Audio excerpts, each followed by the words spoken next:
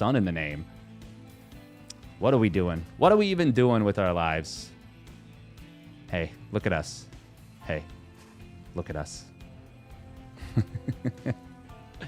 Turn on camera. Why not? It'll dawn on you. Oh, fantastic. Spawning down in the bottom right, it is sunrise. With anime lady and another anime lady in the background. And his opponent spawning down in the bottom left, it is Teamless, also known as Solar, Sun Tzu. Now, okay, the funny thing is, and that might actually be a thing, this could be Sun Tzu from Fate Stay Night.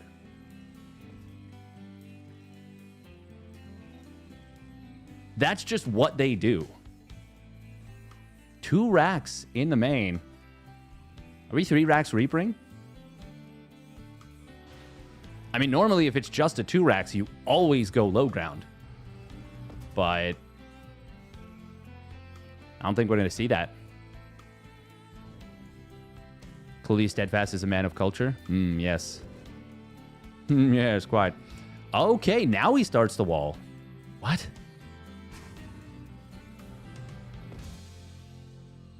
Focus, commitment, and sheer will.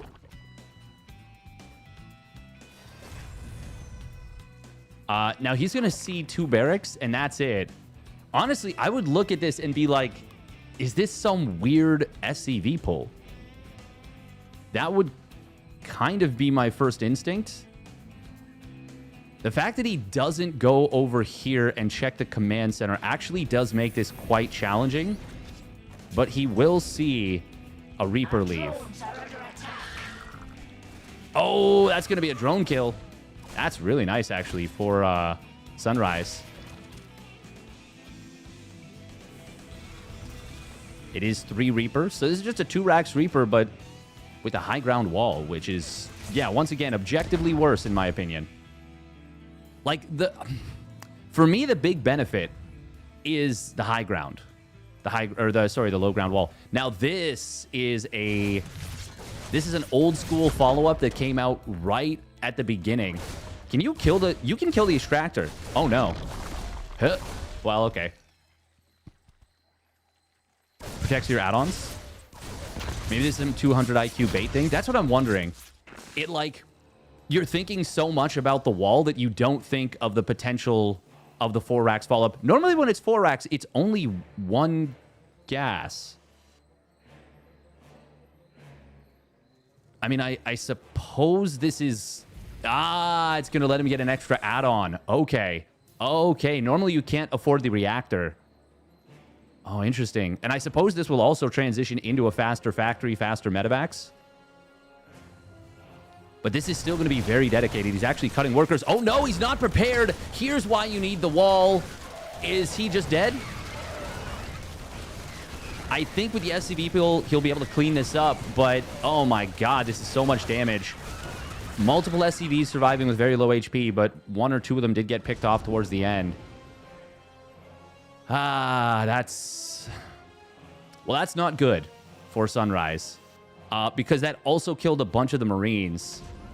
And pulls a lot of the teeth out of this build.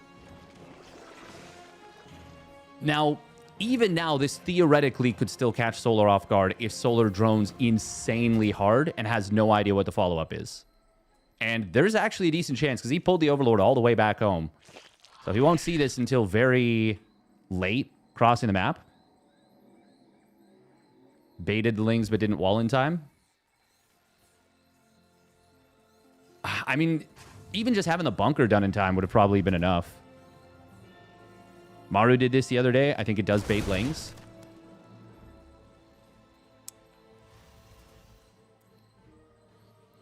It's kind of like... Feels like it's in a boxing match, though. It's like you're baiting your opponent into punching you in the face really hard by dropping your guard. He's actually stopped mining gas entirely, by the way. That's kind of crazy. Okay. Okay. But then, like, instead of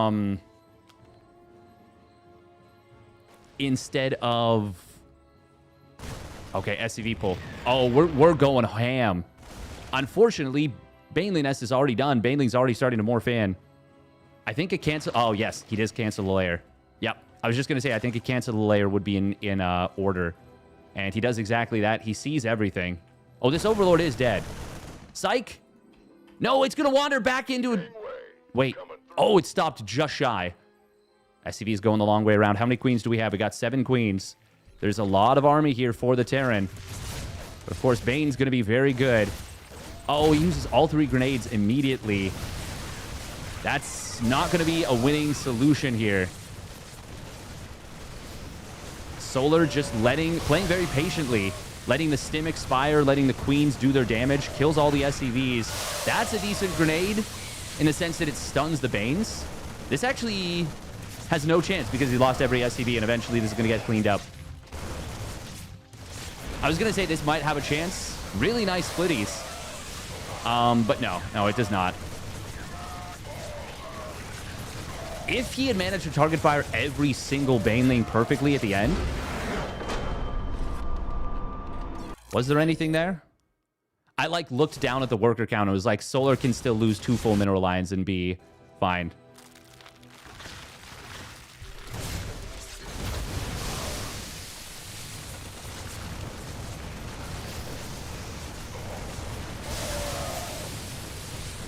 I want to see if this one grenade was good. It felt...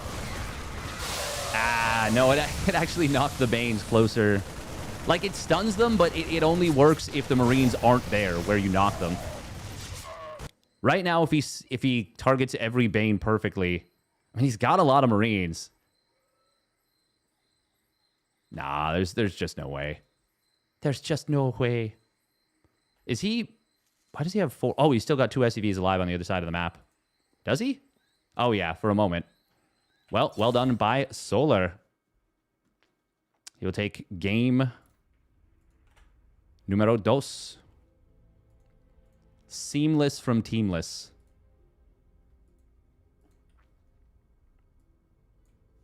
All right, next up is going to be herO Fire. And if they do play on EU... Oh, which they are not going to. Okay. Nope, that's Asia server. God damn it. We gotta pop NA.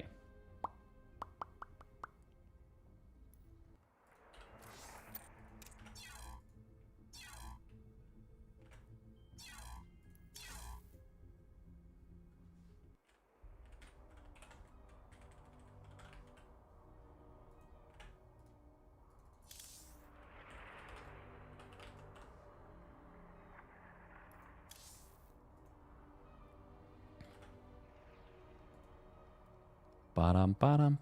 MaxPax and Eba also going to be battling. Alex and herO going to be fighting it out. Skillless 2-0 trigger. Ooh, that's a nice result for Skillless. Skillless has been he's kind of back a little bit, I would say. He's been playing very well. Best of 3 ZVP.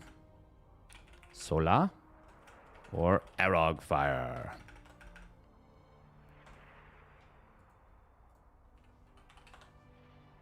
Gonna pin this one. Oh, wait, can I not pin?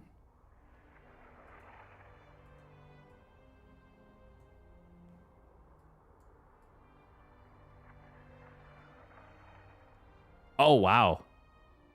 Oh, wow, they've really changed the functionality, but also... I can't... What? Okay. Well, that's unfortunate. All right, minute and a half of ads real quick.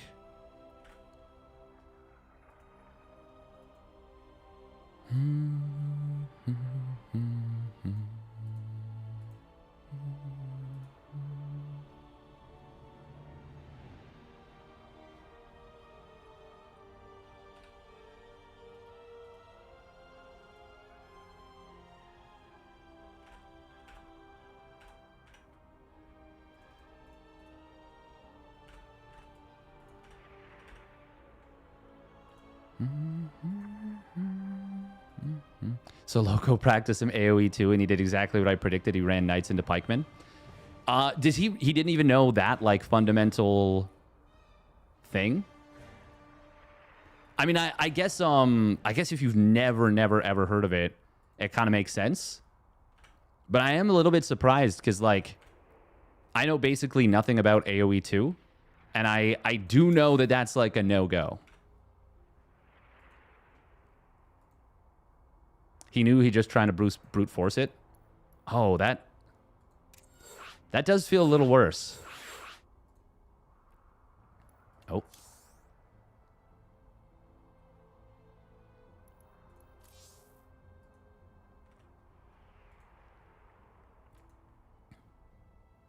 I mean, it happens. You know, it's a learning process. It's a learning curve. But I do hope that, in general, he's able to put it together to figure it out. Were there a number of people? Well, and obviously there was a number of people watching him. Were there a lot of people watching him play AoE 2? I know he's got like a pretty decent stream following just in terms in general. Like, you just got a lot of people watching him.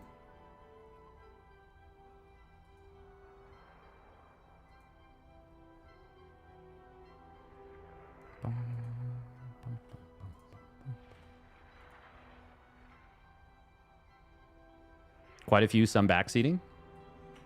The good kind. That's good.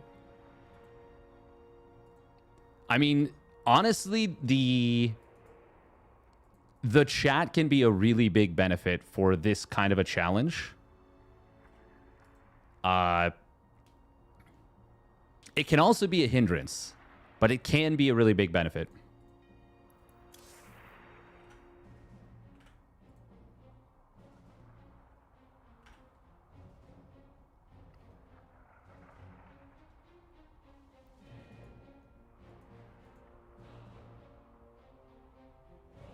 You started playing Zerg a couple days ago, so I can have masters with all 3 races.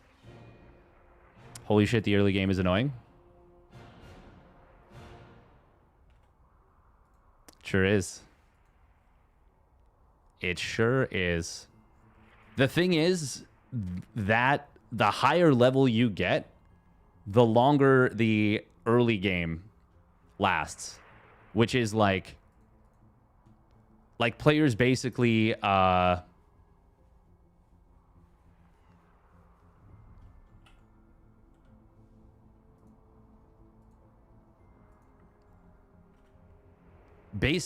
like, so okay, so let's say ZVT, for example. Reaper, obviously going to be annoying, and the higher level you get, better people will get better and better with Reapers. And then from there, they'll start being like, okay, we're going to add Hellions. Reaper Hellion. Reaper Hellion run by 2 Hellions, 4 Hellions, 6 Hellions. The higher level you get, the better they'll get at controlling it. The better they'll get at mixing up how many they run by with, whether they run by. You'll start needing creep more, so there's more pressure on you to have not just a clean early game in the sense of not losing workers, but also pushing the creep forward. Then you'll see players starting to mix in. I feel like actually probably even before that, they'll mix in Hellbat pushes. And despite what Artosis insists, despite what many people insist, Hellbat pushes can be very painful to deal with, especially if you aren't incredibly clean with your opening and you don't understand what you're going up against. And then like Blue Flame Hellion run-bys, or well, just Blue Flame Hellion openers, Cyclone openers, Cyclone Mech. A lot of things can be rough to deal with, but then they start adding in like Hellion Liberator. And then you're like, okay, well, now they're like repositioning this Liberator. I got to unburrow the Spore, move it, make sure they don't counter move it, or have like extra Queen in the main. There's obviously ways of dealing with it. You can defend everything, but it's, as you get better, it actually gets worse. All right, here we go. Spawning up in the top left, it is Solar. In the red. One of the best, I would say one of the best early game players, probably, actually. He's got incredibly clean early game. Him and Rogue, really, really good. Spawning down on the bottom right, it is Arogfire. In the blue. Serral, generally speaking, of course, has borderline, like, airtight early game, which is pretty cool. But yeah, then you'll also have players starting to get really good with Banshees. And you'll have players that won't YOLO their Hellions. They'll just use them to control the creep. But then they'll control with the... like, they'll kill many drones with the Banshees. Oh, and ZVP, yeah. ZVP, for me, is such a different... it's such a different beast in terms of early game. I'm thinking ZVT particularly. Rogue, for me, is a ZVT specialist.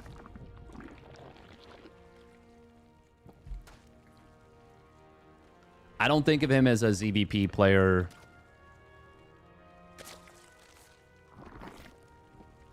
extraordinaire, let's say.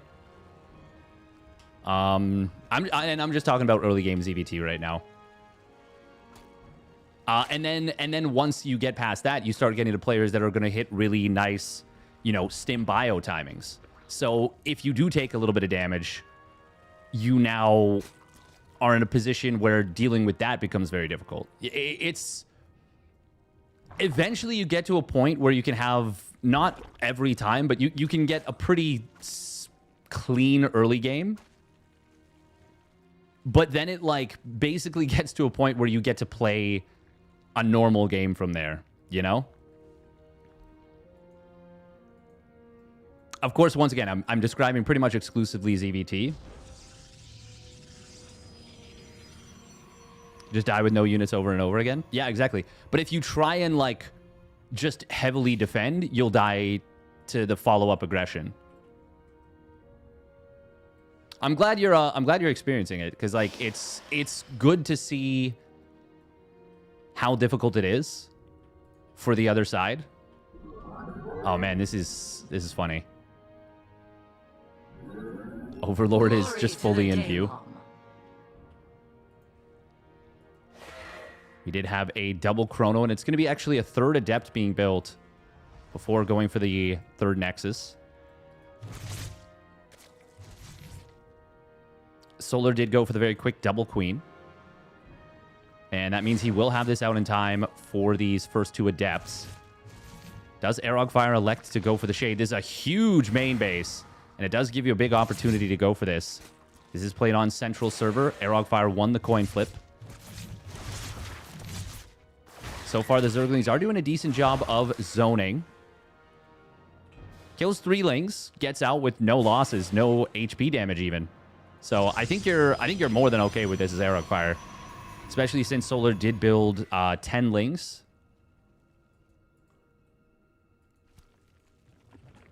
Double Queen needs to get itself situated back into the natural to Spore in the main.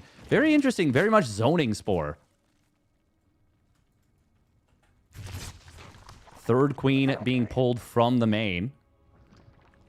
And he's going up to 5 queens now. It's a pretty fast 5 queen, honestly. herOgfire, meanwhile, going triple Oracle. Both players playing... Oh, that's a really nice find right here. Finds an opening into the natural. Going for that 4th drone was insane. Does he get punished for it? The answer is no. Oh, and he's going to grab another 2 drones. Ah, no! He gets 1, and he ends up losing the 2nd Oracle. Oh, God. Well, that sucks. That actually... I would say more than erases the benefit of the 1st Oracle. Just because he took so much damage on that 1st Oracle and then loses the 2nd. Ah, that's so painful for herOgfire.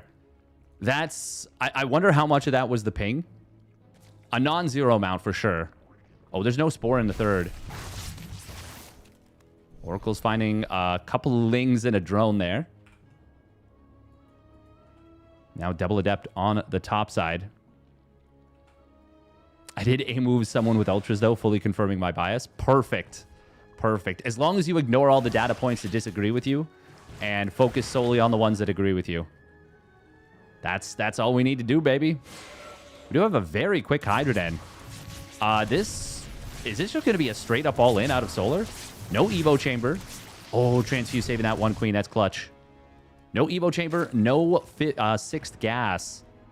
And we don't even have a 4th base yet. Just now throwing it down. That one Adept did get killed off. Good job by Sola. Yeah, 57 drones. This is a pretty low worker count to start building units. And this is going to hit very, very hard. This is something that's underrated as a play, I think. Generally, at the highest level, it's difficult to pull off. Oh, no. He's going to get supply block so bad. We'll lose this Overlord as well. That's going to resupply block him for a moment. Oh, no. He had another one. He had like 5 staggered.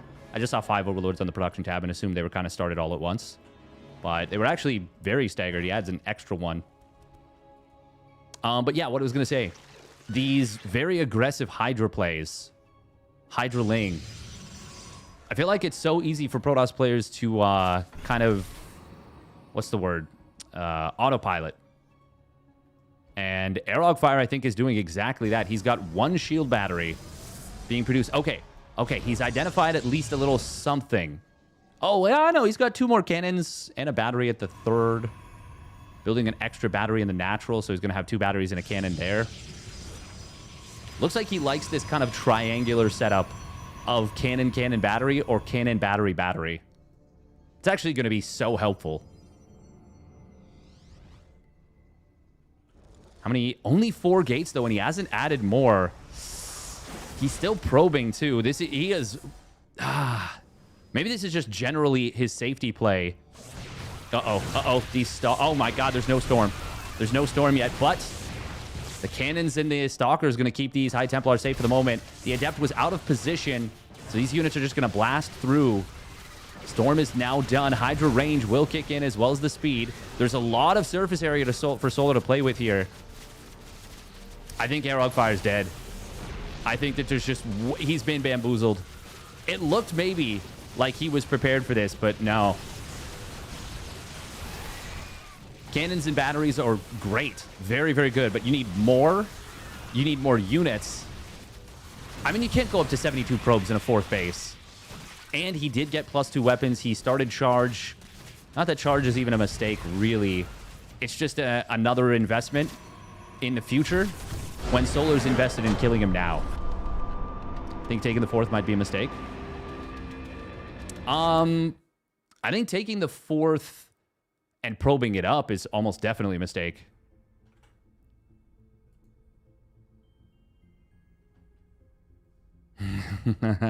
I just love the authenticity. I love how much that comment feels like a bot.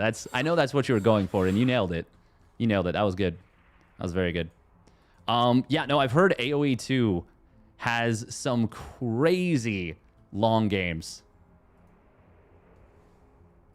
Tomorrow, herO Classic, Clem, Cure in the same group. Can't wait. That is going to be a banger.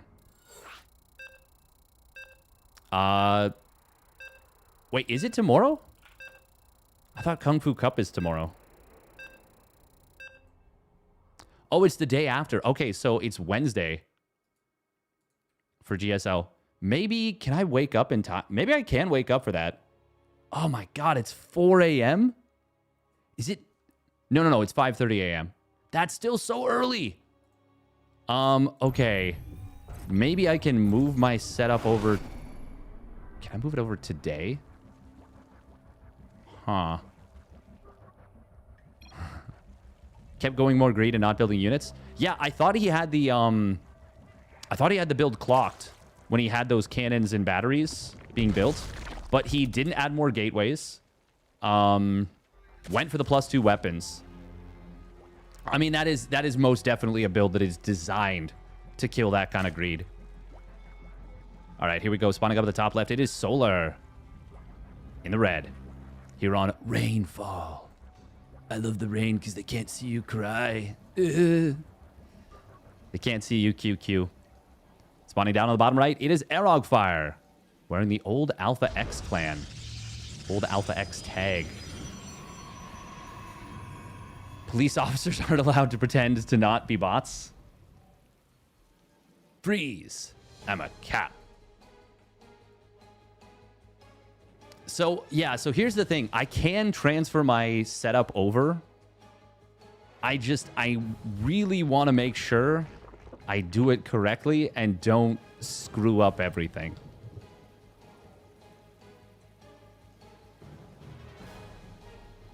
Because, like, you know, that would just suck. That would just really, really suck. I do also have to, I feel like, de-dust my case. I think there's a lot of things I got to do.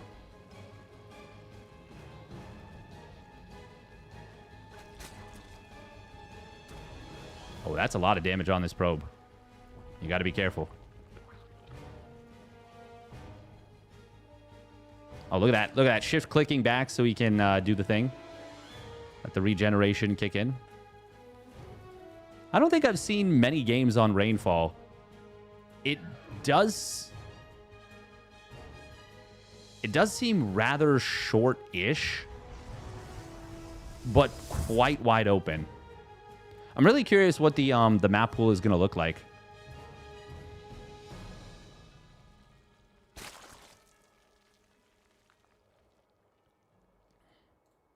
Hey, thank you, Railgun, for the raid. Hope you had a great stream, my man.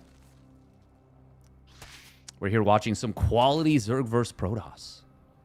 Quality.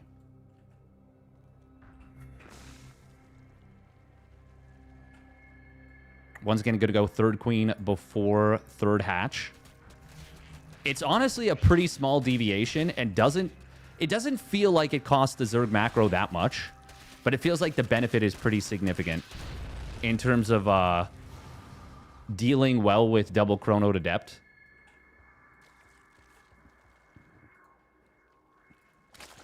I feel like Zerg players are really good at these little micro adjustments to builds. Is 2-base mute a thing in ZVP? I mean, if you go low enough on the ladder, eventually it is. But in reality, no. No, it is not. I'm sure you could make it work against some players. Killing one of these creep tumors, though, is really nice. Now, if 2-base plays were more prevalent in ZVP, 2-base muta could be a thing. Because what makes 2-base muta strong is if your opponent can't know what they're doing. Can't know what you're doing. The problem is that's, like, really, really difficult. Oracle grabs... Oh, nothing, actually. He didn't get a kill there. Oh, they made battle report. Nice. Obviously, Arrow Fire losing that first or second Oracle in game number 1 really, really sucks. I feel like it makes players a lot more gun-shy to properly scout. There's going to be a pretty quick layer, but not crazy fast. That is a fast second gas, though, at the natural.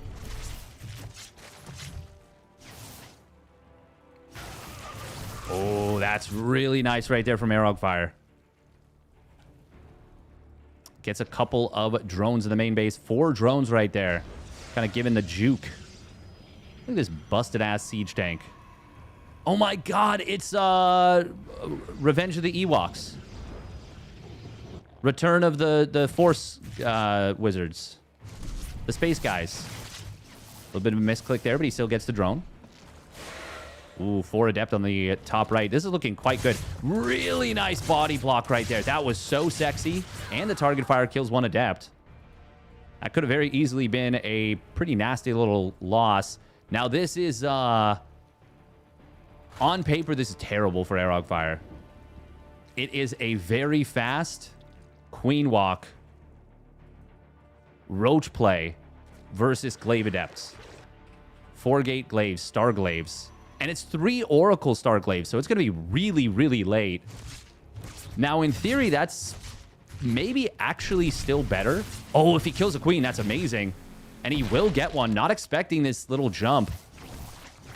Arog Fire, no, forces the queen back, gets a couple additional drones. Now sees Roach. Okay, it's... we build gases? No. No, no, no, no, no, no, no, no, no, no. Forge, yes. Gases, no. Surely gases is not what we need right now. They're... I think he saw the Roach and, like, just didn't even think about it. Thank you very much, Dave Testa, for the Prime User at 59 months. 4 batteries on the way now, but a couple of them are kind of clumped. Stasis Trap is going to start up. Solar will be able to trigger it immediately. Resonating Glaives will be less than ideal, but not the worst thing you could have. It is going to be very helpful against the Lings, and Lings will be the primary reinforcement. Oh, Oracles are mostly out of juice. Queens do transfuse. We've used it all up now. 25. Oh, my God. Oh, the Dropper Lord. I was like, 25 probes. What the hell? Well, herO Fire has been ripped from the inside out. Inside out and upside down. Corrosive Bile is now going to find a Stalker. Oh, man. The single Overlord Ling drop actually just killed the entire mineral line. Now the Natural's not mining. Ay. Oh, everything that could possibly have gone wrong for herO Fire went wrong twice. He is currently mining with like 4 probes. Oh, I didn't even realize there was a Ling drop in the back. And neither did herO Fire. Oh, God.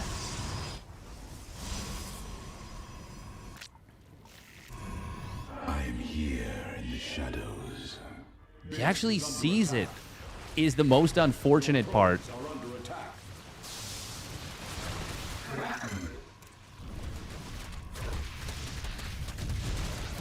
Oh. He actually looked at it with his camera there. Was there also like a big corrosive bile in the main fight that killed a bunch of probes? No, he just gets like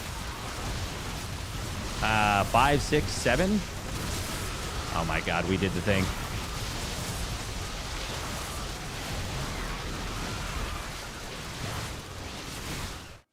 We did the thing, guys. What are we doing? Welcome, Zesty. Hope you're doing well. Why, Mr. Streamer? Why? What have you done?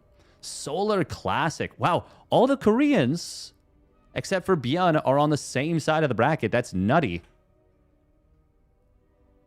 I mean, Solar Classic is so good, but I kind of do want to get ByuN Fiant.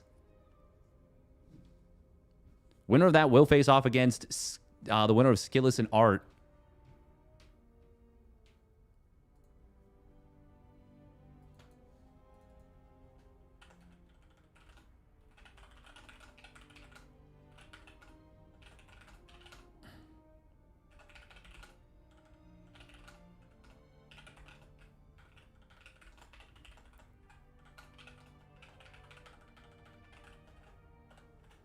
Yeah, poor herO Fire. He got muted, by the way.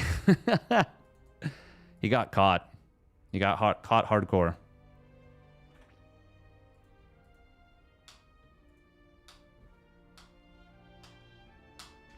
Ooh, Shameless and YoungYakov are battling it out.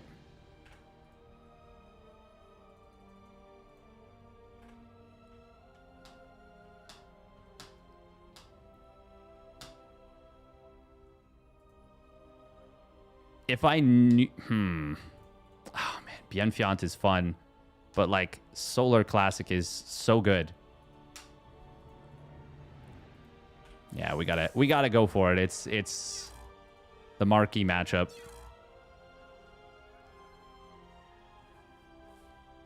And also, we just don't get a lot of Zergs. Pure Gosu with the refollow. Refollow.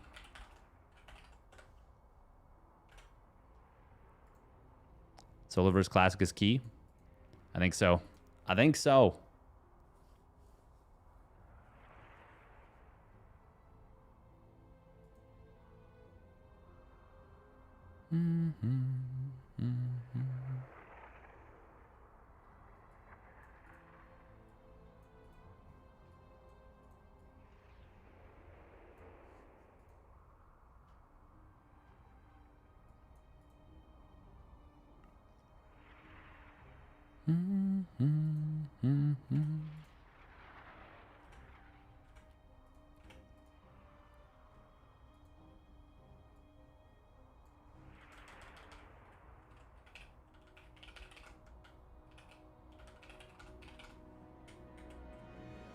It is kind of wild to me that even though I feel like at this point the vast, like, you have to know, in most cases, Classic is just going to hit you in the face. Or sorry, Solar is just going to hit you in the face with some kind of all-in. But, like, he's still experiencing success with his very aggressive play.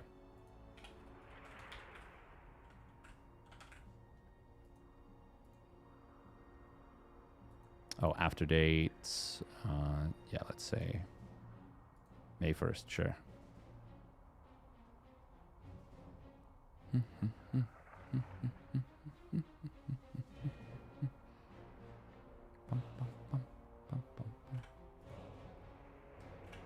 It's not that Solar's incapable of playing a late game.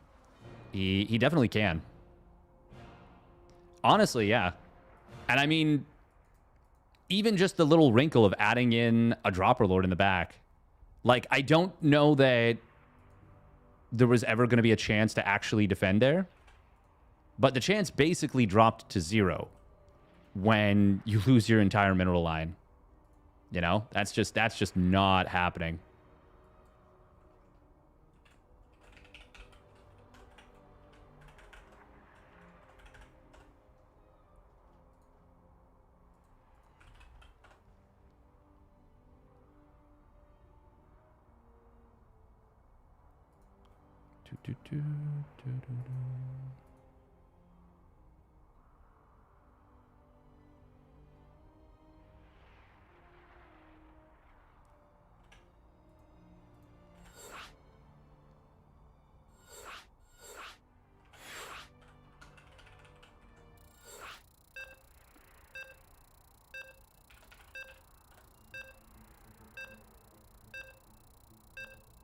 Bum, bum, bum.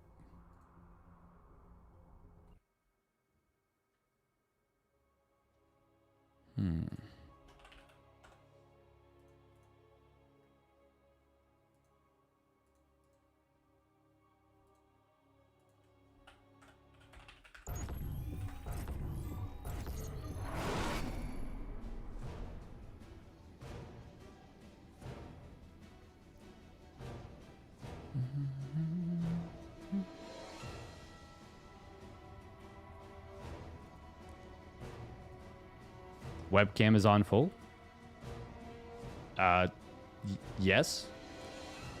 We are going to be getting into the game, don't you worry. Where is the gameplay? We can't see game. Game is just about to start. We are just getting into it.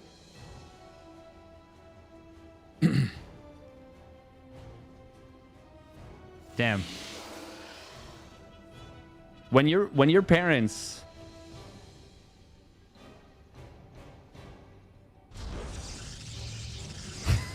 No, we're not going to go there. Spawning up in the top right for Virtus Pro, it is Classic. Let's just say perhaps patience is a virtue we could work on a little bit. Spawning down on the bottom left, it is Solar. In the blue.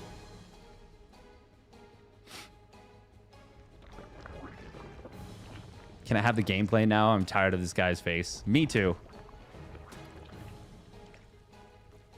Gameplay now.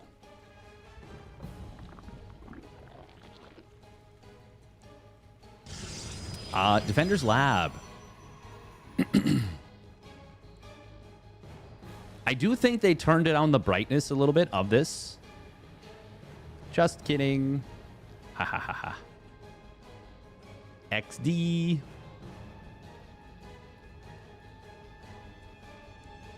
You know, I'm the biggest supporter. And I appreciate it.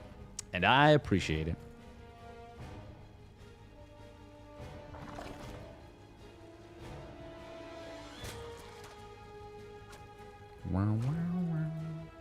Oh, okay. We've got the kind of modified Clash opener.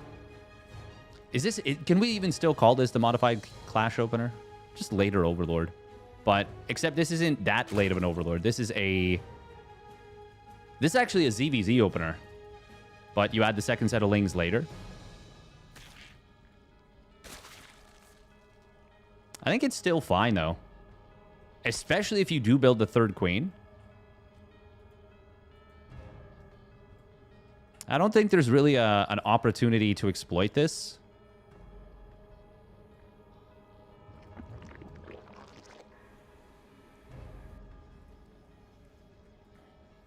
It is going to be Stalker as the second unit. First Adept just going to be crossing the map here. Solar has not built extra lings here, so he's going to be good. He's going to be aight. Oh, got to be careful. Don't want to drop this Creep Tumor in the face of this Adept. It will just get sniped. Could drop it now, though. Adept Shade will be on cooldown for a moment. He pulls the second Queen forward from the natural. And yeah, he's going to get this down. I like the sneaky location. Kind of puts it in a less obvious spot. I do always like the idea of Protoss players like setting up in between mineral lines. And just being like, I'm going to shade. And if I do, it's going to be unpleasant. And then they just cancel the shade. It creates this this sense of impending doom for the Zerg. And it's a nice little move. Nice little move. Overlord does go down, of course. Classic starting up a... just Twilight Council for now. No Forge just yet. But that is a fast Twilight. If he chronos just twice, he could have a 6-minute blink just about. Which is bloody quick.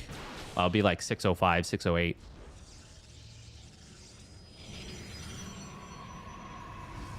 Oh, double Oracle on the other side of the map. Grabs 2 drones. Not bad. And gets a Creep Tumor. Really nice.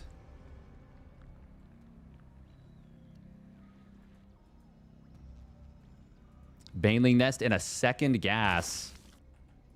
We have the Forge coming in now. So far, no Chrono into Blink just yet.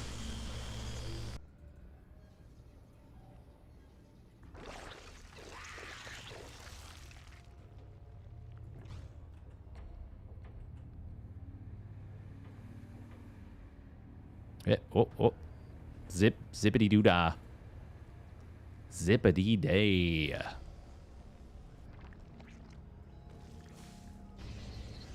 Yeah, it looks like he's just content to let the blink kind of do its own thing. It's still going to be a decently timed blink, but because the Twilight was so fast, he doesn't need to use Chrono. Solar a little bit supply blocked at 82. We'll have 3 Overlords in production, but this is going to slow him down a little bit. Oh, Baneling drive-by. Choo-choo. Yeah, everyone knows the universal sound of a car is choo-choo.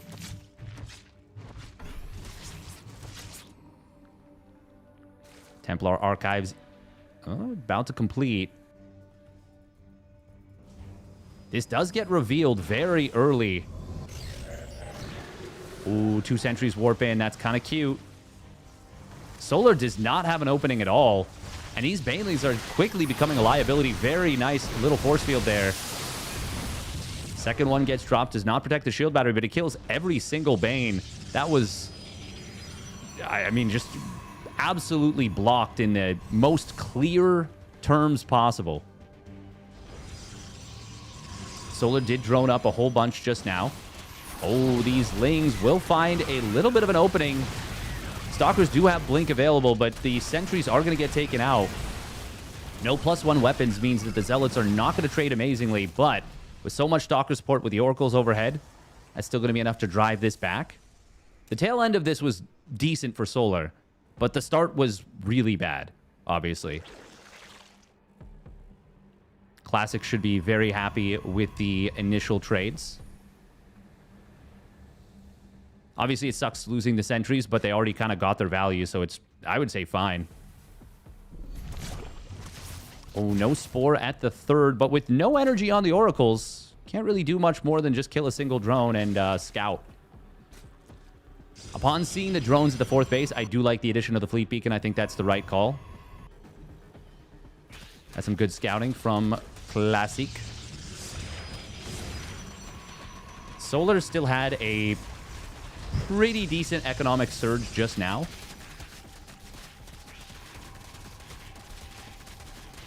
And more so than anything, he's got, yeah, very fast upgrades relative to Classic. Despite going for that Ling Bane attack, he's still going to... Oh, no. Oh, he didn't get Bane speed right away. I was going to say he's going to have a really strong timing with Hydra Ling Bane, but not having Bane speed is going to severely undercut that. Same thing with Hydra speed, but at least the Hydra speed, you can kind of... Like, it'll finish when it finishes. Without the Bane speed, you just kind of can't attack. Especially not into Storm. Classic adding in an Archon that is so good against the Hydra Ling Bane. Stasis Trap as well. Now, it's not the craziest lateness on this, but he could have been hitting now. And unfortunately, he's got to wait another 15 seconds or so, which is, well, the Mothership 15 seconds closer to completing. That's the big thing. Obviously, it's more Storms, more batteries, more Archons, more everything. Oh, God, and you can see why you so desperately need Bane speed. First two Storms are quite large. It's going to be a surround, though. Classic's got to be careful. There's no Stasis Trappies anymore. High Templar coming in from the back. They will land a decent Storm. Really good Storms on the Hydras on the right, but the army did get obliterated first. And now Oracles fall. Classic underestimated this attack. Zealot's going to warp in. They are really not going to do a whole hell of a lot. Baneling's getting it on top of the mineral line. Solar hitting with a huge Hydra Ling Bane swell. And Classic, I think because of how well that initial attack went, I think he maybe underestimated the potential of just more aggression. But Solar is one of the best in the business at these kind of attacks. Just having an insane number of units. Mothership is out now, but it is not in time to protect the fourth base. Solar does need to disengage. Well, actually, with an Overseer, maybe he doesn't. Oh, if the Mothership... Ah, okay, he just stopped moving the Mothership. Never mind. Yeah, that's just game instantly. If he pulls back that Mothership, drops the Time Warp, he actually might be able to hold right there, and then things... I'm not going to say he can win that game, honestly. I don't think he can. But I do think he can complicate it, and he can create an opportunity where if Solar takes, let's say, 2 bad engagements, there's a chance.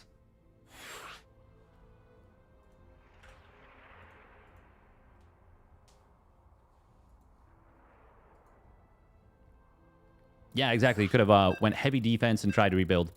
And a Mothership is really, really strong against a player that doesn't have a whole hell of a lot going for them.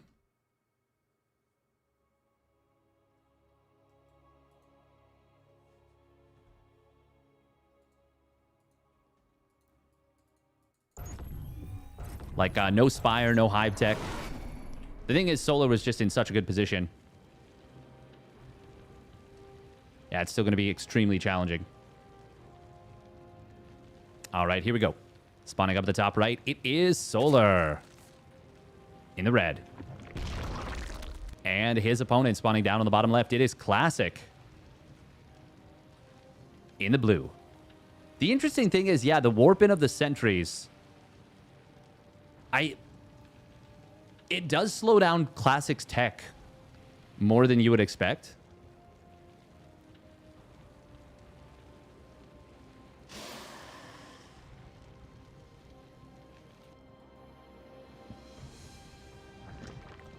Solar just dropping that 16 hatch. Was ready with an early... Maybe a cancel? If he needed it. Classic no hatch block, though, so it's fine. Washout. Washout is a very interesting map because we have all of these mineral patches. These super bases. Not quite gold bases, but honestly maybe more valuable.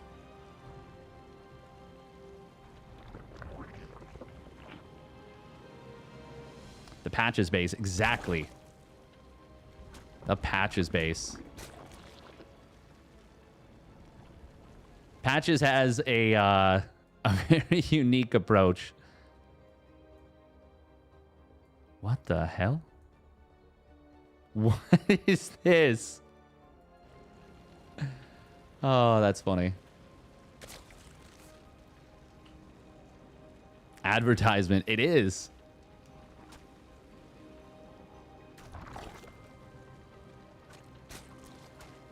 Oh, gotta be careful with this probe.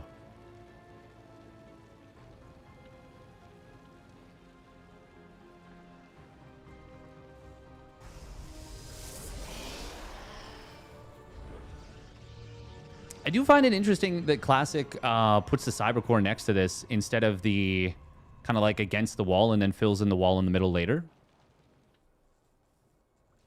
Interesting approach. Not terrible, just kind of weird. Yes, this is the TLMC presented by Monster Energy and Team Liquid. Team Liquid map contest. Oh, they absolutely could have more Thunder, and it's very disappointing that they didn't. There's so many easy ways to monetize SC2 that, like, it just really sucks that they didn't. And, like, things that I genuinely feel like people wouldn't have cared about. Like, people would have been like, yeah, this is good. More money for video game.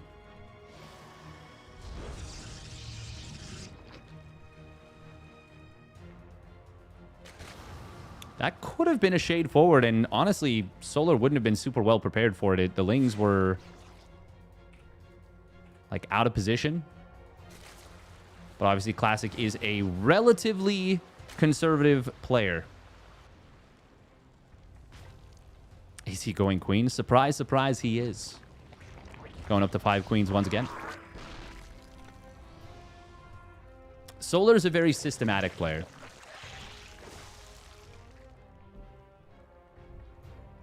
Magnum condom egg sprites. Oh my god. Oh, baby. What a terrible day to have eyes. Solar is a Zerg player that is, if you can copy a lot of his build orders. Oh, wow. Oh my god, this Oracle. Oh, that's the high energy one. I mean, they both were high energy, but getting a kill on an early Oracle before it gets literally any damage at all is so big. Second one gets a couple drones, but takes a lot of damage. Oh, man, that's so painful. All 5 queens were actually shooting at that. Double Adept is going to shade forward. Does he have the ability to warp in another one? Yes. But I think this could still be a dead pylon. No. Oracle will get back home. We'll protect it. We've got a Roach Warren coming in. Interesting. He only warped in the 1 additional Adept. Oh, this is a very weird wall, and I do not like it. I don't mind that the Twilight Council is in it. I don't like that it's against the wall, and it's such a wide wall. Like, it's, what you want to do is you want to have the structures on both sides of your wall. That is a lot of gateways, by the way. Classic going up to 7 gates. And a Templar Archives. That is honestly kind of weird.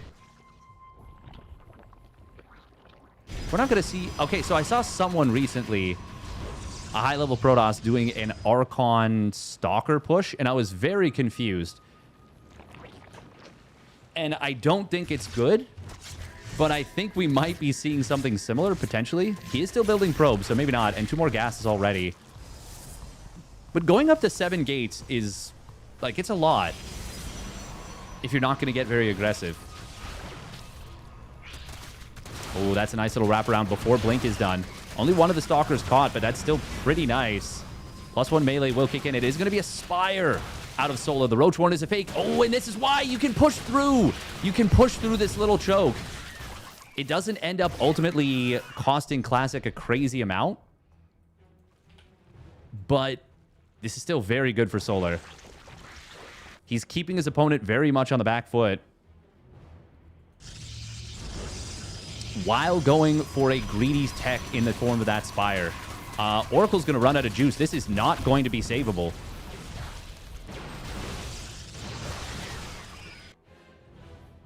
Solar poking in with multiple groups of Lings. Nice job. He is really, really on point today. He's going to have enough money for like 13 or 14 mutas. And Classic with only one Oracle and pressed as hard as he is, he's going to have no way of scouting this Spire. At this point, he needs to just guess. He needs to guess correctly, I think. And he is guessing. He's going to drop a second Stargate. Okay. Yeah, okay. Okay, yeah. He needed to make a hard read, and he is doing exactly that. Unfortunately, I still think this is really, really bad for Classic. He's only seeing Lings like zero of anything else. Yeah, and I think he got close enough to see that the Roach Warren wasn't wiggling.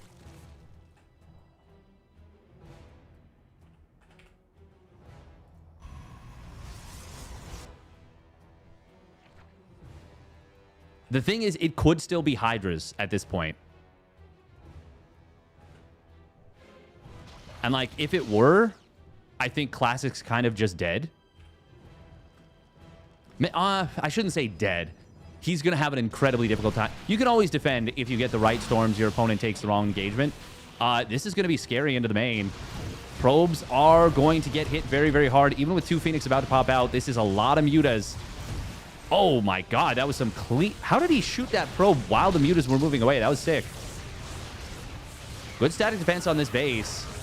We could have seen the mutas just kill that High Templar. Good Phoenix control so far. Classic is in so much trouble still, though. He is going +1 air while transitioning into Hydraling Bane behind it. It's kind of surprising. I mean, he got the +1 air a while ago. I wouldn't mind if he canceled it, but at the same time, it's such a cheap upgrade. If this does happen to go late game, I mean, I guess it is the difference between 4 additional Banes. I'm still okay with it. With opportunity cost, I'm still totally okay with it. Now, that is a lot of Phoenixes. Classic is going to be able to kill every single muta. But on the right side, oh, that is a juicy storm. However, the Banelings will get in on top of the cannons, which are already depowered because the pylons died. And now the last of the cannons go down, or last of the pylon goes down. All the cannons fully depowered. Solar is going to back away, though. 17 probes did fall. Classic is so on the back foot. Solar is really locked in today. Anion Pulse Crystals. It's weird to say it, but I feel like... So Solar feels like he can afford an upgrade that isn't the best for him in the form of that +1 flyer attacks. It doesn't feel like Classic can afford Anion Pulse Crystals when he doesn't need it. Oh, that is a lot of storms. This last one is really good. On the left side, this will actually be a hold. And the Phoenixes may be able to just lift up everything and clean up the whole army. Well... Huh. My god, Solar accidentally baiting his opponent into just a really, really effective number of Phoenixes. Oh, Phoenixes are so good, man. They're so underrated.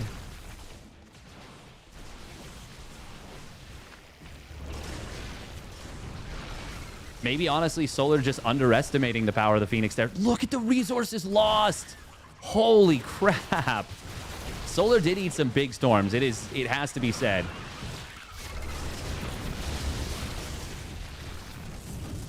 Does kill a couple of Phoenixes here.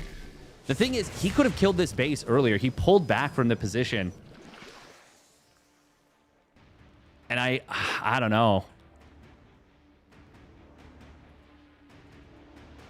I think if he kills this base, it's like game over.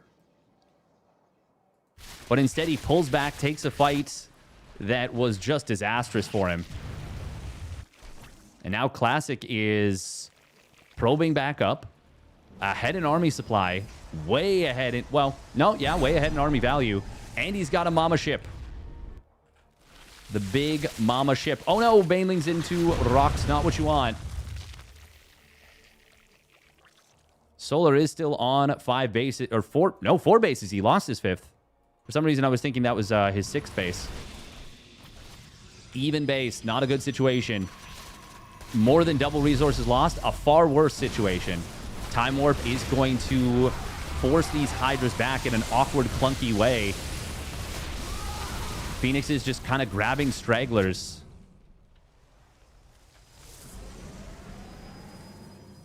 Classic. I think at this point, I don't know that Robos is the play. I think the play might just be actually add Tempests. It's not that Robos are a bad thing. Classic's super rich as well. Zealot Warpin does slip to the top side. Slip out.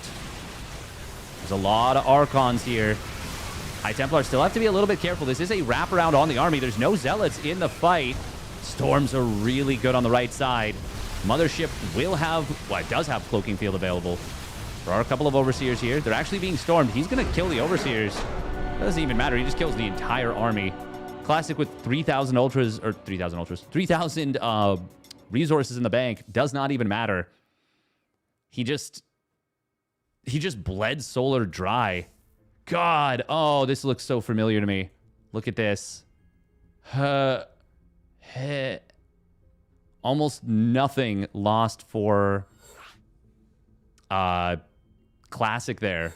And Solar lost like more than half of his army value.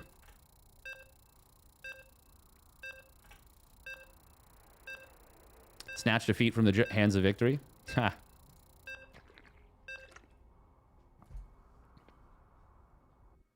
I don't have the link to my website to sign up for the tournament.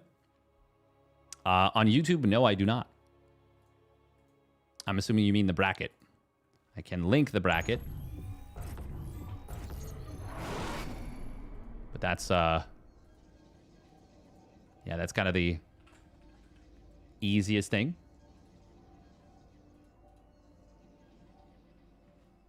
All right, here we go. Spawning up at the top left. It is Classic in the red. And his opponent with a... I mean, that was such a good start for Solar. But Classic correctly read the mutas, defended them, and even though it was a really strong Hydraling Bane transition, that just wasn't enough. Thank you very much, Ordinary, for the Prime sub at 3 months. Thank you, thank you. Okay. Oh, all right. Solar wants to mess with his opponent. It is going to be a 3 hatch before pool with the 3rd hatch in your natural. Don't think he even needed the Phoenix. Oh, I disagree. I think without the Phoenix, he dies. 15 mutas into an exposed mineral line. Into like a Protoss player that isn't ready. I think you're just dead. Did you see those storms? That's unengageable. I mean, I think Solar actually did have an opportunity there. Classic, I think, is doing the wrong response. It's going to be a double gate. Thank you very much, Mystery Fighter, for the Prime resub at 3 months. Very much appreciated. Thank you. Chronoing the Zealot. So, okay. I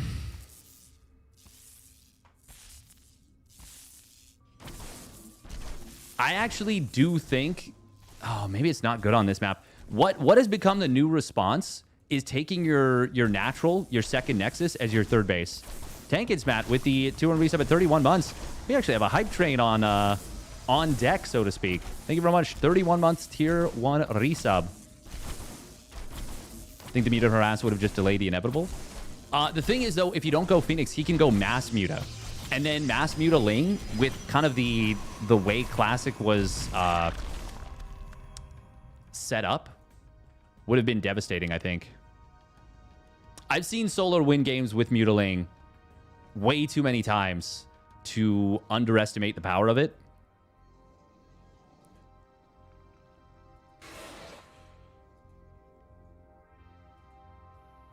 I do think what Solar did was not incorrect, though, and I think it had a strong chance of working. Drone is still alive, by the way. The Adept's not able to,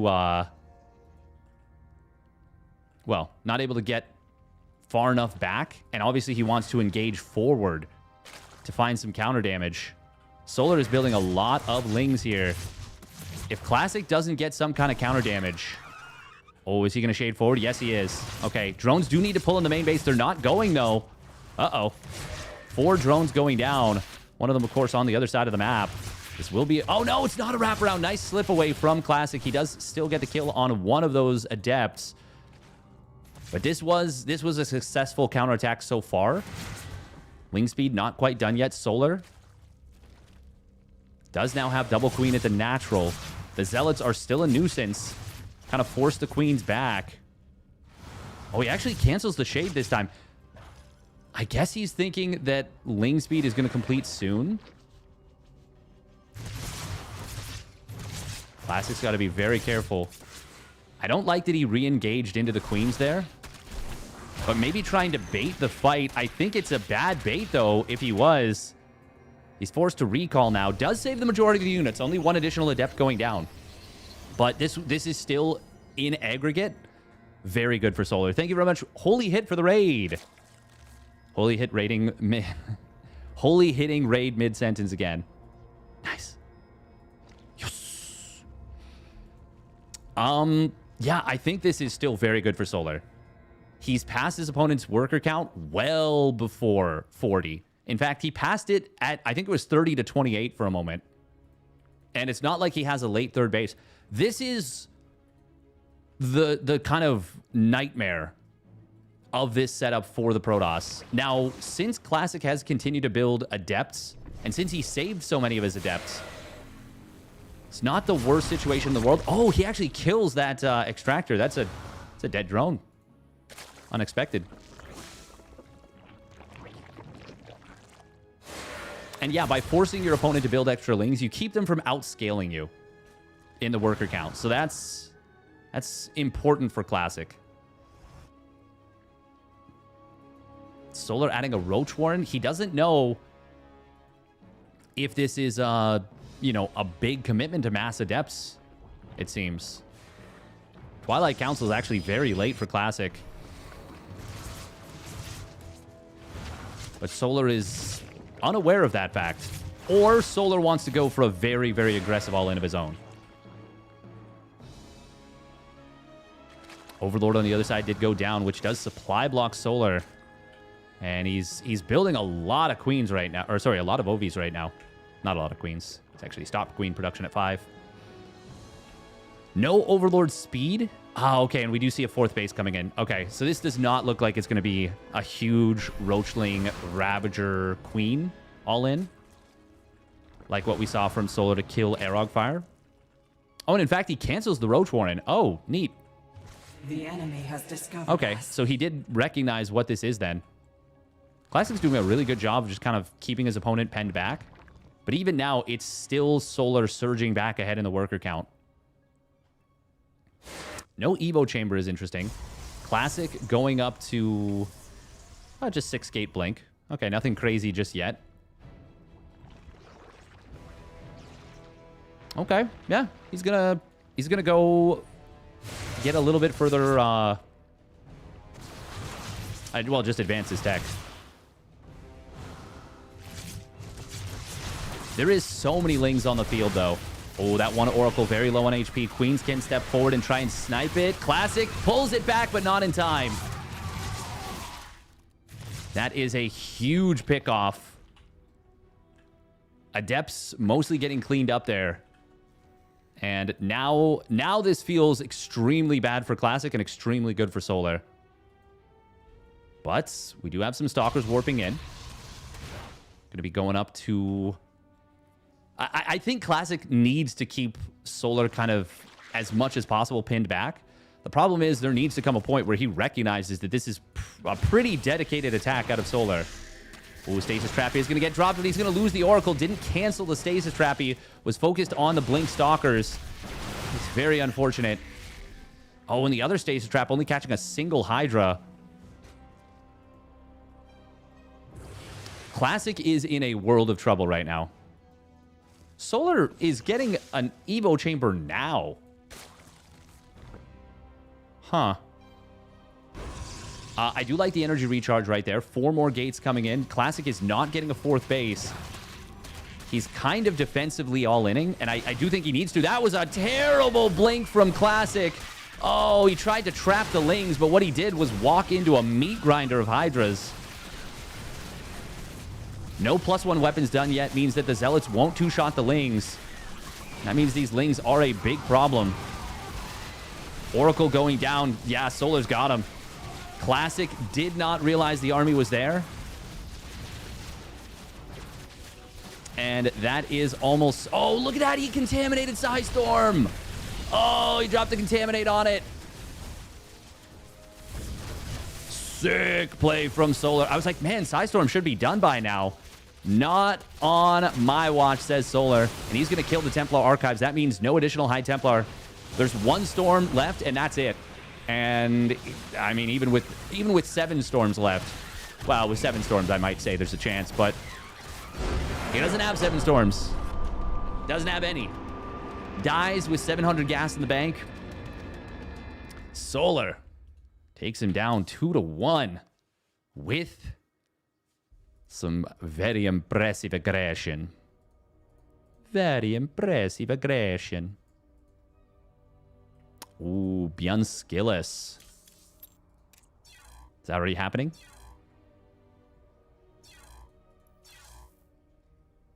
Skillless did take down Art 2-1. Ah, yeah, they're 4 minutes in. Okay, okay. MaxPax waiting on the winner of Percival and Gerald. He did 2-0 Eba. Very nice win for Solar, but his reward is he will likely have to face herO. That is tough. We are going to run 3 minutes of ads. Insert Wootsicle undeserved line. Oh my god.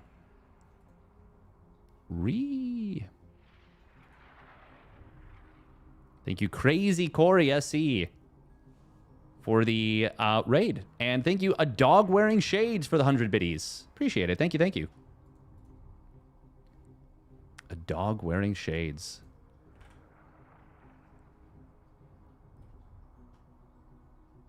It's true, Honorable Macro Terran speaks the truth.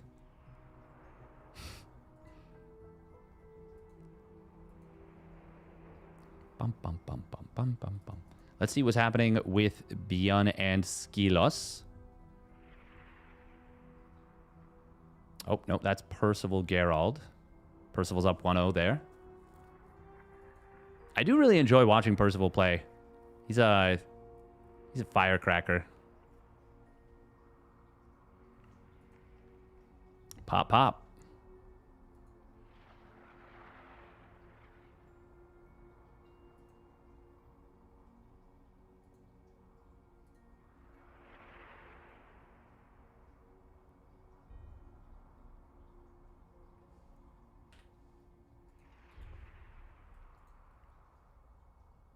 Saving my change to 20k to 1v1 you. All right.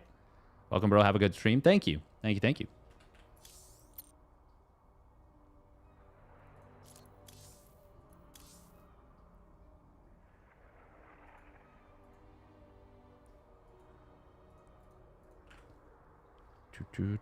But it would be fun.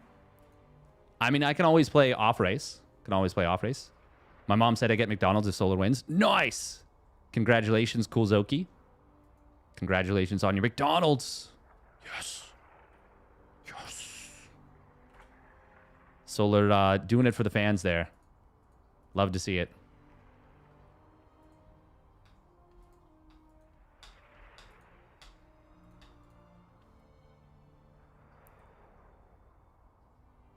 Throwing around the notion of Kirktown creator. Oh.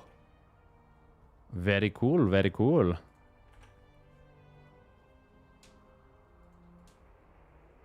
Would be nice to see creator playing in more stuff. Who is YoungYakov up against, by the way? He is... Okay, he won in the lower bracket. He's waiting on the loser of 70, which is ByuN and Skillis. Okay.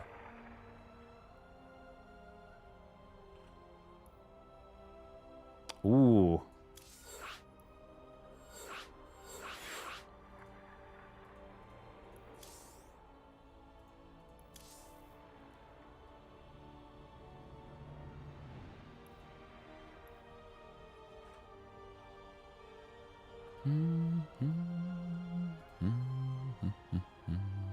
Oh, you got 20K channel points? Pog.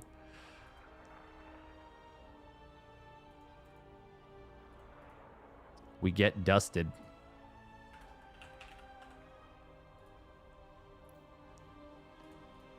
ByuN is up 1-0.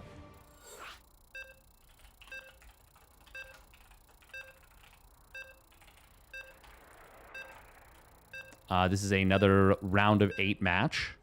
Round of 8 winners match because there is a double limb. All right, we'll get a prediction rolling, but this one will be a bit funky because it's who will win this best of 3 TVP. ByuN up 1-0. And Skillis down 0-1.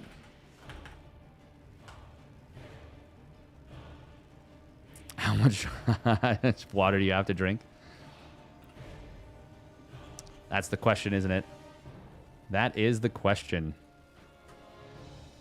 All right, here we go. Spawning down on the bottom left for the Shopify Rebellion. It is ByuN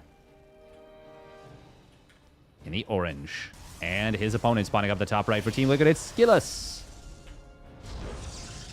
in the red.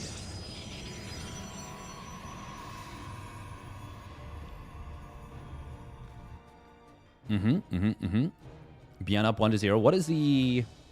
Okay, this is Central. So, previous game was ByuN's ping advantage. This one now will be the other way around. Will be Skillis with the ping advantage. Advantage. Advantage. Advantage.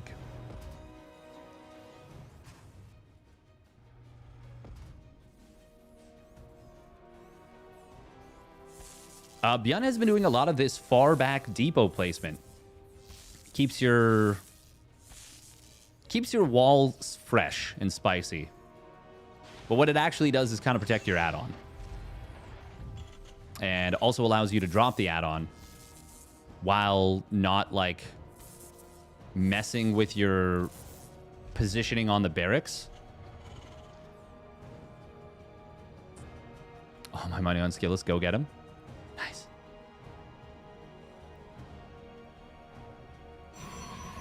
ByuN still got the orange color set in from his 2v2 matches. The Euthermal Warm-Up Cup.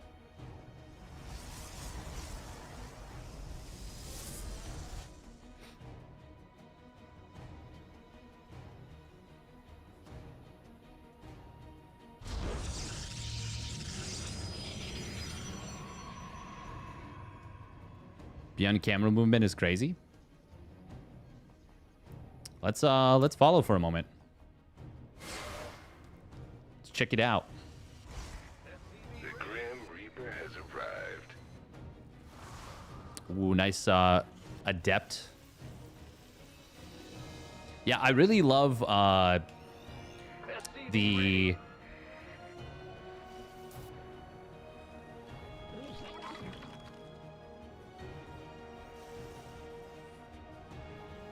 Observer plus plus. My brain. My brain done failed. Okay, sees a sentry. That's going to be a little bit confusing.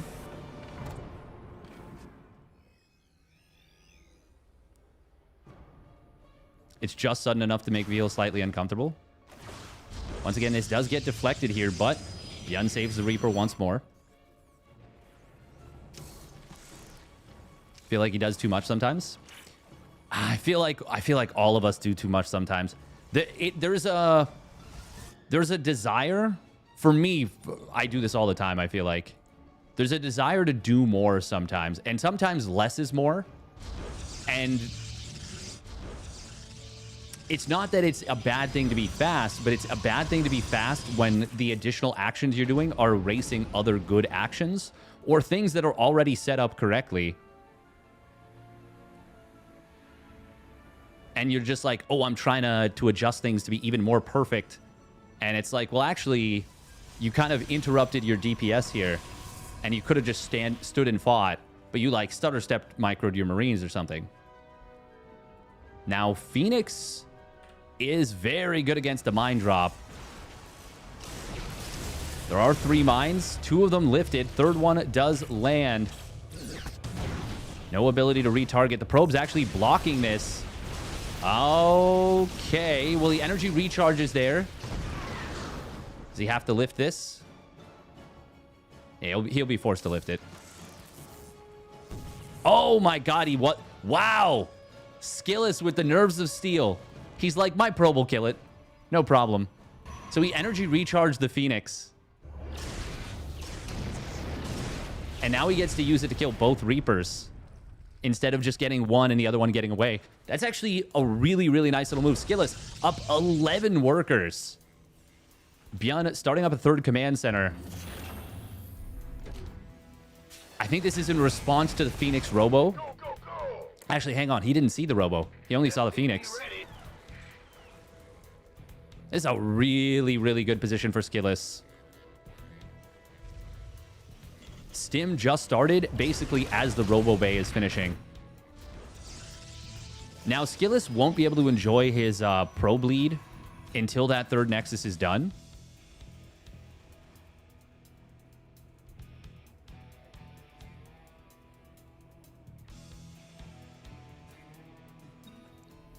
Mechanics is almost always going to be more valuable.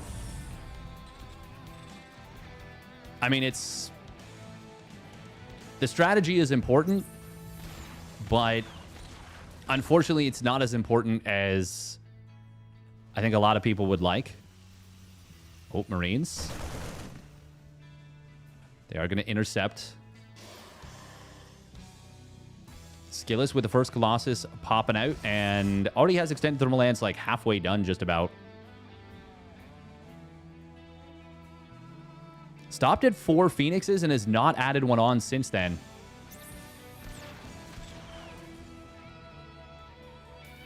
The thing is, ByuN is a very strategic player as well. He also does a lot of different build orders.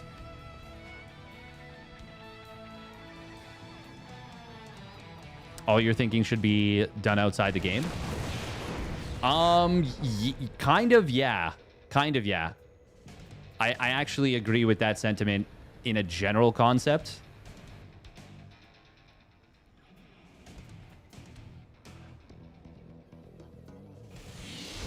Oh, nice. I wanted to cover that, but was sadly not available. 6 more gateways being added in here. Oh, he wants the Raven. He's going to get it. That is totally worth losing a Phoenix for. Totally worth it. And now we've got +1 charge and the 3rd Colossus all about to finish within a very short time frame of one another. Well, Colossus is going to be a fair bit faster, but he could even chrono out a Prism.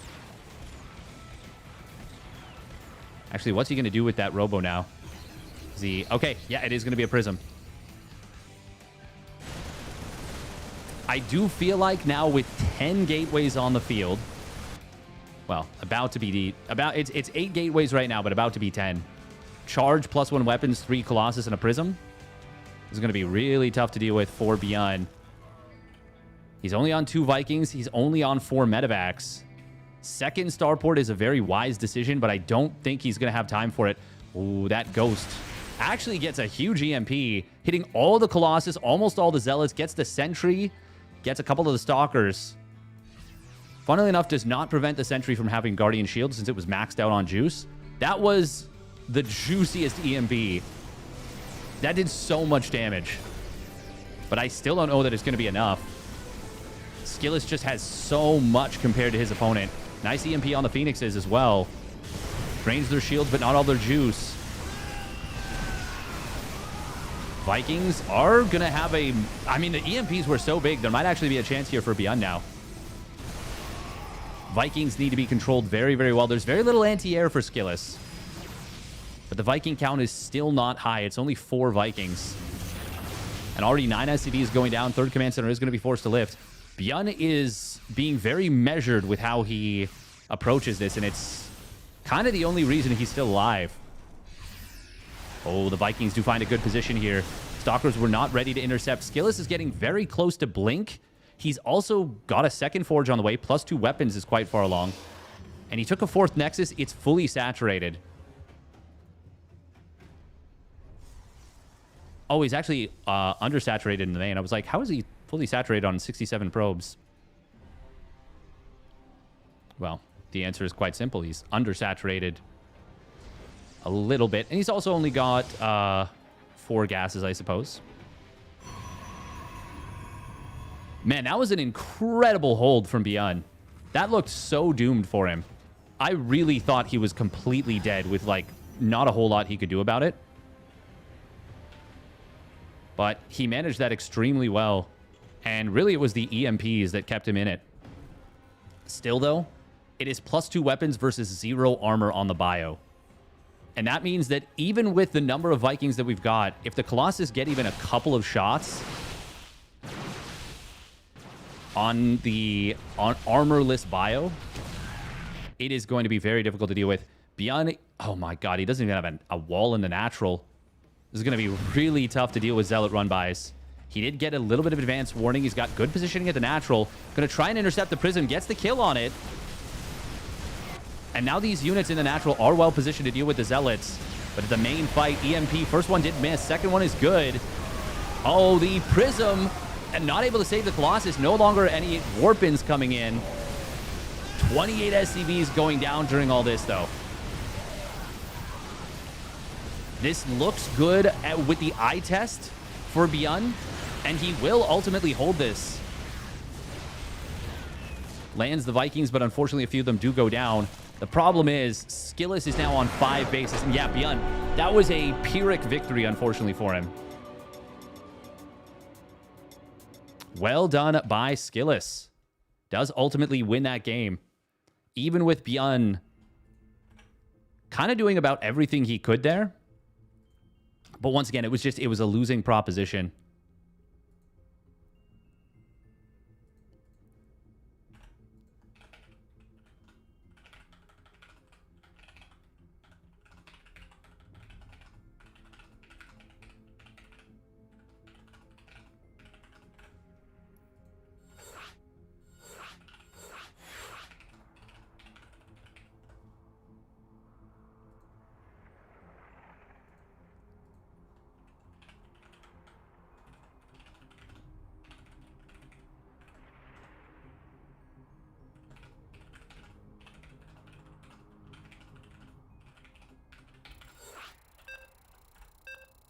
All right, Rainfall, going to be game number 3 here.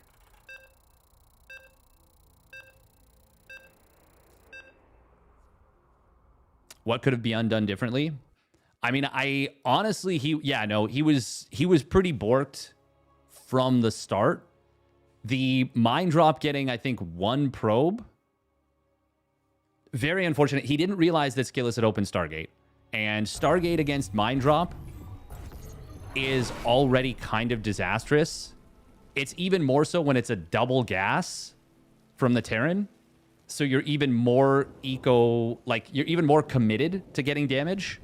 And your opponent takes basically no damage. Yeah, it was a pretty rough situation. All right, here we go. Spawning down on the bottom right for the Shopify Rebellion. It is ByuN. The orange. And his opponent spawning up at the top left. It is Skillous. In the blue. Going Ghost into Phoenix Colossus sucks. Yeah, it's not ideal. If he had gone double starport first instead of the Ghost, it would have been a lot better.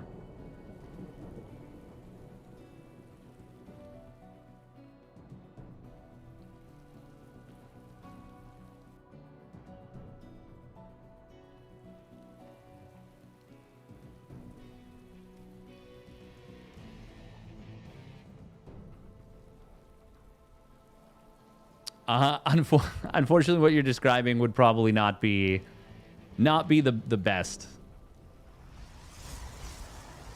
Skill is taking all 3 probes off gas. Very interesting here. Just going to prioritize a slightly faster Nexus. Very small optimization, but it's a nice one. I like it.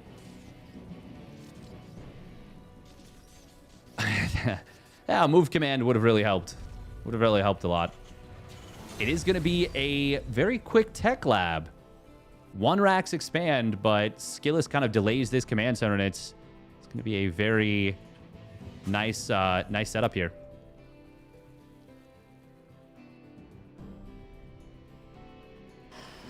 Unfortunately, at this level, nukes, it's very, very rare you're going to get a player with nukes.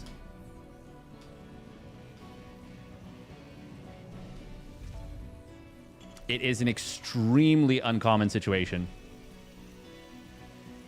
That I think there's 1 nuke in like basically all of competitive StarCraft 2 history that hit a Protoss player in a big way.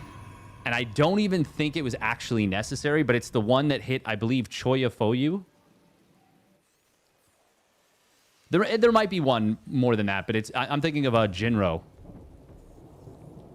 The solar nuke is probably the biggest one.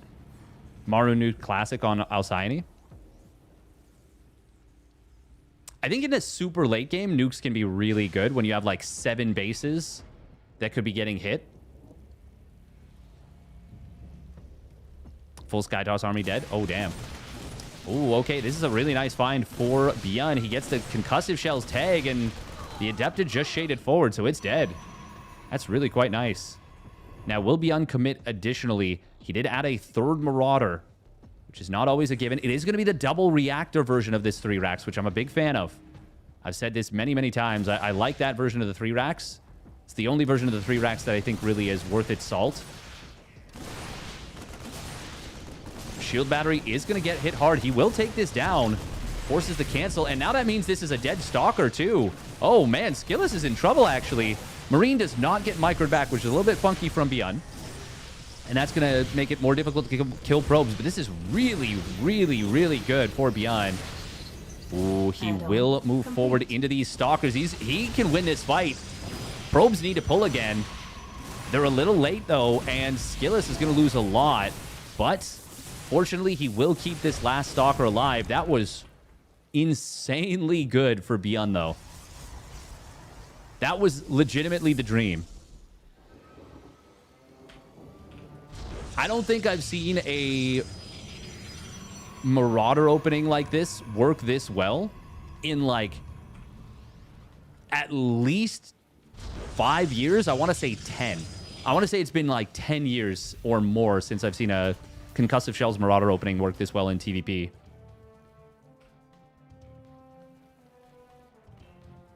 ByuN sneaking out with a couple of Marines, just kind of keeping tabs on the map. The thing is, I still don't even think he's won the game yet. I think he's in a really, really good spot, but I don't actually think he's won the game yet.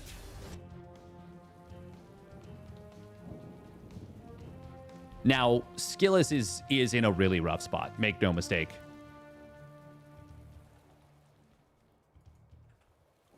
Oh. Marine, did it get a probe? No, just died. Skillus is building charge +1 armor. But ByuN is going to have Stim, combat shields, +1 weapons. And in 35 seconds, he'll have 2 medevacs. Skillus is actually trying to get aggressive into ByuN. No, we can't be doing that. That's not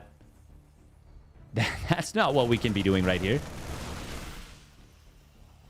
I mean, I don't hate the idea of like a pylon and a gateway somewhere over here, and then like maybe use it for counterattacks. Oh no, he loses one of those stalkers. And he takes a bad route into the debris.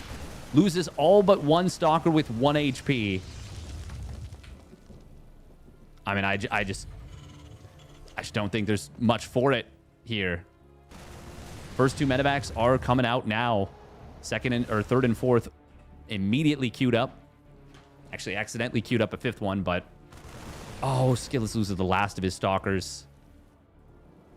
How many charge lots do we have? They do have +1 armor. They will have Guardian Shield. ByuN, though, has a ton of +1 Marines. Now, the Guardian Shield is really good. Oh, I love the energy recharge. He's going to be able to repop the Guardian Shield. Unfortunately, there is just no chance of a fair fight here. Not really. ByuN is forced to re-stim. The Guardian Shield is so good against this. But he's now out of energy. That didn't go as badly for Skillous as it could have. And the army is overstimmed. Oh, ByuN needs to stim again.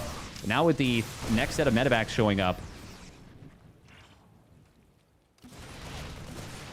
Things get more and more difficult. That sentry survives again. It will actually have energy for another Guardian Shield now. Right about now. There it is. The bio army is getting inevitably, like, stimmed really, really low. Interception on some reinforcements. That is going to distract ByuN. Widowmine shots, though, are big. Skillous is doing an amazing job.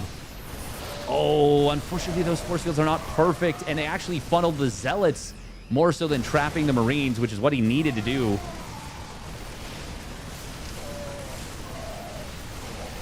Skillous knew he had to defensively all in here, and it was as close to working as it could have.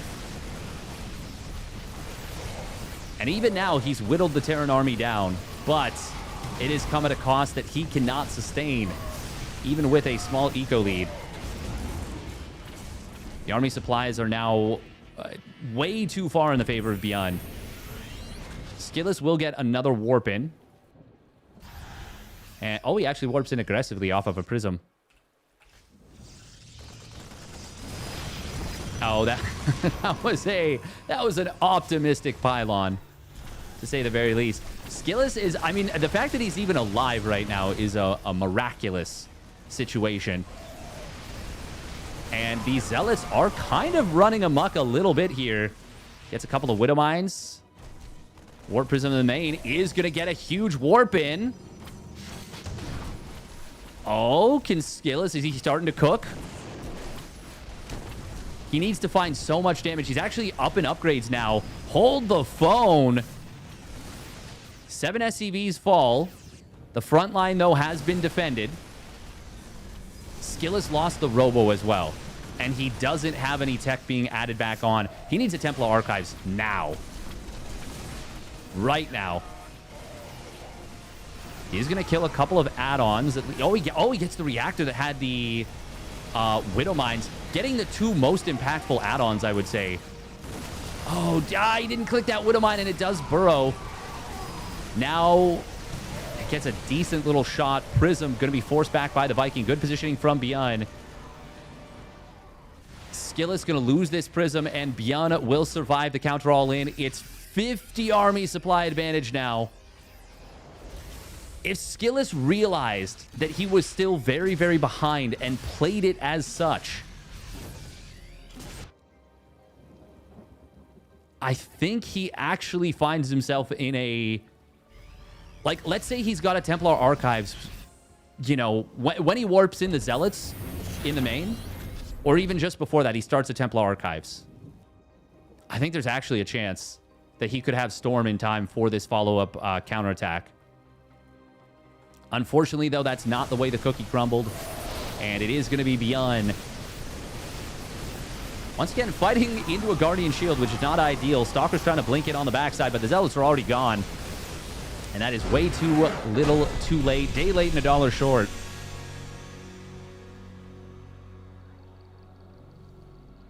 GG. This looks really good until you realize Skillous has 86 supply. Yeah, I mean... Everything was there at the front. I think it is in that situation. Yeah, he just had to. He had to go for a Templar Archives. Like, even getting the damage that he's doing, he knows he can't really scale with his opponent. Ultimately, it is a very nice victory for ByuN, who survives a surprisingly scary counterattack. Kudos to Solar there.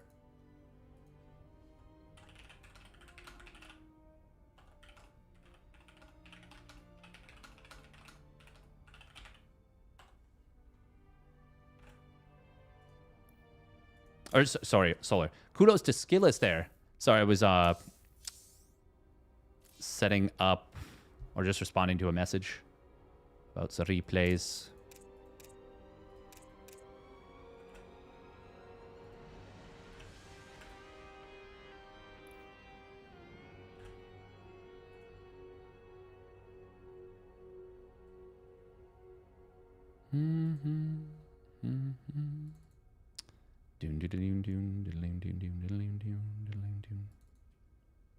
All right, just one moment.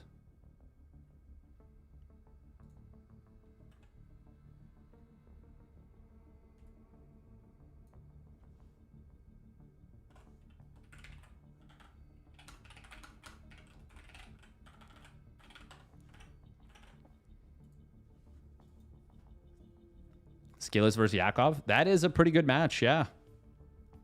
Bum bum bum bum bum bum bum bum. What's happening with MaxPax and Percival?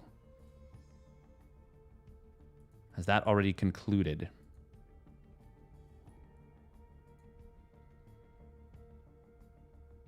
herO is up 1-0 over Solar. Yes, Maru nuking Solar not once but twice was crazy. Absolutely bonkers that happened.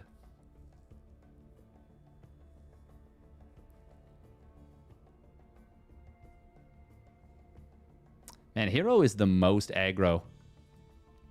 Damn, 2-0'd 2-0'd Solar.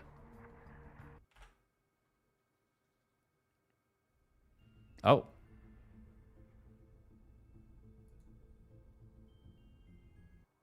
Oh, that was weird. Oh my god, YoungYakov and Skillus were so fast. They're already 2 minutes into the game. How? It, like, just ended. Sheesh, they really don't take a cooling off period. Oh my god. The time Maru nuked himself. Was that versus Parting? Yeah, they really do be like, go, go, go, go, go, go, go, go, go, go, go, go, go, go, go, go, go. All right, well, we can get into Percival MaxPax for the next game.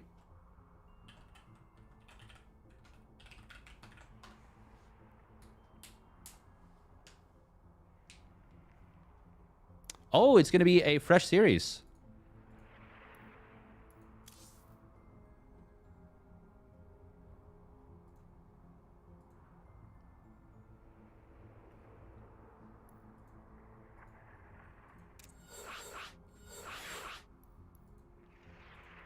Okay, so wait, is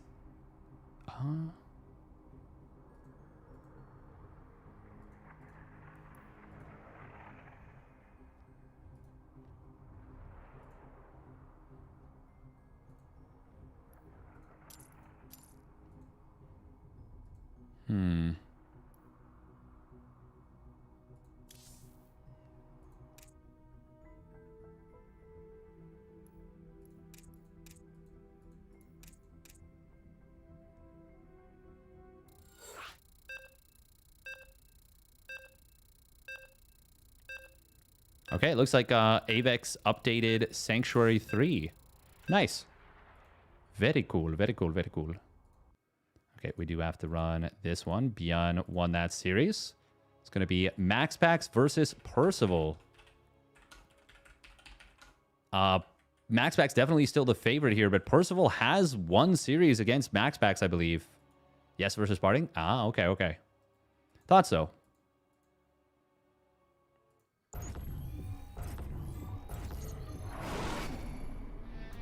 Oh, shoot. We do have to run. We got to run some ads, unfortunately. To apologize. I'm going to get a prediction going. It is MaxPax versus Percival.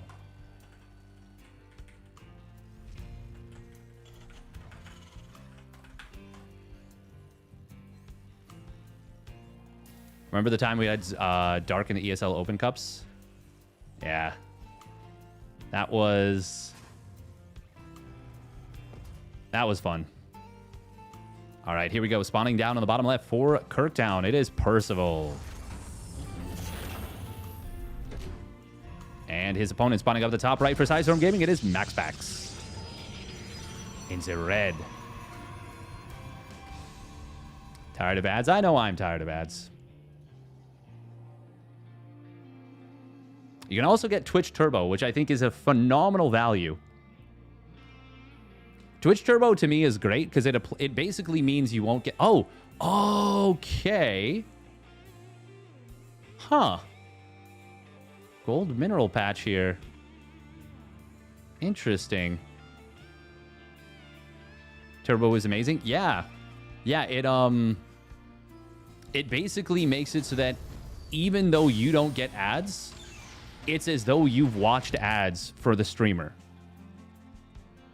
And that means that the more that they stream and the more you watch and the more ads that they run while you're watching that you would have gotten but you don't watch but they get credit for, the better it is. So it really rewards people that stream a lot. 48 minerals. What a weirdly specific number. That means it's 7 mineral trips, but why not make it 49 then?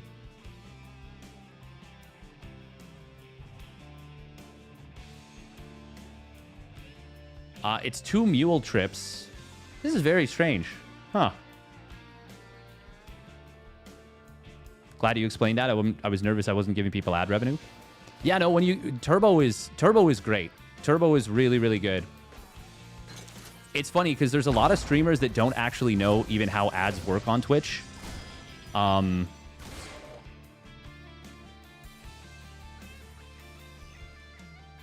Yeah, exactly. It's great if you watch, like... Because if you subscribe to 2 Twitch channels, that's probably as much or more than Twitch Turbo. Now, obviously, you get emotes and whatever, but if you're just looking for the ad-free viewing and you watch 3 Twitch channels, it's worth it to get Turbo. I know I sound like I'm shilling, but what I'm really doing is I'm shilling for myself.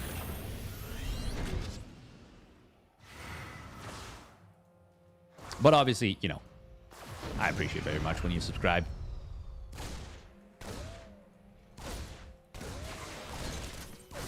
We are going to see the first Adept getting picked off here. He got an SCV, but decent defense from Percival. Keeps his Reaper alive as well. Sometimes ads don't appear in your region. If, like, advertisers don't pay for the ads in your region, then you won't get them. Very quick second barracks here out of Percival. He's going to be a fast Raven, though.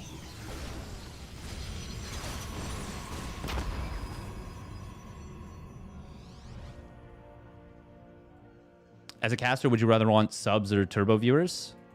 Honestly, not sure. Honestly, not sure. They're both good, is the thing. It's more so for the people that are like, I don't want to subscribe to 6 different channels. He wants, but well, in a perfect world, yeah, both would be great. But I don't think there's a... I don't think there's really a bad answer. Tend to overlap a lot. But yeah, if it's between, you know, subscribing to 6 different streamers and getting Twitch Turbo, and you're like, I don't want to do both, then I think Twitch Turbo is generally better for the viewer.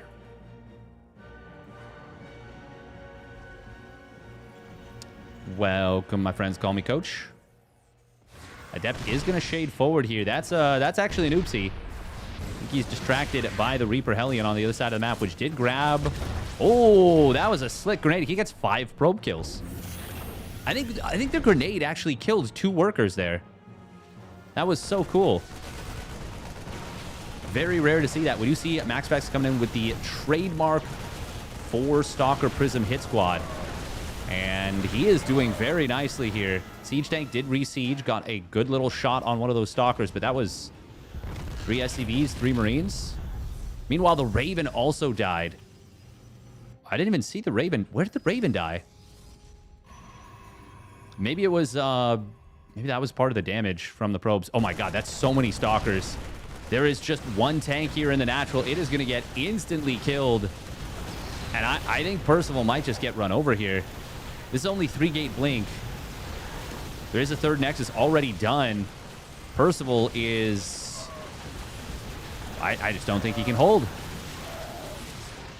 He'll get another tank out. Oh, that's a big kill. That is a big shot. That killed 2 of the Stalkers. A lot of them very low on HP. That may be enough now for Percival possibly to hold. On the other side of the map. Oh my god, a double drop slipped across. Now MaxPax kind of needs to get something done. The script is flipped immediately here. Recall going to come through, not at the 3rd base. In fact, it's in the main. And that means Percival can maybe just click down this Nexus. That is exactly what he's going to do, and that is exactly what he wants. Probably should have immediately tried to pick up and get away. But this is still going to be more than okay for him. Wow. Wow, wow, wow, wow, wow, wow, wow, wow, wow. That turned around so quickly. Percival was legitimately on the verge of getting broken. That 1 tank gets a big shot. Kills 2 Stalkers, kind of stabilizes the situation at home, and then the double drop that had snuck out gets in on the other side and just finds massive damage. Percival cooking a little bit right now. But he just now starts a 3rd CC. So it's not like he's won this game by any means. This is still going to be tough. He does slip in with another double drop on the other side of the map. No concussive. Makes this very awkward. Oh, that is a Widow Mine. Not quite killing this Prism, but getting a lot of damage done. Percival will be able to cut it off, though. We'll be able to take that down. Zealot's going to find a few SCVs. And they're actually on top of this 1 tank here. It does ultimately get saved. Finally, this Observer that's been giving so much vision for so long gets taken out. Uh-oh. Uh-oh. Mineral field depleted. Oh, this is a very... MaxPax is so diligent about these little moves.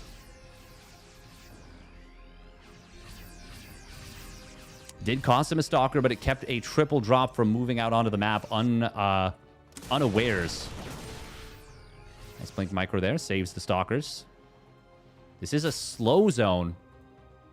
Was this always a slow zone? I think that's part of the update, maybe, is this is now deceleration zones. Just a small number of Zealots going to intercept a couple of units in the middle of the map, but first of all, we'll be able to clean that up with some nice burrowed mines. Oh, but now he's just surging into the natural. Partially cancels the warp in. Turns it actually into a slow warp in for the rest. Colossus sitting at the 3rd base. There's not a lot here for MaxPax, but it's plenty. There's even less for Percival. Another Colossus is going to pop out in a moment. But Percival is killing a lot of Stalkers in the meanwhile and a lot of probes. Colossus pops out directly on top of the Bio, and the Bio is so low on HP, it's enough, and he kills the medevac as it loads up with 2 Marauders and a Marine. Oh, brilliant stuff from MaxPax. That looked so close to being the end for him.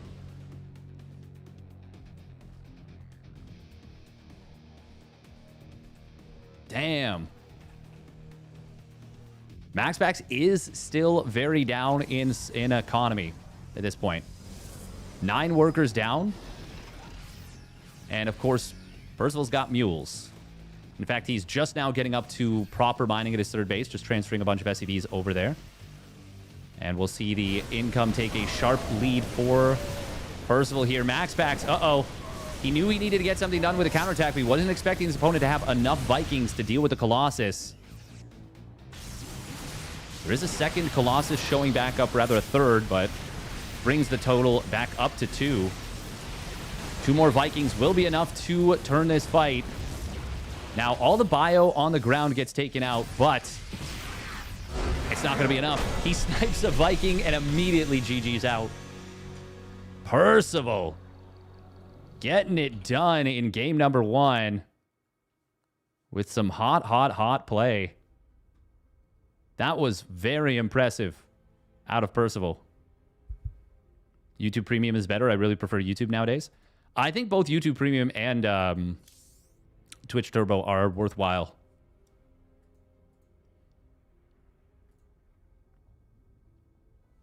I think they are both valid.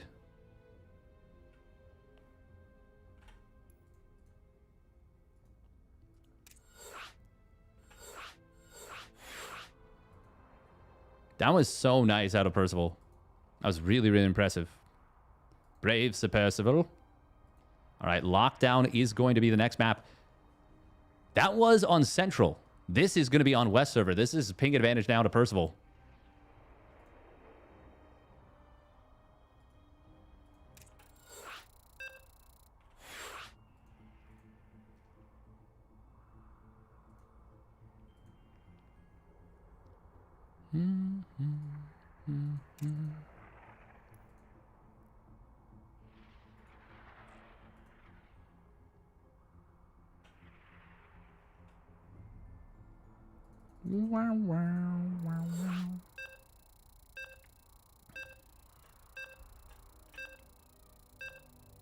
Bum, bum, bum.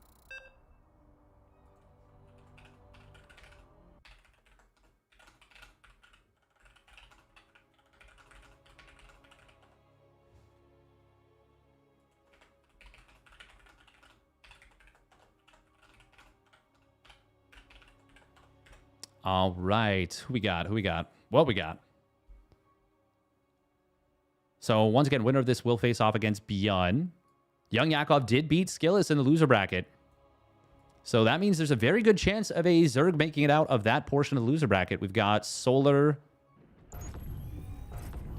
waiting on the winner of the YoungYakov match, who is still waiting on actually the loser of this. Oh, brave Sir Robin, he bravely ran away. All right, here we go. Spawning up at the top right for Storm Gaming. It is MaxPax. And his... Oh, my God. Look at the cam... Jesus. Did you see that camera cycle? That was so fast.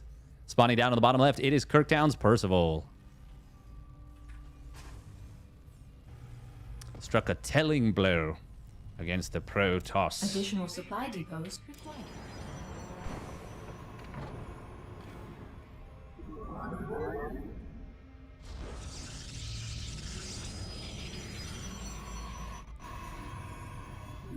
God, look at that. Kid's fast, man. These zoomers, I tell you what. Oh my God, that's so fast. I just wanted to see the camera location hotkeys. That is incredibly fast. It's no wonder him and Clem are so well matched for one another. It's no wonder at all. I think it harmed us all. I think every one of us got a little bit of like, ah. Oh my God. MaxPax is streaming if you want more of that seizure-based action.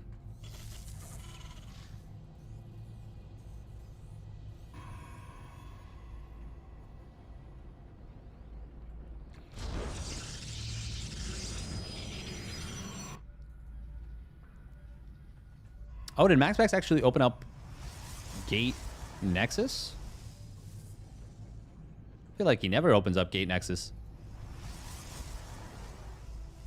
Lockdown does have a rather large ramp at the natural, and by that I mean like does not feel... It's a very tight ramp, but it's a very long ramp, too. So this feels like it's basically a Fort Knox of natural expansions. Meanwhile, it is so tankable from the third base to the main. This actually feels like it would be an insanely strong tank push map in TVT. Like 1-1-1 even off one base in TVT feels like it would be really strong here.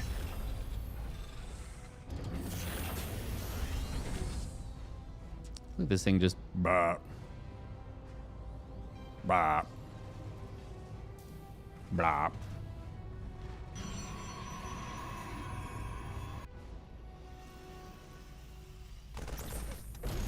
Blarg. Scout comes in. It will see the 3 barracks factory setup. Oh. Who dat? Oh, someone having a little lockup. I always feel bad saying this, but I always hope it's not me.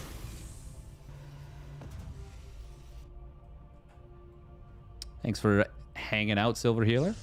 Welcome, welcome. You're welcome back.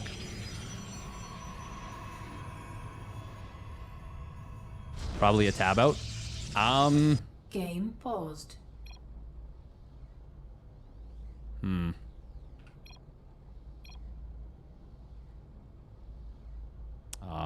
Poor Pomi. Game resumed. Feels bad.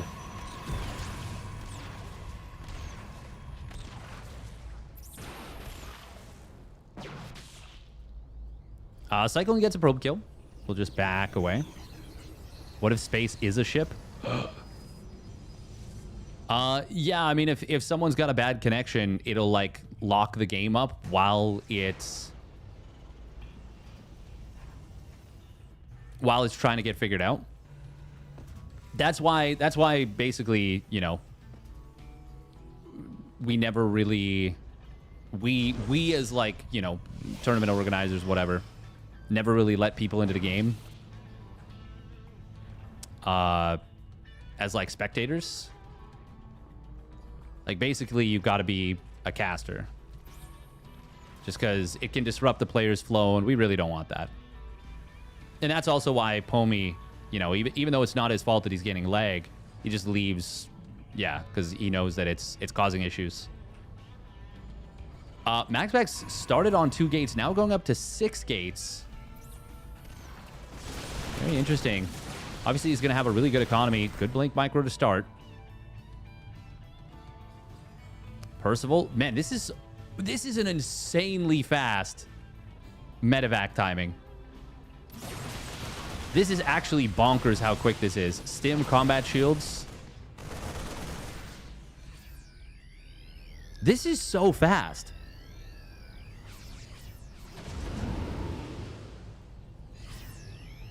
.530 and there's already 2 medevacs on the field. Stim combat shields are done. Now, I wonder if MaxPax recognizes that a medevac is missing right there. He is moving back home. Oh. I'm here in the shadows. I think... Oh, my God. He might just barely miss this.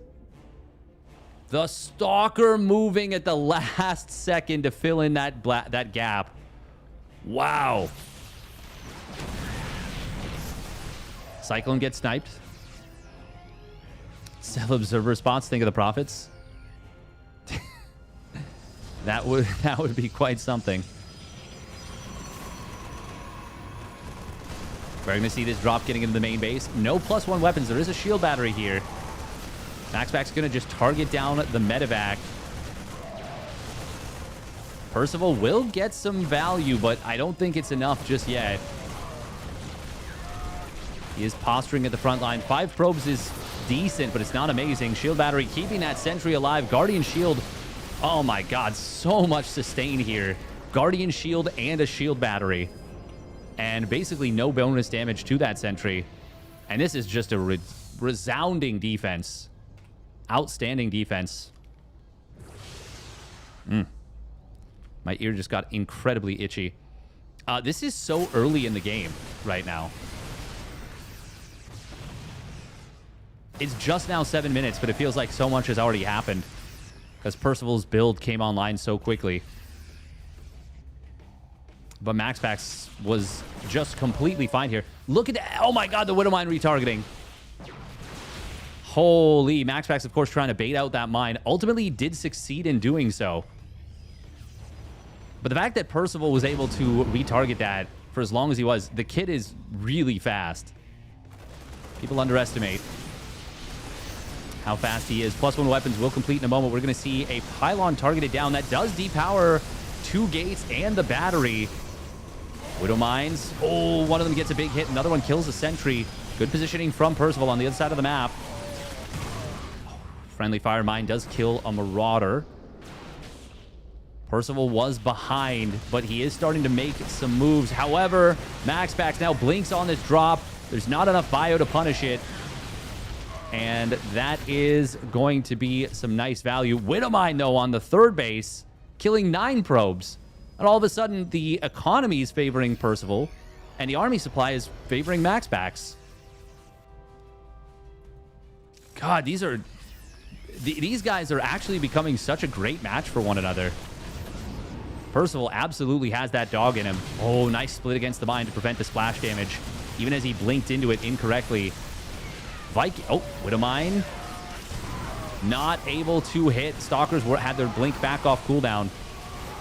But, oh, and now his Zealots show up. That's going to break the back of Percival. SCV is going to pull into the fight, but there's way too few of them. And way too many Protoss units. MaxPax gets it done with the counterattack. Holy moly, these guys. These guys over here. They're playing some damn fine Vidget game. They really are, though. Super on point.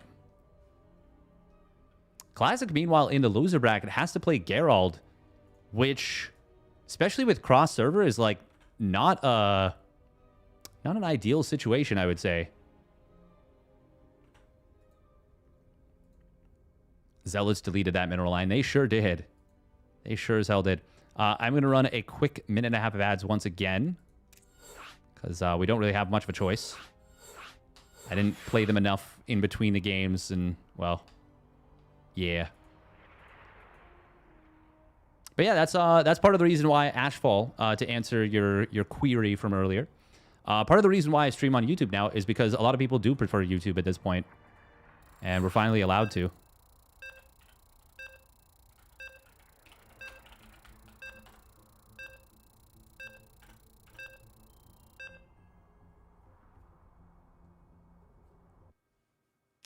Oh, BlackRock is going to be the next map. I wonder what updates we have to it. Exclamation YouTube. Hi, YouTube.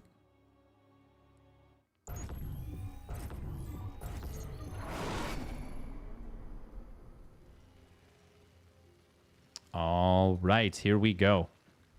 Spawning up at the top right for Kirktown, it is Percival. And his opponent spawning down on the bottom left, it is Sidestorm Gaming's MaxPax. In the red. Yeah, Percival, the first part of that really didn't go great for him. He started making moves, and he started making things happen. And especially that Widow Mine at the third base really cooked. But unfortunately, it was already a bit of a disadvantage for him. And it was a really tough situation to climb out of.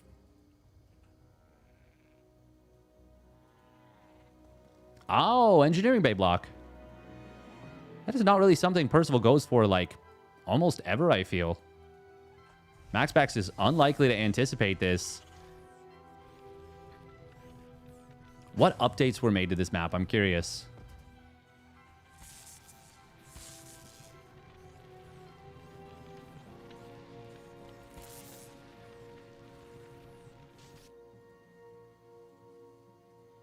I am curious.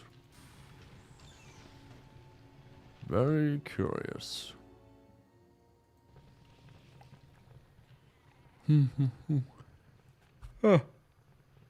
Oh, pardon me. Oh my goodness. God, this is such a late Nexus now. Even the pylon is honestly quite late. He didn't cancel the Zealot, which means he can't build probes until that pylon completes. Nor can he start up his Adept for the counterattack, which he's going to want to go for. And it's actually... Oh, wow. Why is there a Marine so far out on the map? I'm not sure, but ultimately it is going to be fine for Percival because it will get back home. Same thing with the SCV.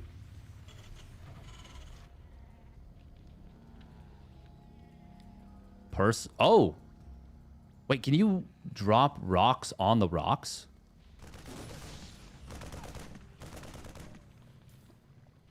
Uh-oh.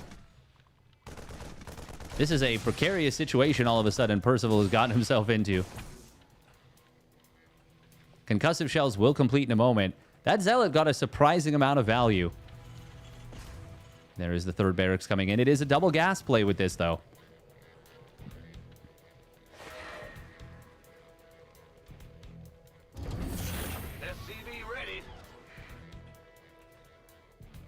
Okay, we're going to try and intercept the next set of, or next Adept.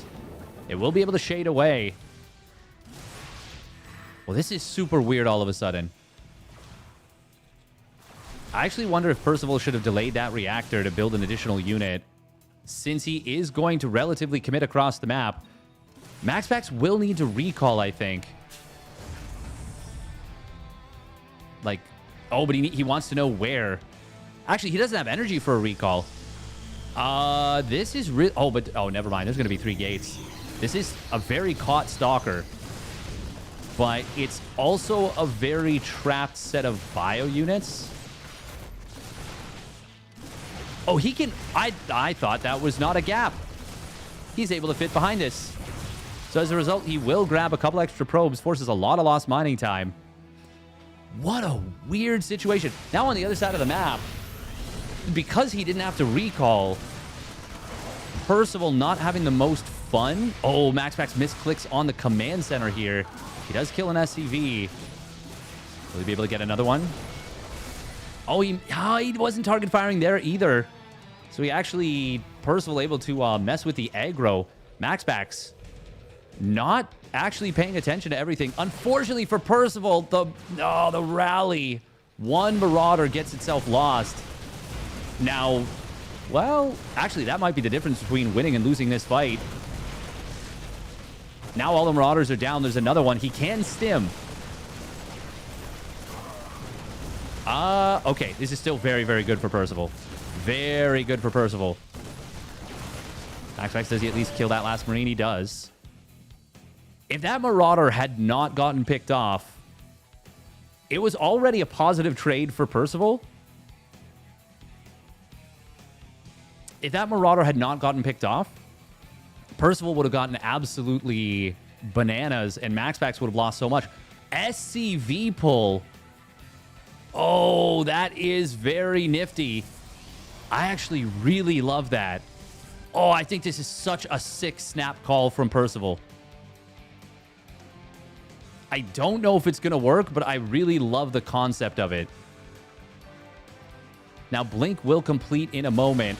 Oh, MaxPax going to get caught, unfortunately, walking into the shrubs. All of his Blinks are on cooldown.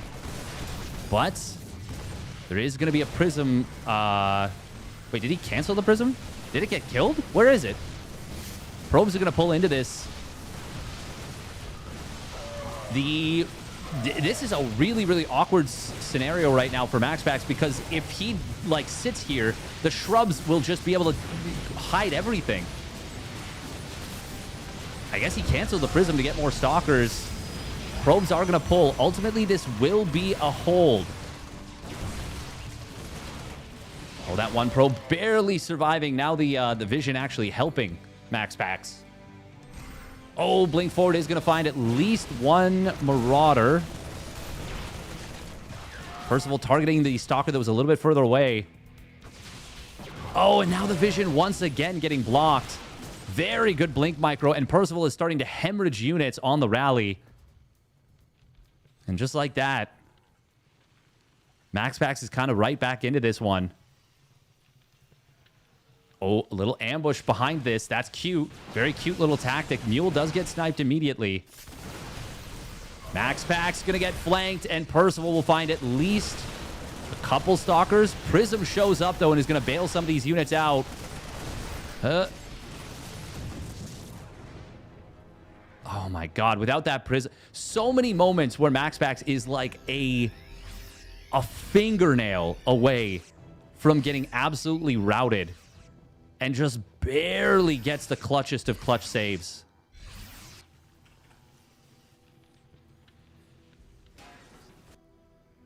Oh. Medivacs coming back home. I think he knows he was spotted.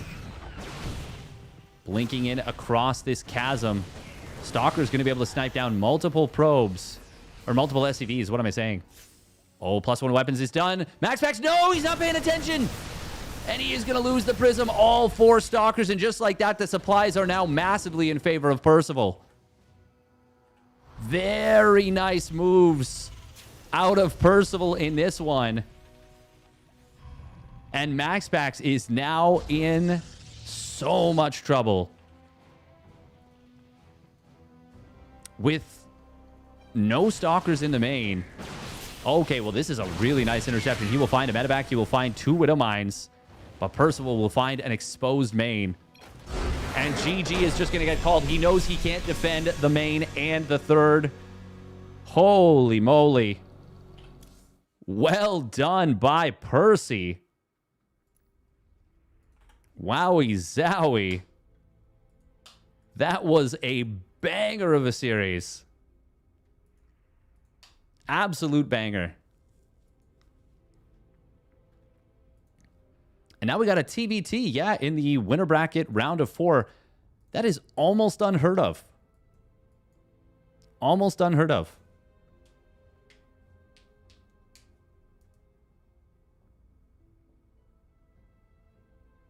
MaxPax, meanwhile, gets knocked to the lower bracket where he will face off against herOfire, which is not a sure thing in a best of 1. Yeah, I don't be crazy surprised if MaxPax gets knocked out.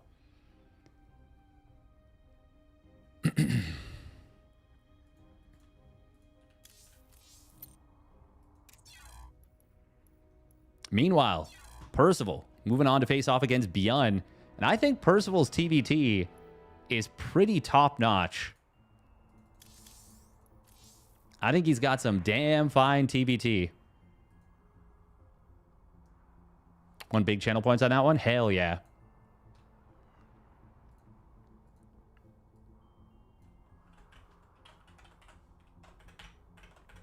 Man, Percival is super freaking cool. He always worries about ByuN, he tells me. That's funny because I actually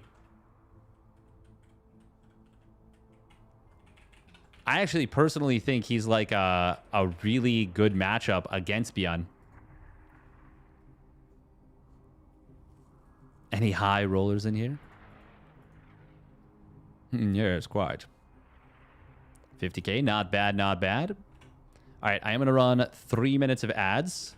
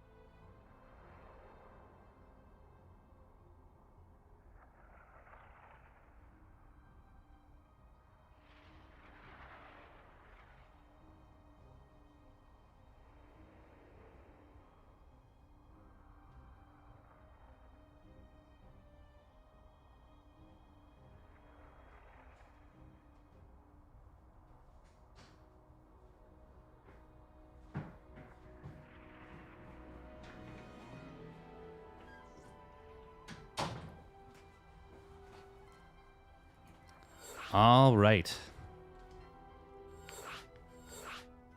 We're back. We're back. We're back. Interesting. It shows Roddy is available despite being in the lobby. Weird. Bug, I guess.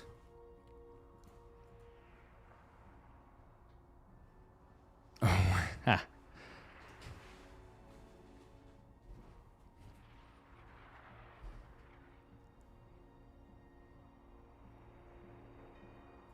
I am a high roller. You are not. We are not the same.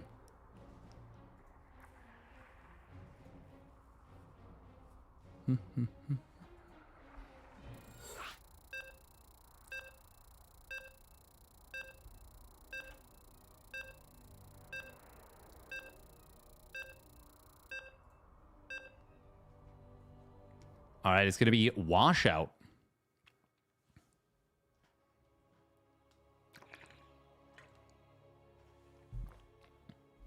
It's been kind of weird. I feel like we haven't seen Clem play in kind of a hot minute.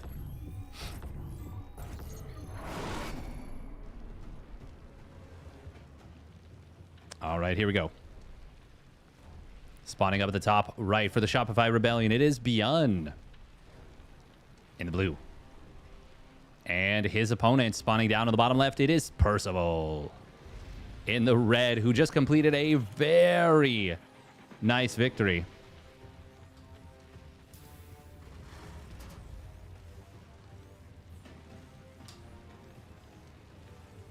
I want to hear a cast between Steadfast and Artosis. Dark is the best Zerg in the world in Korea in modern time. Unstuck him from his podium of almost best Zerg. That's funny. I'd probably say unseat, but you're pretty on point with that. You have a way with words. A good way? A good way? Yeah. Oh man, I've been watching a lot of Dropout TV recently. And there's a show on there. It's like a live action show called Don't Hug Me, I'm Scared. And it's just the most bizarre, weird show you've ever seen. It's really, really interesting. You've seen it? Oh, he got a vision of the factory. Neat.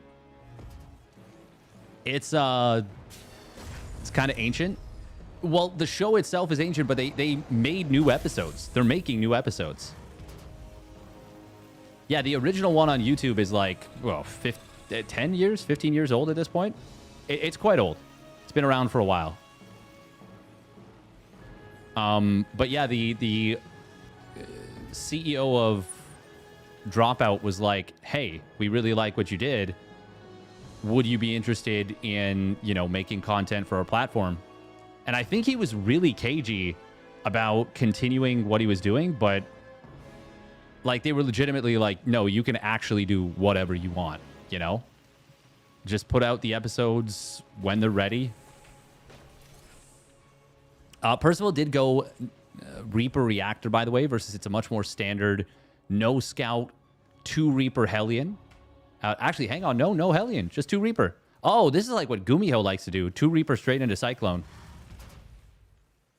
Oh, and this is going to catch Percival moving out, but there are going to be 2 Reapers popping out at home very shortly. ByuN is playing a pretty greedy tech opener.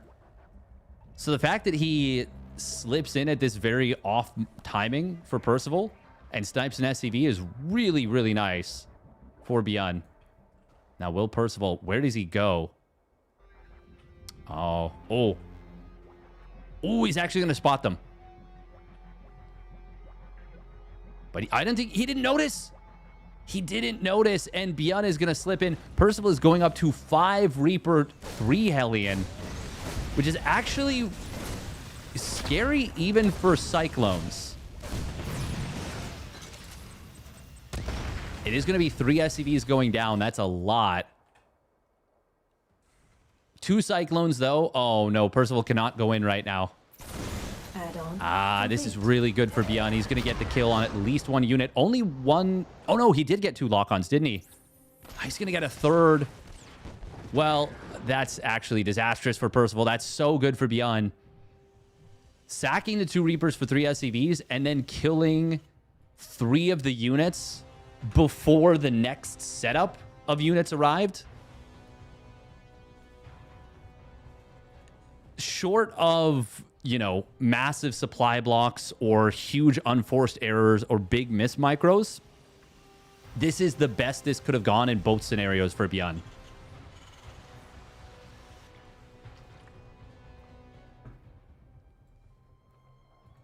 Like, if it's 5 Reapers and 3 Hellions versus 4 Marines, 2 Cyclones, that's actually pretty scary for ByuN. Even 6 Marines. Sorry, Steadfast, but it's just the second quarter. Yeah. What it does mean, though, is ByuN is up 5 workers right now. And he's also got Cyclones, which are far better early game units than Reapers and Hellions. 2 Cyclones to 1. And faster tank production. Now, Percival is really good in late game TBT. But, I mean, it's tough when your opponent gets this kind of a start against you. By no means is the game over, but ByuN is really good at finding and exploiting little edges. And he actually, in the middle of the map, crushes the fight. And because, of course, that fight was happening in the middle of the map, the Raven gets in uninterfered with. Gonna grab multiple SCVs. Oh, man. He killed all the early units. Save 1, I believe. Yeah, there's 1 Reaper left.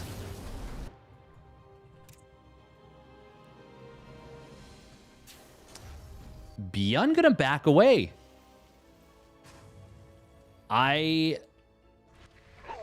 Oh, he didn't see... If he saw the 3rd CC with the Raven, he might have actually just moved up here, sieged it, and canceled this 3rd CC. Now, of course, there is Raven energy.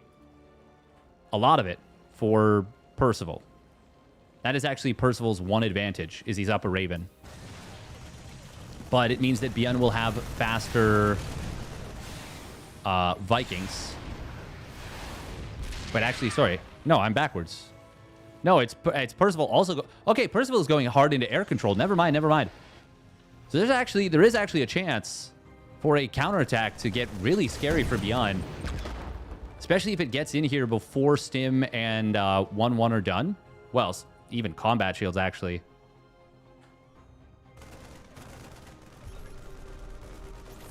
Scan comes in. There's a lot of Marines for ByuN right here. Ooh, interference matrix, switching off that frontline tank. This is actually starting to feel very, very scary for ByuN. I do love the Cyclones looking for interception on reinforcements. Oh, if he gets that tank, that'd be huge. Does get the lock on. And that will be a dead tank.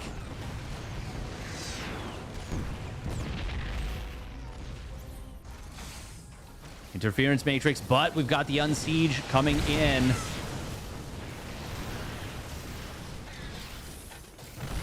Really nice moves right here from ByuN. Percival dropping the auto turrets. It did force ByuN to unsiege this tank. Cyclones on the other side of the map. Or yeah, they did get cleaned up. And Percival actually will get to mine his 3rd CC before ByuN. So despite being down 8 workers, I mean, it's a nice situation for him. But this whole time, ByuN's 1-1 has been ticking away. It's now completed. Stim is done. And now Combat Shield starts up. Now, of course, until Combat Shields completes, the tanks can one-shot Stimmed Marines. Raven on the other side of the map, the last one of ByuN, just getting sent forward here. And going to kill a lot of additional SCVs. 6 more SCVs going down, and he gets the last auto turret dropped. Oh, that's going to get another SCV. Almost got an 8. Oh, auto turrets dropping. Once again, Percival is doing a really good job of keeping his Ravens fully alive, and they have so much energy. They're threatening. But ByuN is getting really close to combat shields. Oh, and he's even got a double drop on the other side of the map. That's going to get fully unloaded here. Percival stimming all of his Marines back home. Gets the kill on this tank as well. ByuN will ultimately get cleaned up here in the main, but 16 more SCVs go down. Scan comes in from ByuN. These are the most lonely tanks you've ever seen. One Raven falls. All the tanks get cleaned up.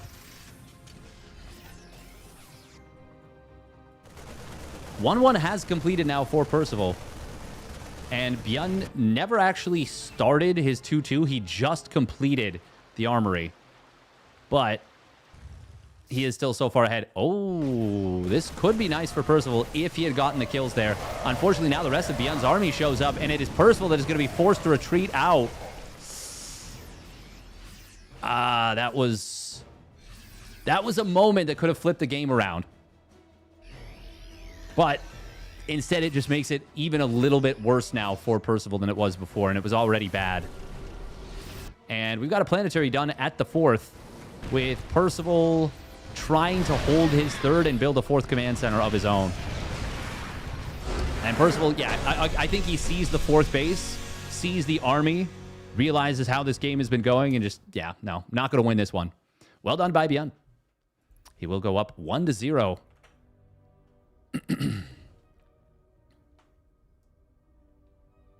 What do you make of the ByuN starport position, just to hide it? Not sure. Honestly, I would have had to... Probably just to hide it. Maybe, you know what? Maybe just to make it a little bit safer against siege tanks. Because on that map in particular, tanks from the low ground was above the guys who are really far in the back. Yeah, I guess just kind of putting it... Yeah, really far out of reach. As far as possible. Gerald did beat Classic, by the way. I alluded to it, and it happened.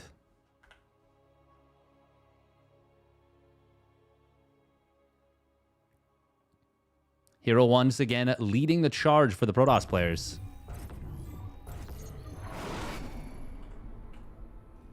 All right, here we go. Game number 2. Spawning up at the top right. It is the Shopify Rebellion's ByuN, with so many nice little moves he made. And his opponent spawning down on the bottom left. It is Percival in the red.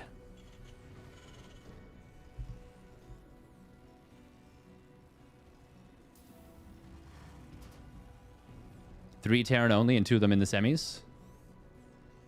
I mean, it kind of popped off. Percival in particular, taking down MaxPax in very impressive fashion. But I think Skillous gave ByuN a good run for his money, but ByuN was ultimately able to make it happen. That was a really good game, actually, Game 3 in particular. That was neat.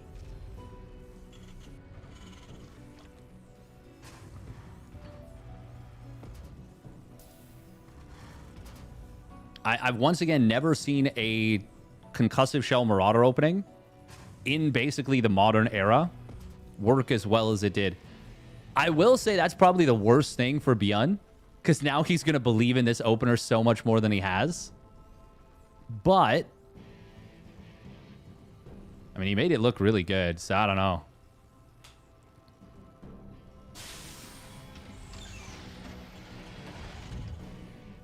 All these youngins with their mineral boosting.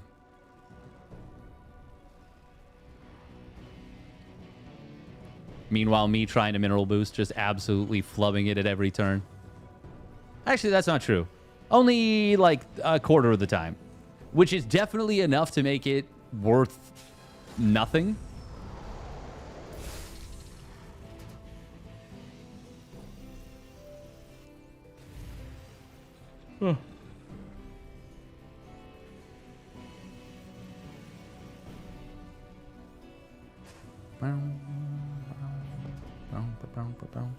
Oh, now it's ByuN's chance. ByuN's turn to get a little greedy with the reactor timing. Reaper reactor.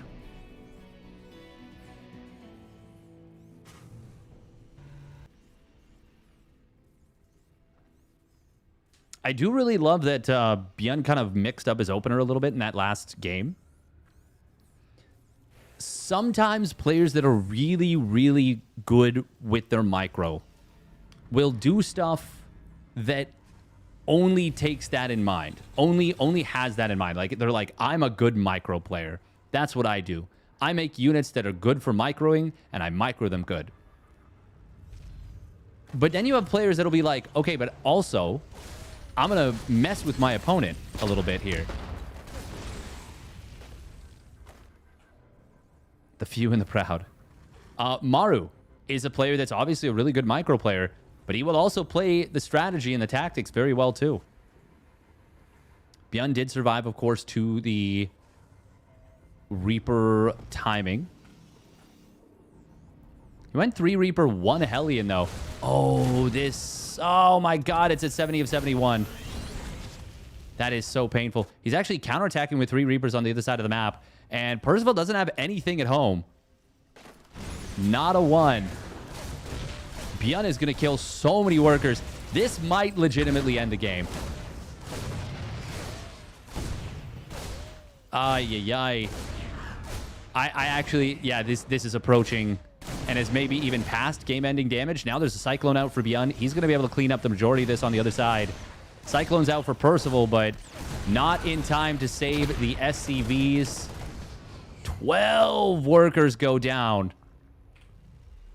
And ByuN... Yeah, I don't know. I don't know how you recovered from this as Percival. ByuN just all over him in the early game here.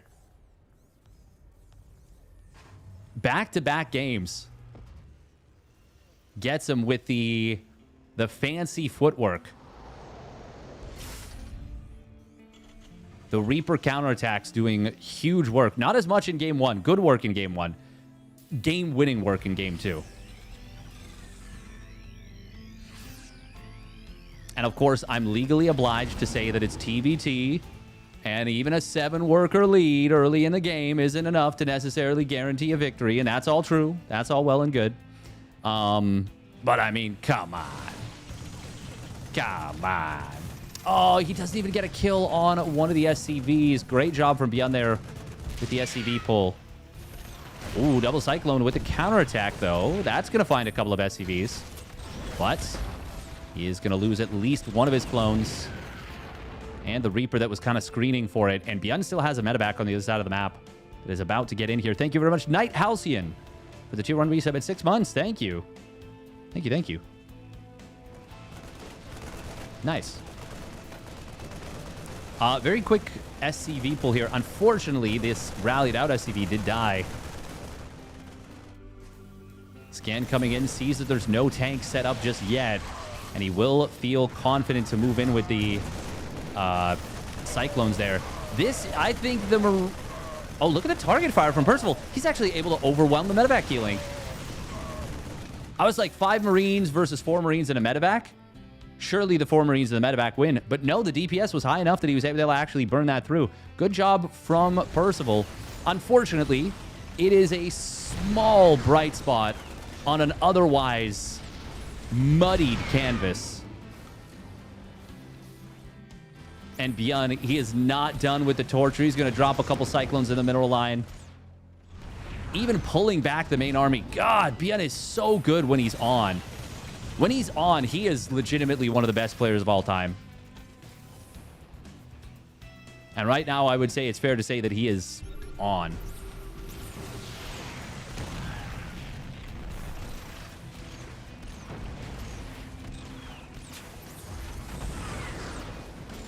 Oh, he gets another SCV with the Cyclone. Up to 7 kills on this bad boy. And he gets out with one of the 2 clones as well. Sheesh, man.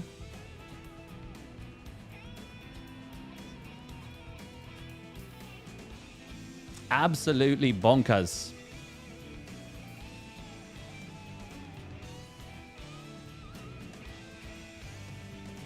Percival just, yeah, Percival going up to 5 Ravens even. Just pumping.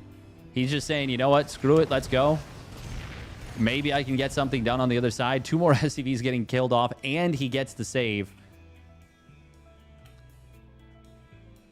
I will say...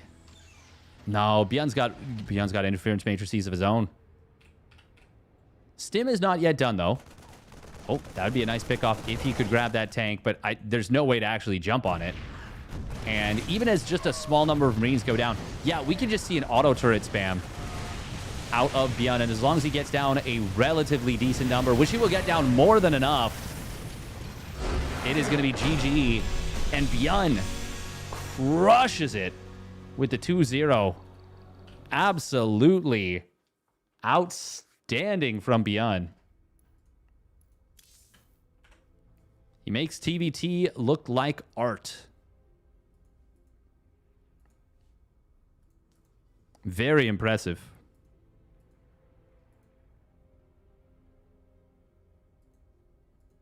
All right. ByuN takes this one down. He's going to go up against herO now in the winners finals. Meanwhile, Solar and MaxPax going to be battling it out in the loser bracket, which could very easily be a finals of one of these cups.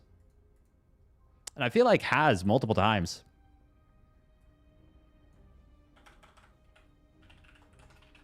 Oh man, I'm ready for a herO series.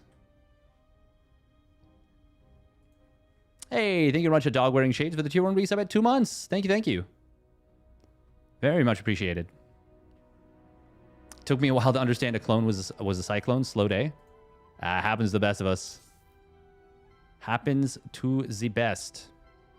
All right, quick minute and a half of ads, and we will get into this winner finals. Winners finals.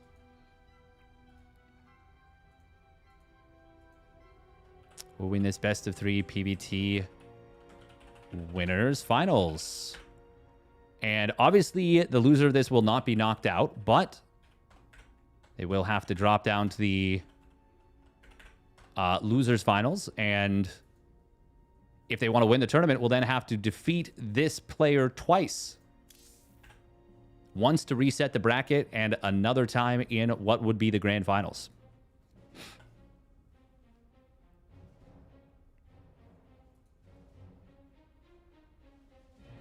There is still so much green on the bracket, but yeah, Percival and ByuN kind of popped off. Well, particularly Percival. 2-1 Geralt, 2-1 MaxPax. I mean, beating Fiant is obviously very impressive. Especially for someone like me, beating Fiant is like, you know, that's a dream. That's a pipe dream a little bit. But beating Geralt and MaxPax for Percival, that's very impressive.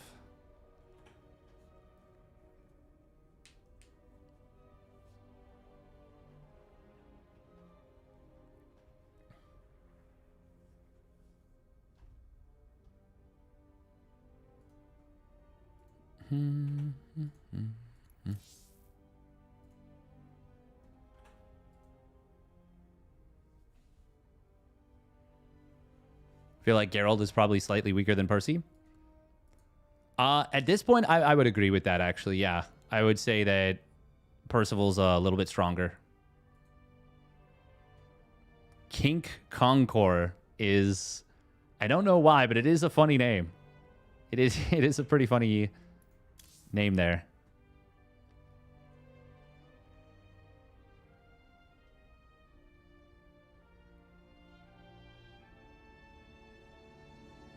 Kink Concord. That's cheeky. And I genuinely can't, like, really tell you why.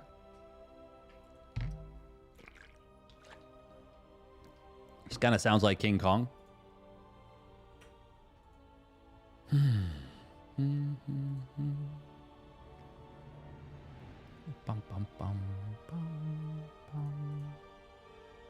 Once again, thank you very much, a dog wearing shades, for the tier 1 subby.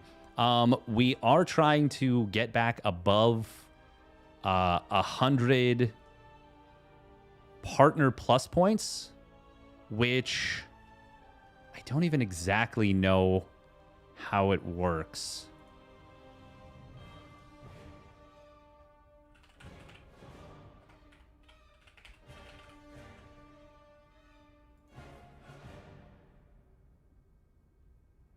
Because I'm not 100% sure what I'm at. It says I'm at 83 out of 100 for the month. What's the score? It's 0-0.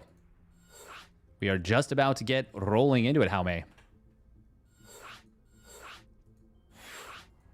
I have had some new tier 1 subbies, which is very, very cool.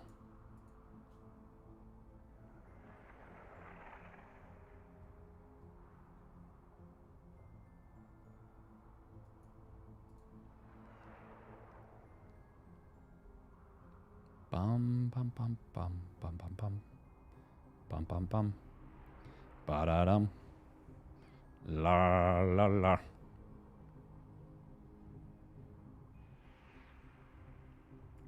Yeah, we got to keep it. We got to maintain it for 3 months. Oh, okay, that was not the one we were supposed to be playing.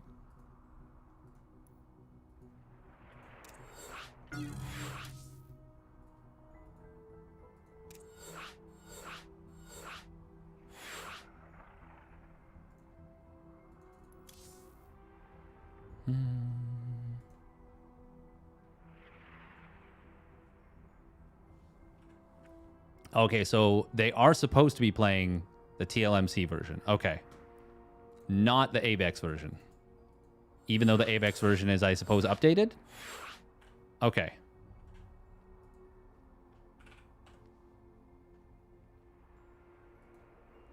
Interesting, interesting.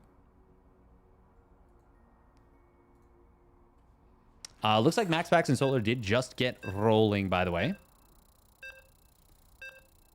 And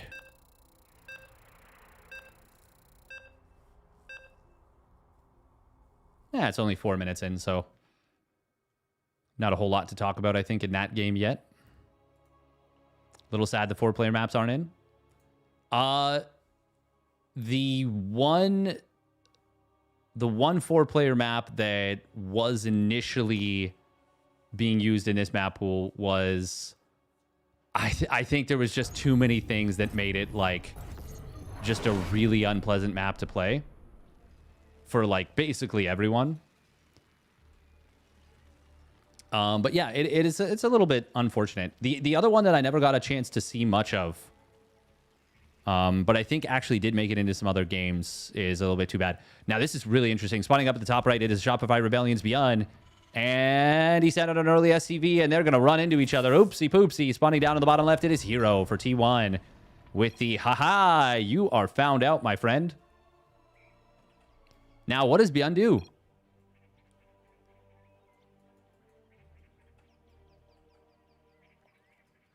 This doesn't feel good. He's still going to proxy. It's got to be a proxy Reaper, surely. Sip ship with the money for the Cabal. Money, money, money, money, money, money, money. Money. Oh, he gets the kill on the probe. Boom. That is... Oh, that's actually so sick. That is actually such a nice kill.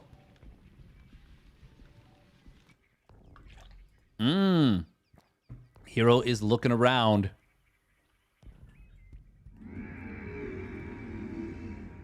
Is he gonna...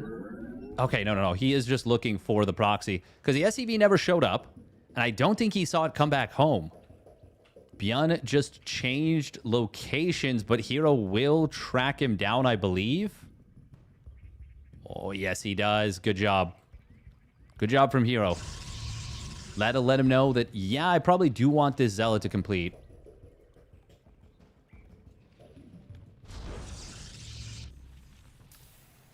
Factory being built at home. Of course, it was a double gas follow-up. Now, I think I actually maybe do prefer this. Okay, yeah. Good job from ByuN. I was going to say, this is kind of bait. The Zealot is bait. herO pulling the probes very quickly. Oh, nice juggling with the probity probes here. But ByuN will still be able to get at least one kill. He would have potentially gotten two if he had not stopped to fight the Zealot for the moment that he did. Now, he is going to send... Oh, he's going to send both Reapers back home. herO can recall, but that is kind of expensive to recall a single Zealot. And he actually won't be able to recall until the Nexus completes. Which... Is he going to go for that? Nope, it's too late now. Hellion gets on top of the Zealot, and that is going to be a kill. Nice job. ByuN built a third Reaper, by the way, which is crazy. He's actually going 3 Reaper, 2 Hellion with this. Oh, I love that he's using the shrubs, though. That is very neat.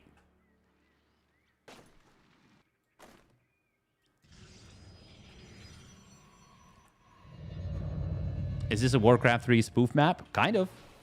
It is a Warcraft 3... oh, look at this. Oh, my God. He had this round, and then he let it go.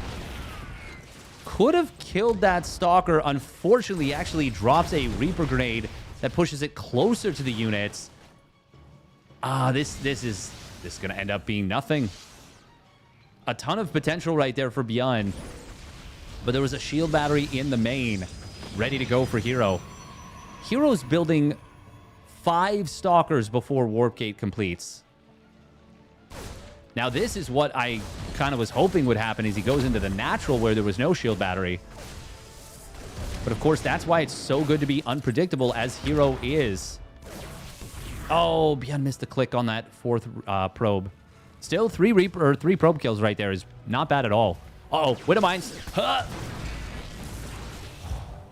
That was almost a massive disaster for herO, but it was still unfortunate.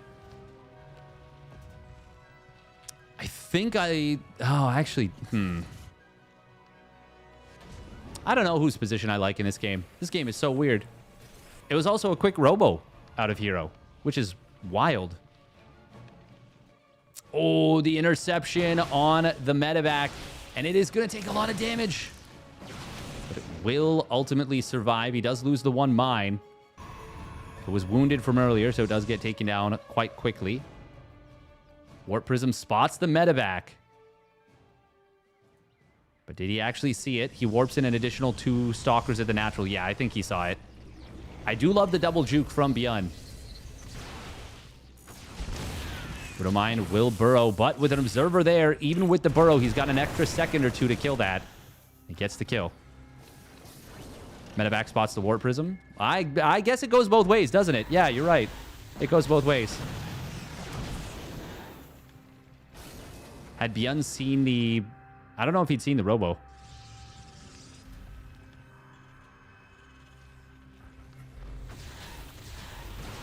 The thing for me is that the... he knew there was a medevac, but the medevac changed directions like multiple times. So he theoretically saw that it changed again. Now, Viking is going to get on top of this prism, but not going to be enough to even knock out the shield safely. Charge, Colossus, and Extended Thermal Lance all starting up now for herO. He is so good at improvisational macro. Like, he doesn't need a specific build order. He is just good at spending his money with whatever he decides to do. There's no one else who's as good at it.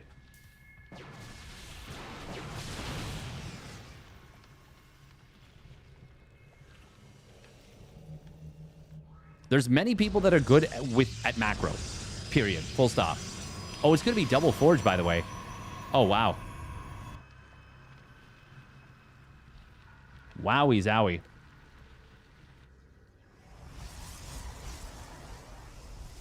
Third Nexus now completed for herO. He's up at 56 probes.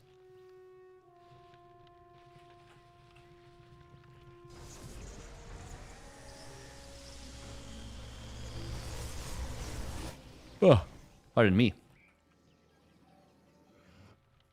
Double drop on the right side. It's actually not even fully loaded. There's a slot empty. 3 Marauders. What is that? 9 Marines?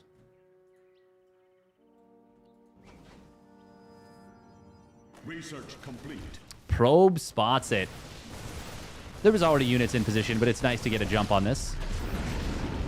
Nice little cute pullback on those zealots, knowing, hey, there's no reason to kind of run these in.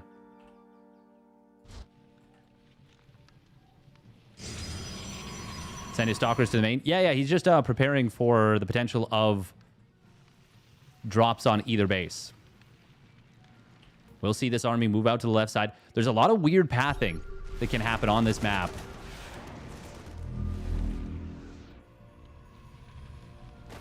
Zug Zug. Couple of grunts up here. Clearly ByuN's grunts as they've got the blue. Hallucination looking for the main army. Very weird to see a warp prism used for this. By the way, if you get like a siege position up here, it can be so strong. And ByuN has snuck this army all the way into the natural. 1-1 is almost done for herO, but it's not done yet. And this Robo is under huge threat. Prism gets taken out very fast. Blink not yet done. Zealots getting hit hard by Widow Mines. 1-1 not yet done. ByuN might have just crippled herO with this. Oh, can he get the +1 armor? It just barely completes. ByuN killing the 4th base during all this. Did he get the Colossus? No, they kind of abandoned their post. It will show back up. The fact that 1-1 finished means that herO is actually still in a playable position. And not just playable. I mean, ByuN is just now landing his 3rd.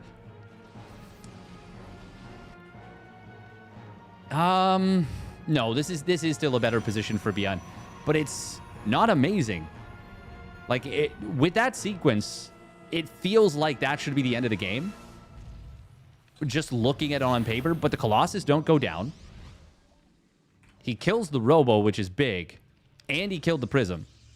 But Robotic Facility is now rebuilt. It's not the craziest long to build it. You just got to remember to do so. Second Forge is rebuilt. Both upgrades finished. Now Blink is done. herO lost not a whole lot of probes, I don't think. And he's still got good vision on the map. And he knows that ByuN just landed his 3rd CC, so it's not like economically ByuN is completely run away with this game. In fact, he's not even ahead economically, especially once this 4th base kicks in for herO. Now, the double medevac on the bottom right is still an issue. Oh, look at that. Another grunt. Nice.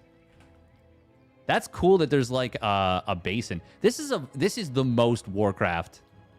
That's so cool that the air is disturbed. Oh, Observer does spot the main army, but we will see a cancel forced out on the 5th base. +2 weapons is actually going to complete for herO just before this fight kicks off. Just as it kicks off, in fact. Stalker's going to blink forward. He's going to snipe down Vikings.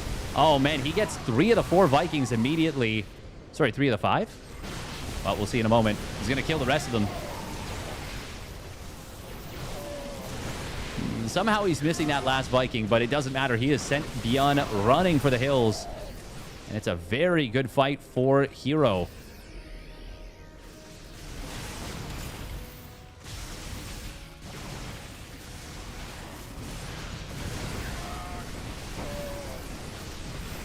There's the slick snipe we were looking for. ByuN just trying to get back to his reinforcements. The bio units from earlier will join back up. Disruptor joins up with the army and immediately lands a big shot on the slightly overstimmed bio. 4 kills right there.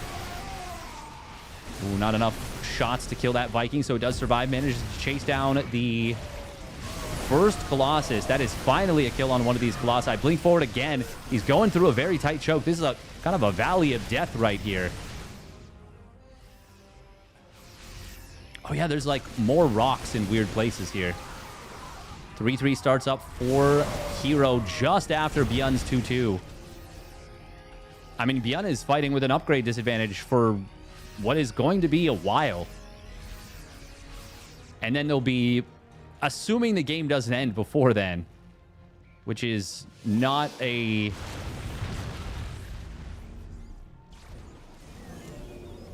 not a given by any means. herO, meanwhile, is taking 2 more nexus during all this and building a proxy gateway on the top side. Also dropping a pylon on ByuN's potential 4th base, just to slow that down even more. herO has taken full control of this game. And rocks were knocked down, but he's just going to re-break them. Oh, not completely, though. Interesting. Oh, that's a big EMP on the center of the army. A lot of damage done. herO will elect to just retreat for the moment, popping a Guardian Shield kind of preemptively. How many Vikings are there on the field? Only 5 now, and there are 4 Colossus out. These rocks, very sturdy.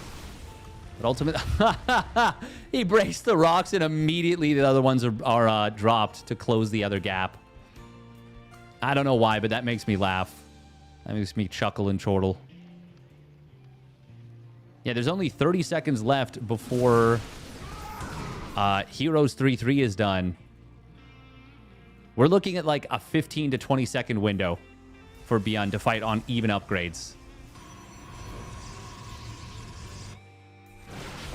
Oh, Blink Forward finds a medevac that was a little bit lost around a corner.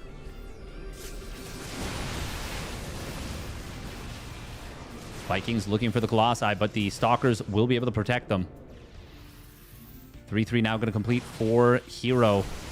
And he will now be the one to knock down rocks. No! The first casualty to rocks in this game. It's an idiot zealot being in an idiot place. Disruptor shot.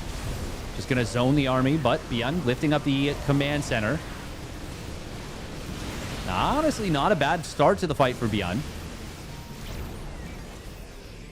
herO's got to be a little bit careful. This gateway kind of compresses his position in a weird way, but he is also on 15 gates and can warp in directly into the fight. He's got defender's advantage at ByuN's 4th right now. Now, it's also a little bit clunky. Vikings, they're not target firing, so they're actually going to take a long time to kill the Colossus. It is a good concave for ByuN, but 16 Zealots straight into the fight. No target fire on the pylon. He doesn't need it. During all this, though, Zealots into the 3rd base, 10 SCVs into the main, causing just a little bit of a kerfuffle. ByuN, I think he realizes it's go time. The problem is, I don't actually think he can. I think this Zealot counterattack slowed him down a little bit too much. Killing a base is nice. That is so many Zealots.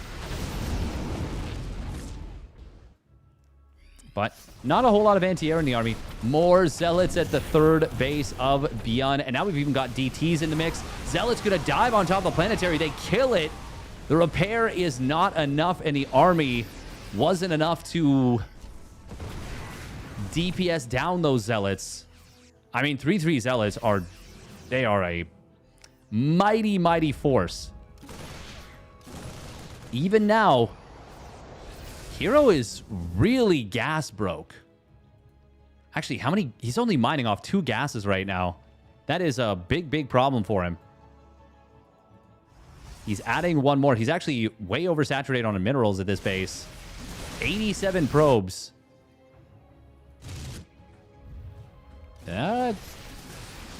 This is... oh, he's actually going to fight just before 3-3. This is actually pretty scary for herO. I think ByuN might have this. ByuN's army is so big, and his 3-3 is about to complete. Depowers 2 gateways immediately. herO, oh, base trading is 100% the right call. 100% the right call. ByuN instantly lifting the command center. SCVs are not going to be able to escape super easily. Meanwhile, probes are actually getting away quite a bit easier. GG is going to get called. ByuN, if herO had not gone for the base trade, I actually think ByuN wins that game right then and there. If he fights the army, which he wasn't actually ready to do. I think ByuN probably wins right there. But herO just like, nope. Your army is too strong right now. But your bases are vastly outnumbered. herO is really good at making the right decision under the gun. ByuN maybe could have won the base trade there, but you know your opponent has recall. You know it is at best going to be just really difficult. Yeah, it makes sense to just go next sometimes.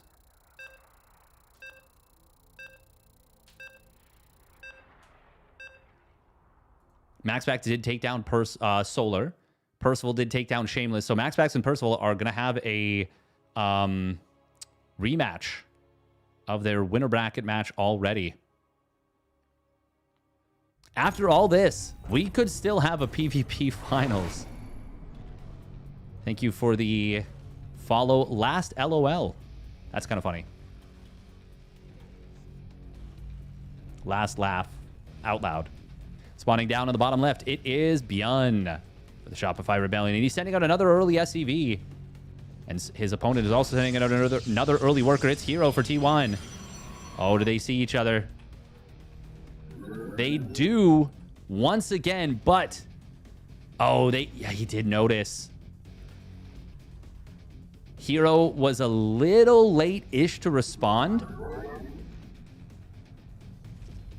ByuN's going to have to cancel this barracks. There's no chance. Does ByuN just GG? It's early enough that you can build this at home. He's committing to trying to make this work on the other side. No way. No way. No way. Not a chance. He's going to build the second barracks at home. But this is so late.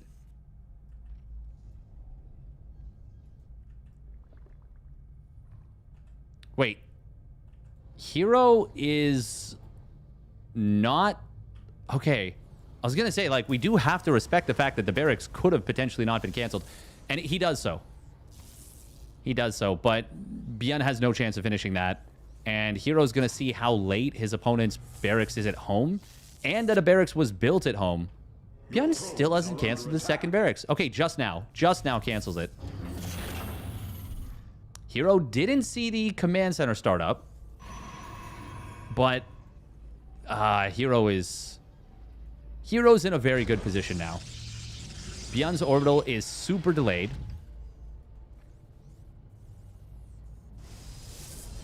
It's not like herO's Nexus is insanely fast, though. I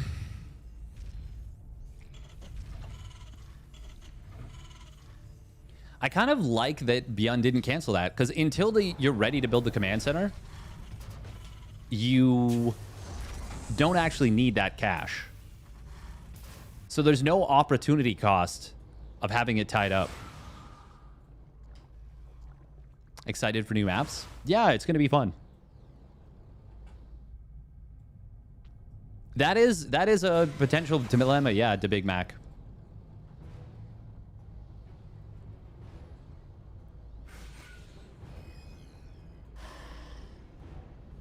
You always do want to kill SCVs if you can, but you have to be super, super careful. Excited for new maps, not BlackRock, though? Heh. I think BlackRock's going to be fun. I think it's going to be frustrating. I think I'm going to feel frustrated on it. But I think it's going to produce some neat games.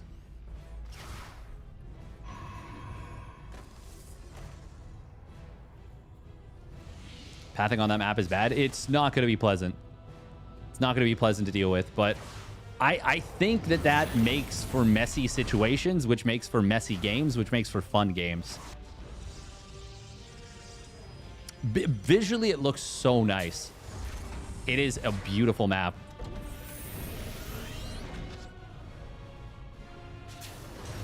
This is a 1-Rax expand that's going to start mining at, I think, the same time as a double gas opener.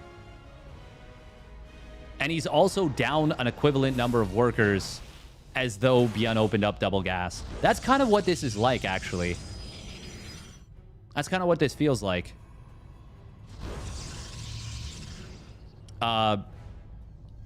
It's like ByuN opened up... Oh. Oh my god, he just lost 2 SCVs. Well, we weren't paying attention. Oopsie. Oopsie.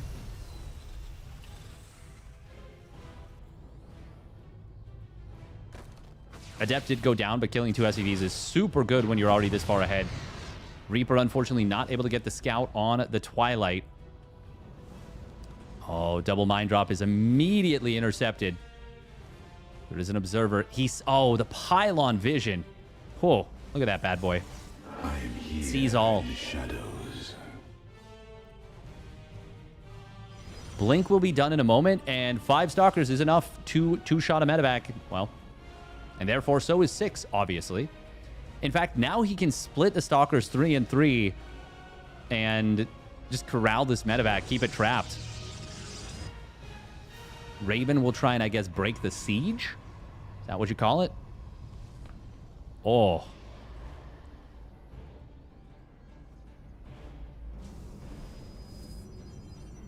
Sanctuary 3 looks nice, too. Avex has always made very pretty maps. Very aesthetically pleasing. Also, welcome Gun or RTS. Oh, wow. herO with the very quick probe pull. Does not lose a single probe to that Raven auto turret. That is really difficult to pull off, by the way. Break the lockdown. Heh. Don't sweat the technique. Zealot's warping it on the other side. Charge is not yet done, even though he's... I mean, this is a very fast charge. It's just we're so early in the game. Oh, if he denies the reactor, that would be such a nuisance. ByuN was close enough in position that he's able to save this. Tank unsieging. herO is just threatening so hard right now. And big scout for herO sees the 3rd CC. That's going to let him know, okay, I don't have to worry about an ultra dedicated 2-base all-in.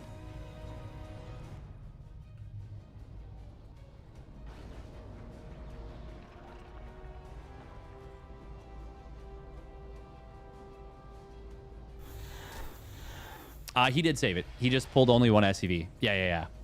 Sorry, I thought you meant the medevac at first, and I was like, well, I mean, I'm sure he'd love to, but he's pretty locked in there. But yeah, no, he is able to save the reactor, fully heals it up, fully repairs it up. Already building a Viking here to try and push away the Warp Prism. Seeing it get repaired in real time is soothing. I didn't even realize I had it selected. That's funny.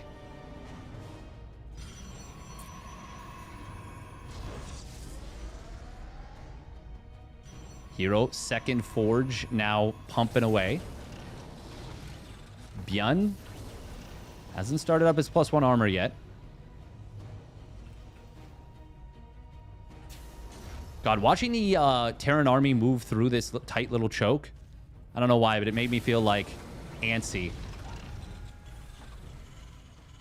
ByuN building a lot of SimCity around this position. Couple of missile turrets, couple of depots to kind of absorb Zealot charges.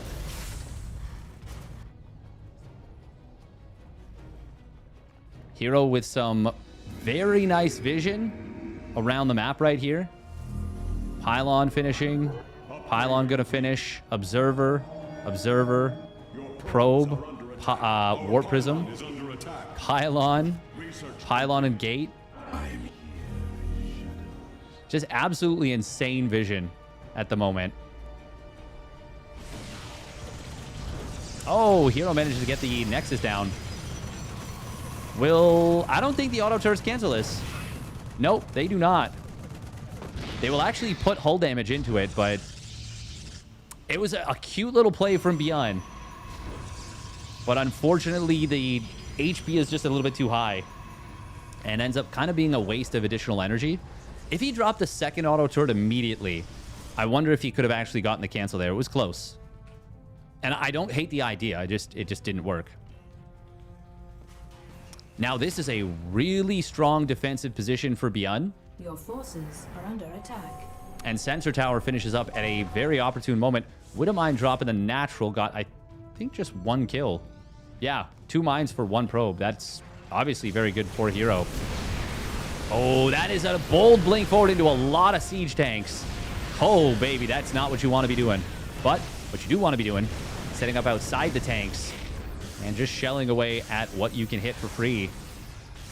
Kills a gas, kills a couple of workers, forces a lot of lost mining time. How many stalkers died there? 8 blink stalkers died. Okay. That was brutal. That was a little bit brutal. Meanwhile, Prism is actually going to get corralled by the missile turrets as it tries to find an opening in the main. Yeah, he'll kill that off. I don't think herO's big moment is killing ByuN on 3 bases. I think you want to try and deny the 4th. I think this map is really tough to break into this many defensive tanks. ByuN, by the way, is still building tanks.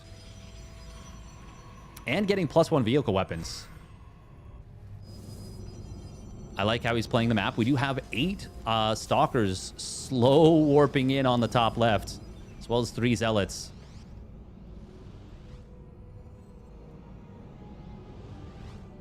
God, they take so long. Ooh, nice blink forward, snipes the Raven. Snap blink. And yeah, ByuN, I was going to say, if he tries to hold this command center in this position, it will just die. But pulls back immediately.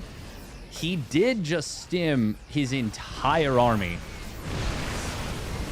Oh, herO's going to try and take the fight. Liberation zones are set up. Observer dies in the backfield. +2 armor did just complete, and the tanks will get flooded.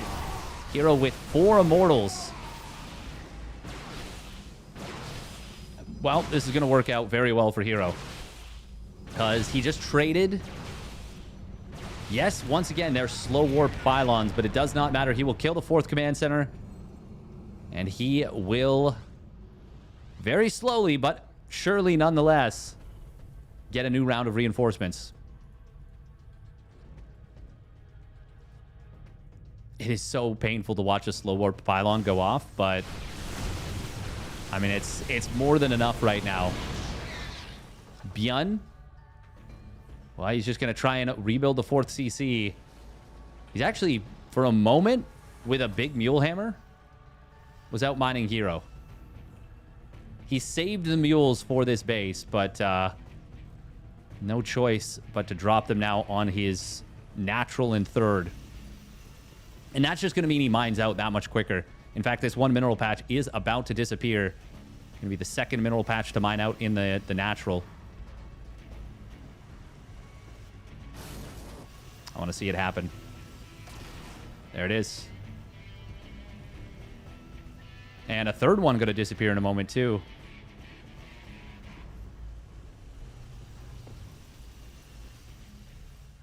Double warp prism. Yeah, ByuN's going to be out of mineral patches, like, very soon. herO, meanwhile, he was a little late starting his +3 armor, but he's already got his +3 attack done. And, well, he started up his +1 shields, which is nice. Missile turrets are not going to be able to prevent 1, let alone 2 prisms. herO going to fake the warp in the natural and go for the real warp in the main, perhaps? No, they're both fakes. They're both fakes. He wants to attack at the front, where he is maxed out. Big EMP did hit the stalkers very hard, as well as the tank fire is actually withering. herO getting kind of blasted here. Very good fights for ByuN. He sent just enough to deal with a potential warp in, while actually properly securing his 4th. ByuN's still maxed out.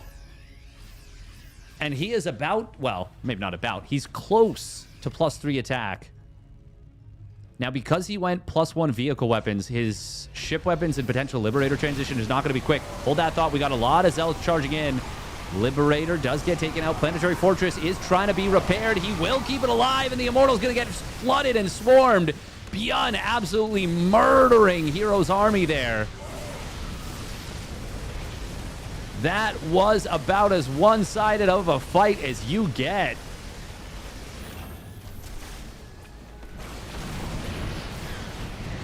Prisms in the main. They do get past. herO needs a lot right now. He has lost a ton more than ByuN. Vikings are going to be able to... Oh, those are Blink DTs. Well, that's really expensive for herO. Scan comes in. Oh, the EMP is very nice. That reveals most of these DTs. There's missile turrets everywhere anyways. DT does recloak here. But a scan will clean up the rest of them. And ByuN instantly rebuilding this turret on the right side.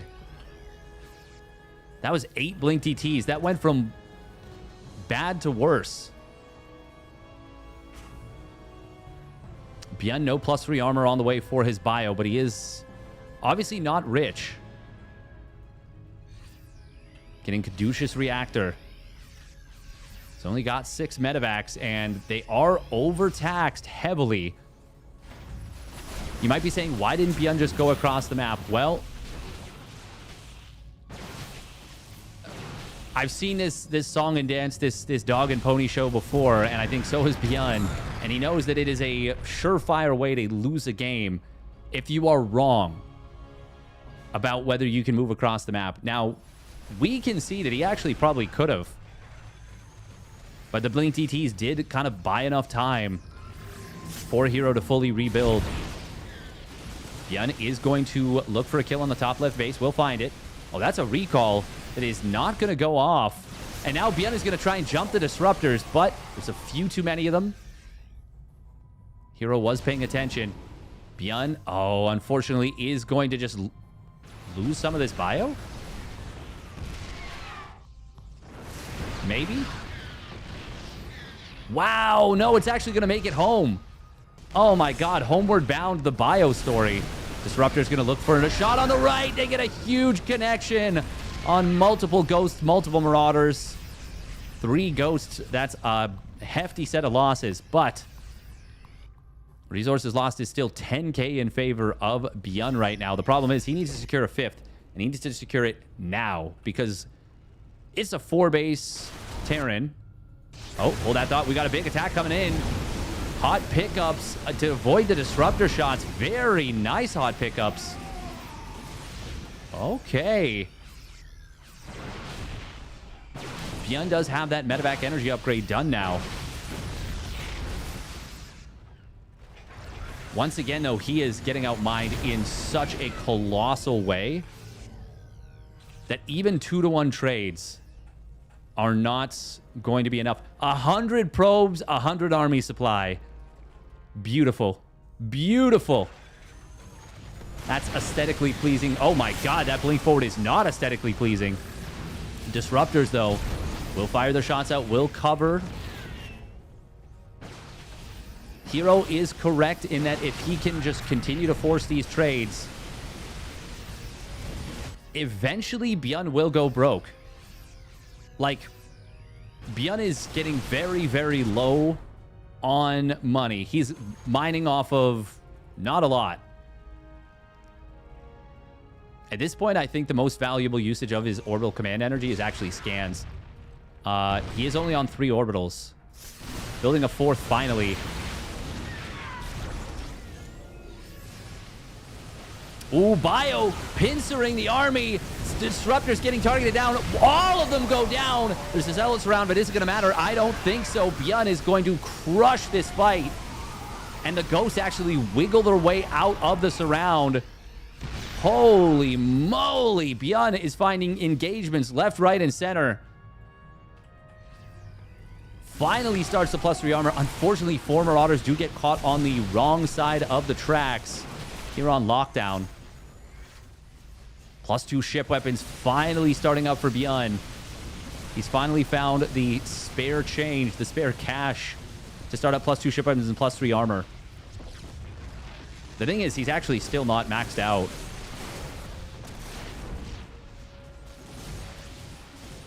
Twelve probes go down to drop the worker count to a paltry 88 workers. Ooh, big blink forward once again, but this time the EMPs are good again. And the Stalkers get blasted once more. herO is just keeping the pressure dialed all the way up, but is it going to end up being his undoing? He desperately needs to keep this 5th base from being taken. Oh, Blink Forward comes in. Will grab some of the air units, I believe. This is a bridge too far, though. I think ByuN can turn on this, but he disagrees. And without the +3 armor, maybe he's right. There's no Vikings here. Liberators will siege up. They've got their advanced ballistics, but they don't have that +2 ship weapons that allows them to 2-shot Stalkers, 1-shot them then when they're EMP'd. ByuN will finally land this base. Oh, but the bio is moving away because there is an attack on the left side where the tanks are immediately jumped on and killed. Liberator getting taken out as well. Sentry tower going down. Oh, there's enough liberation zones here to make it very unattractive to attack here. I think herO has killed enough of ByuN's army to make it so that ByuN can't comfortably defend all of these positions now. And there's still so much more mining for herO. Oh, that... Oh! I didn't realize there's rocks here. That's really, really important for ByuN. The thing that's important to note as well is he's only got 4 orbitals.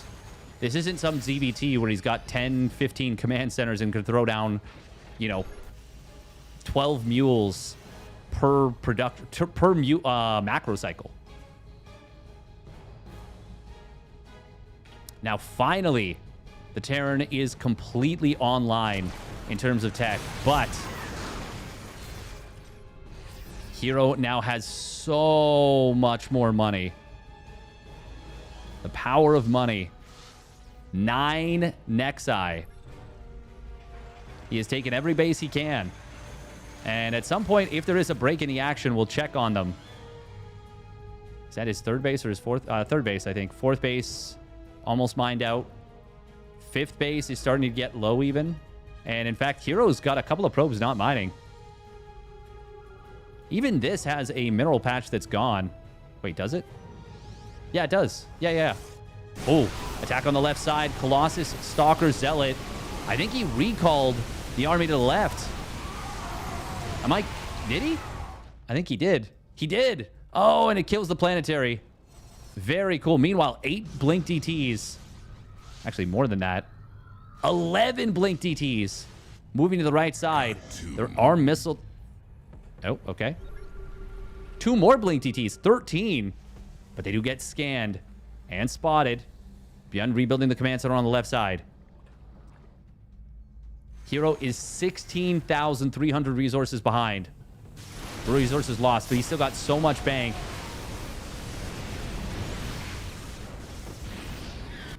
Oh, these DTs, they are really in the wrong neighborhood. herO actually did invest a lot of resources into those DTs. Like, that's expensive. That's so much gas. That's a number that I would love to calculate, but won't. Ooh, Blink Forward coming in. He's going to find the Liberators as the DTs were just hitting the rocks and distracting ByuN. Now the DTs are on the backside of ByuN's army. Command center is going to get denied. herO finding what he is looking for. Denies the base again.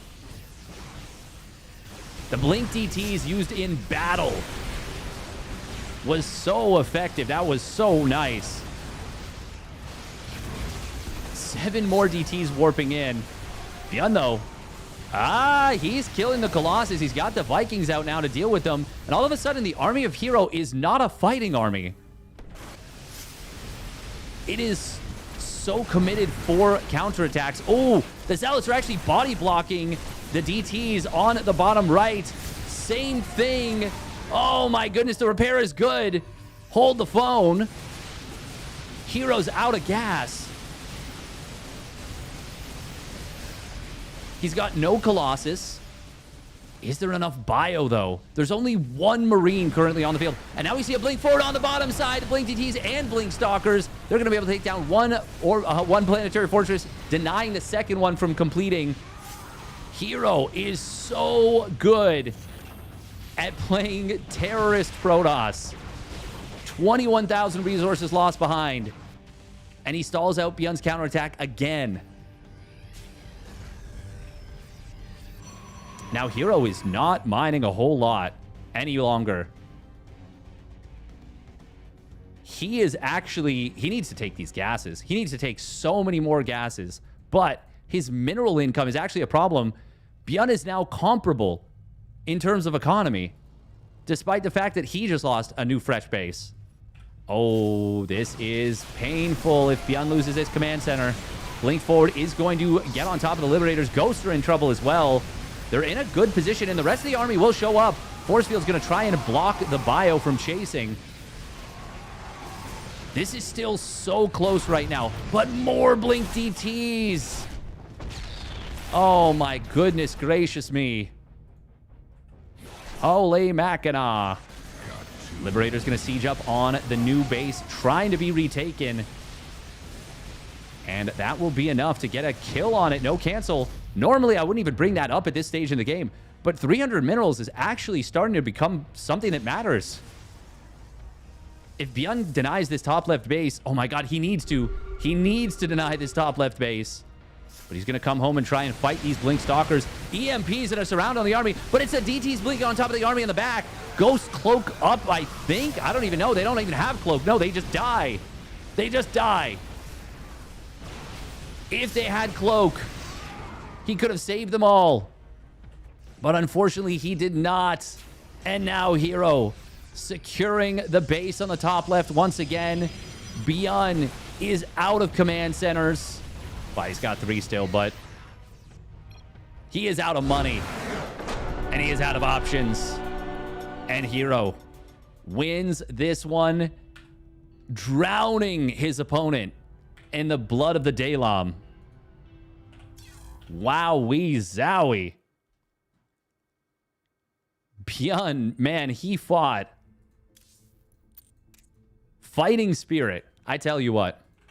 I tell you what. Bricks are alive.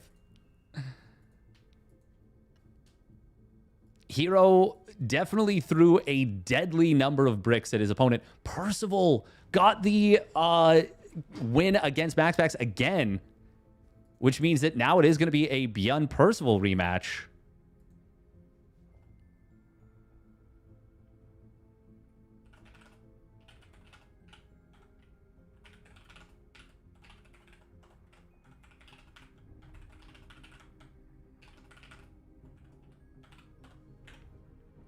Damn.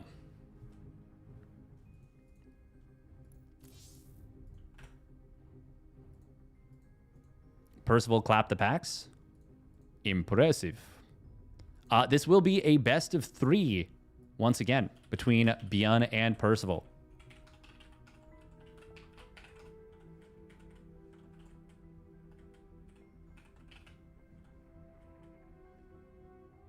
Since it is the losers finals. Yeah, Percival has been grinding so hard. Man, that was a cool set of games. Cool set of games.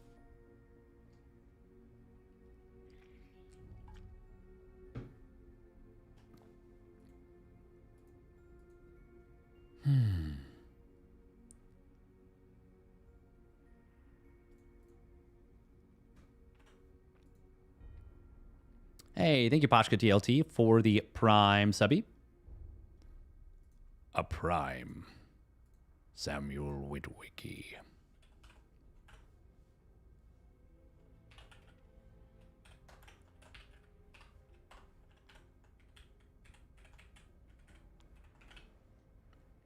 That was so sick. Thank you for doing what you're doing. Ah, my pleasure. Glad you are enjoying. So fun watching herO. Thanks for casting. My pleasure. And I enjoy these kind of games as much as you guys do watching them.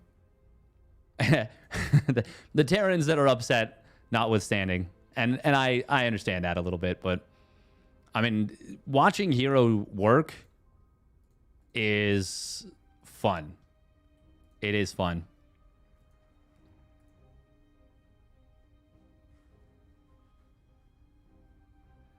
It feels like there's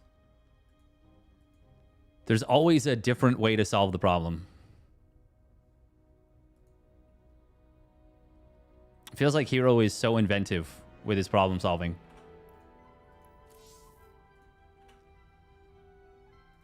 How did herO take the map so quickly? I mean, that is kind of just how TVP feels these days if the early game is good for the Protoss. And it was definitely good for the Protoss there, for herO. All right, a minute and a half of ads, and we'll get into the TBT.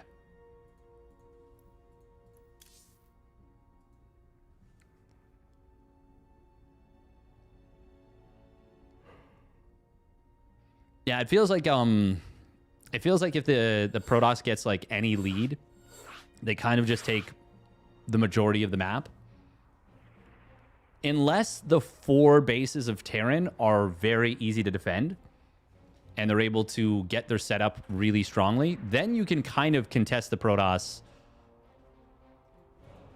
Yeah.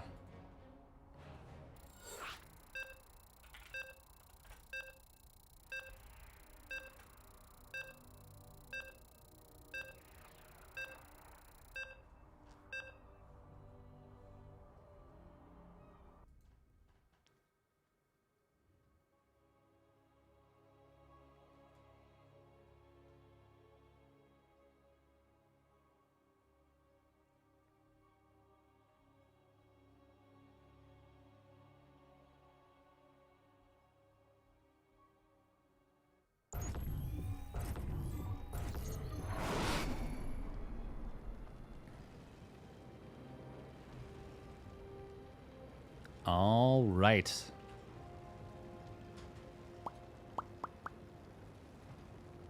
Here we go. Top 3. These 3 are all in the money now. MaxPax going to get the 40 buckies. Percival and ByuN guaranteed 60 buckies with an opportunity to win a little bit more. Spawning up the top right for the Shopify Rebellion, it's ByuN. And his opponent spawning down on the bottom left, it is Percival with a gas first. Okay. I'm a little bit sad that I didn't cast any of the best of ones in the lower bracket.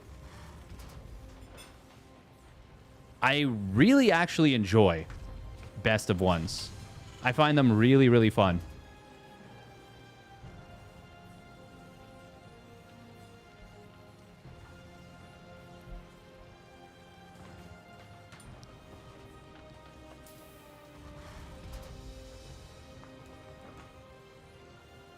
I may switch off webcam for the moment just so that I can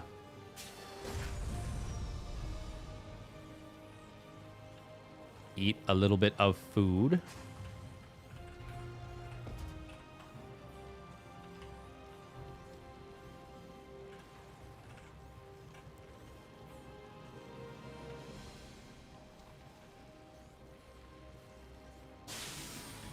Because you have MaxPax in the studio?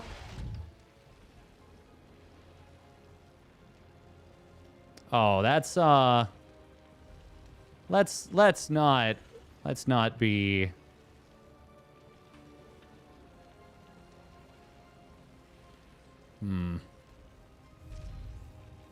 let's not be so hostile to the players there.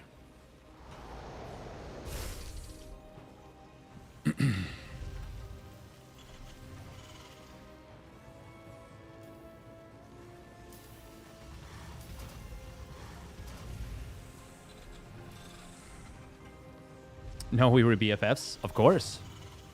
Of course. All right, we're just going to switch off webcam for the moment. All right, what do we have so far? TBT, early game. Surprise, surprise. Probably not a whole lot going on.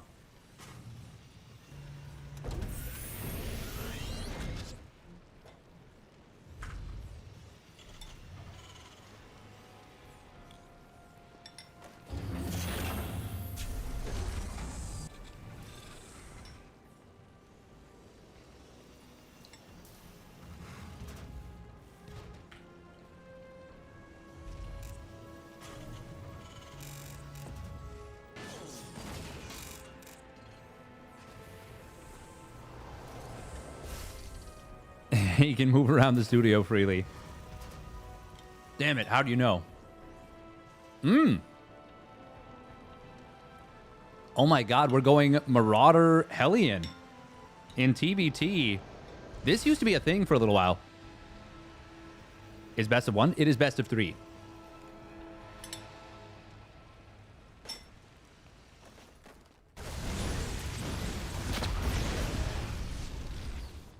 That is a really nice find on the first Reaper, but ByuN may now have an idea of what is coming. Starts up his own medevac. That's going to be really good for saving the Cyclone, potentially. The thing about this particular play is you can slow the Cyclone. Ooh, good defensive setup here for ByuN at the top of this ramp. But now the tables are turned. Uh-oh. And now the Cyclone's in trouble. He is going to... Oh, my God. Is ByuN just going to get overwhelmed and killed? The medevac was moving out. It was ByuN who wanted to get aggressive. Now he is going to be forced to pull off the low ground. Unfortunately, he doesn't get all of the SCVs out, but he gets the majority of them out. Percival is transitioning out of this, but he does want more with what he's got. He's got an opportunity for huge, potentially game-winning damage. A couple more SCVs actually, I guess, produced at the natural. Nice hot pickup from Percival. Oh, man, look at the juggling. Cyclone is going to be targeted. The mass repair and the hot pickup. Oh, my God, the pickups. Oh. Oh, ByuN. That was so slick. Very nice job from ByuN. Does lose 4 SCVs in total, but holy crap, did he actually ever just make that look so fancy. Micro King indeed. Micro Jackson.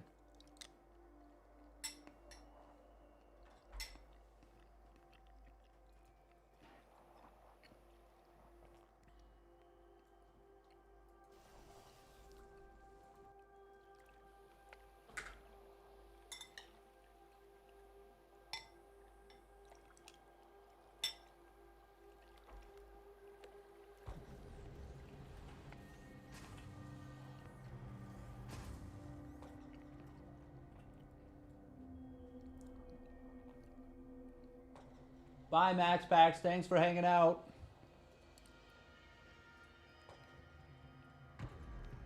Okay, sorry, guys. I'm done eating. Appreciate the patience.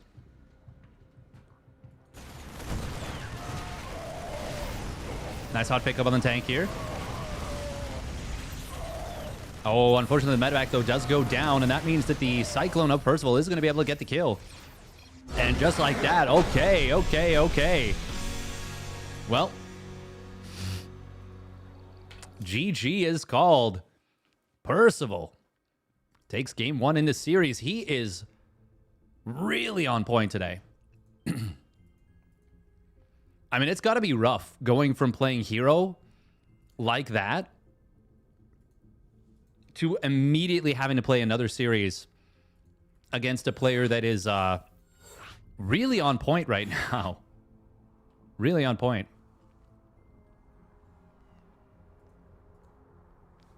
Would this be the first time Percival was in a finals if he wins this game?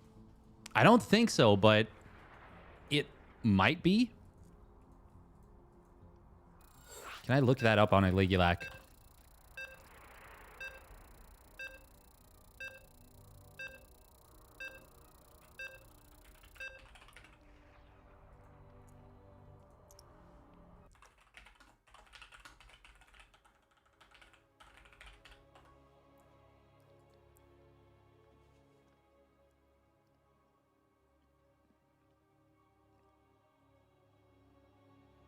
I don't think he's ever made it to a finals, but I feel like I remember Game paused. something recently. Oh, okay. Pause from one of the players, so it gives me time to kind of sift through this list.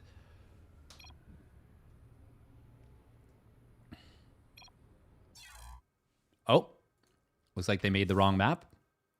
I think they did. I think they made the wrong map.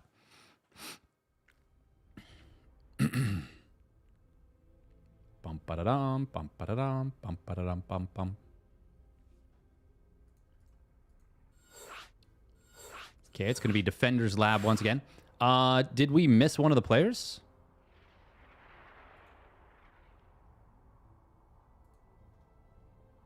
Maybe? Or, sorry, one of the casters. Oh, we need TKL.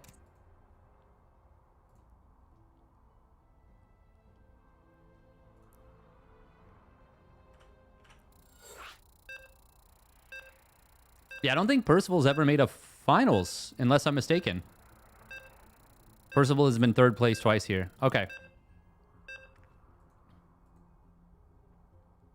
Pegasaur, that's what it was. Yes. I think you're right about that, Ajozel. Yeah. That sounds right. Yeah, I think you're right.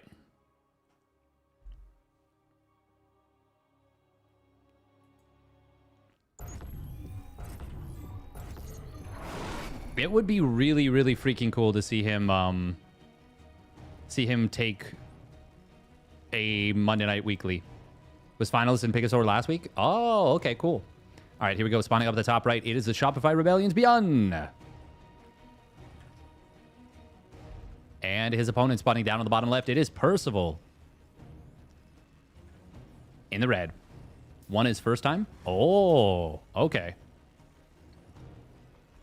Well, that is pretty cool regardless. By the way, if you guys are enjoying, especially actually if you're watching on YouTube, anyone watching on YouTube would appreciate it very, very much if you can like the video and subscribe. Actually, anyone even from Twitch, if you can head on over and like this video, would be super dupes helpful.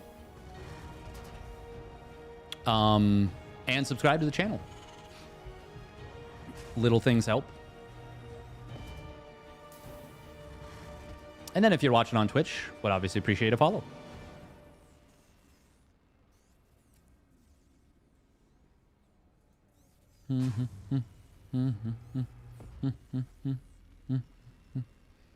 Thank you for the follow, Rabid Lemming. That is a proper Twitch name right there. Proper Twitch name. Rabid Lemming. That's a good Twitch name. That's super metal. Hey, thank you back, Razorback OTP for the 100 biddies. Thank you. Donka Donka.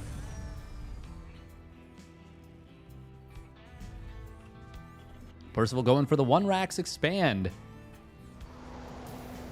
For a moment, he was mining a fair bit more than ByuN. Emphasis on for a moment, though.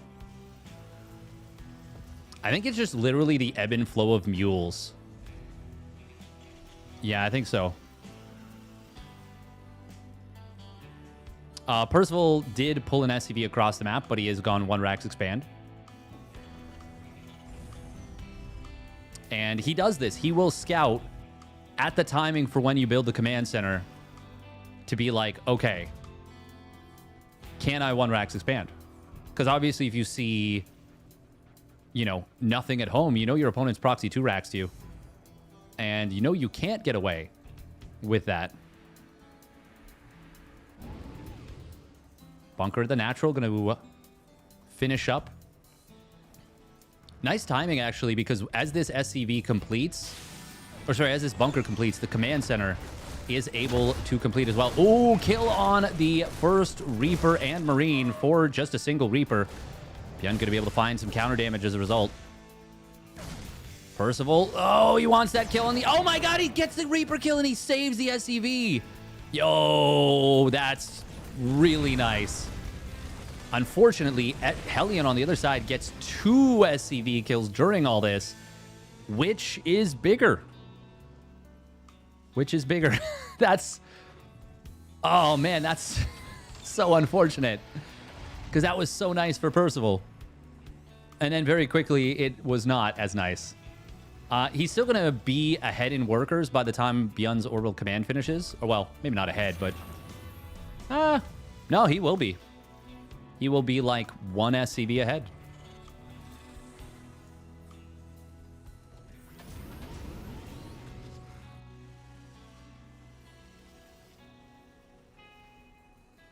But he could have been 3 SCVs ahead if ByuN's Hellion weren't ByuN's Hellion, but, you know, ByuN is ByuN. Haha.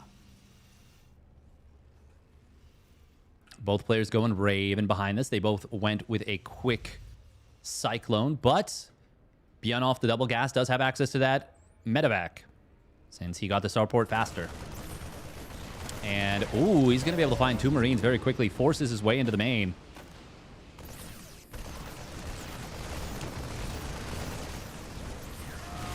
Auto turret going to get dropped. Ooh, that's a kill on the medevac. That's huge for Percival. And he is going to save the Raven because he kills the Cyclone, kills the lock-on.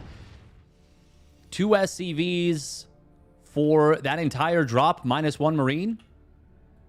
That's really good for Percival. And I like this. He drops the 4th gas in the 2nd starport upon seeing what is up. Thank you, Rex Final Fantasy 14 for the follow. Something Heaven's Ward. Oh, that's a well-placed tank right there. Kills the Cyclone and Hellion. Percival was not anticipating the ambush.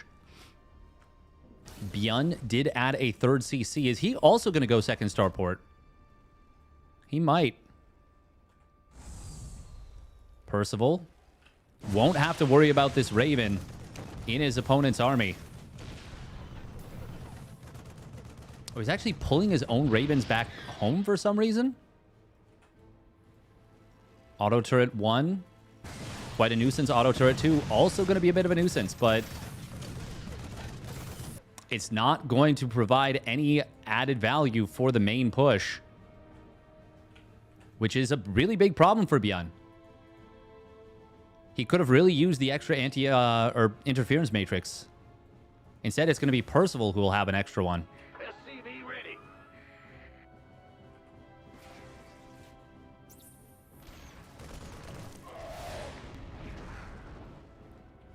Is there only... Wait, where are the tanks? Did Percival lose a tank? No, he just...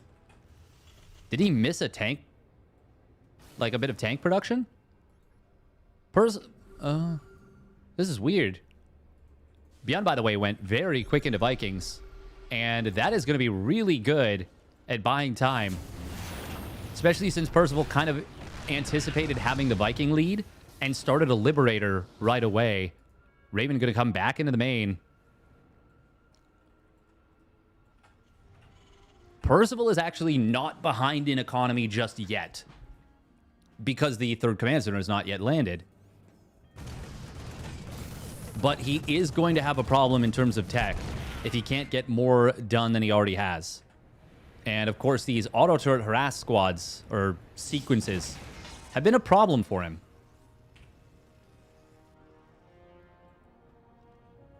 Take a look at the income graph. Yeah, multiple big swings.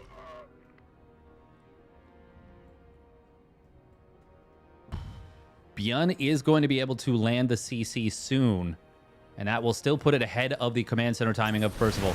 But, oh, anti-armor missile. Well, that's a big anti-armor missile on these Vikings, and that makes a huge difference in these battles. Percival juggling around his units as well. Auto turrets dropped on both sides, but Percival is now in a very strong position to deny this 3rd command center. Does drop 3 auto turrets right there. He wants to... Oh my god, he wants to kill. And I think he might get it. ByuN needs to pull the SCVs right now, but he's not doing it. He's going to lose the command center. At first, I thought the auto turrets were crazy. And I was like, man, why are you dropping them? But he wanted to kill the CC, and he had the DPS with those 3 additional turrets. Brilliant move from Percival. But now he's in an awkward position because something like this is going to be really difficult to deal with. Hell of a play indeed. Percival will have stim, but he will not have anything in position. Oh, but ByuN might not have enough at home. Interference matrix does shut down one tank. Other one gets targeted down. But what is here to defend against this? Almost nothing. Percival is going to go for it. He's going to land the Vikings. ByuN recognizing the motive, the move. But the Vikings just absolutely destroy the siege tanks on the ground. SCV's getting melted, but not quite quickly enough. And now there's enough Marines and SCVs left over to clean up these tanks. Percival, if he can somehow manage to hold... I mean, well, he just can't. He just can't. There's no way. He just can't. The counterattack from ByuN is going to even the series at 1 apiece.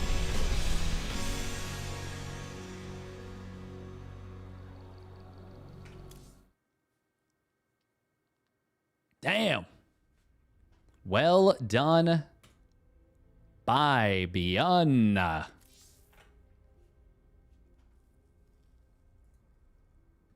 It was a cool snap call in response to the drop to just go for it. And if ByuN doesn't pull the SCVs as quickly as he did, the tanks all go down and then the SCVs pull in. And then it's just a crap ton of landed Vikings and siege tanks versus like 20 SCVs and 10 1-1 stimmed Marines with no combat shields. The SCV pull really saved ByuN's bacon at home, while Percival just didn't respect the concept of a counter double drop. I agree with you, Jaume. I think the answer after killing the third CC is immediately beeline at home. Maybe scan the natural to see if the medevacs are still at home, and if they are, then maybe you can consider staying home. But I think you should just be instantly sending it back home. Now, this is kind of crazy. Here we go in game number 3. Spawning down on the bottom left for the Shopify Rebellion. He sends out an early SCV immediately. It is ByuN. And he cuts an SCV as well to get the faster depot. Spawning up the top right. It is Percival. In the red. Man, that was such a sick SCV pull. Oh, yeah, I agree with you. I think Percival is the most improved player in recent times as well. I think there's some really, really good candidates for it, though. We've actually had quite a few players improve very, very quickly in the last little bit. I would say, yeah, Shameless for sure. Cura has been really good many, many times, but he has become one of the best Terran players in the world. Legitimately. I would say YoungYakov, but he hasn't quite had the results yet. But YoungYakov, GG Machine, Shameless for sure, Percival the most, and Alex, actually. Let Alex has been a huge improve. herO has become a new level of dominant. Who else? I would say Shin is a good one, but he's been on kind of a steady improvement arc the whole time, but only just now the results are really starting to show. Mini-Zerg's a good one. Yeah. The thing is, I generally think of like the improvement as like not you were already a really good player that was a threat to win a tournament, and now you're like, or like you were a top 8 player and now you're a threat to win the tournament. I'm thinking more so like you would never have been able to take down a top tier player, and now you can beat top tier players consistently. And in that sense, I would say Shameless fits the bill probably the most, because Percival was able to beat top tier players before. All right, here we go. Reapers into the main. They are going to be a problem. Percival. He's dead. He's dead. Ay. Reaper was moving out. Bunker was being built on the low ground. That is a really unfortunate way for this series to end. That's a build order win as hard as you can get one. I blinked and missed the entire game. You sure did. Wasn't a whole lot to talk about. It's 1 Rax Expand versus a 2 Rax Reaper. But that's kind of how it'd be. A win's a win. Yep. Doesn't matter how you get them. People will sometimes say, you know, oh, X was dishonorable. You know, he cheesed. He didn't really deserve the win, blah, blah, blah. Who cares? Who's collecting the check? All right, we got to run. We're going to run 3 minutes of ads. 3 minutes of ads. And it is going to be the pre-bracket reset finals. herO and ByuN will rematch.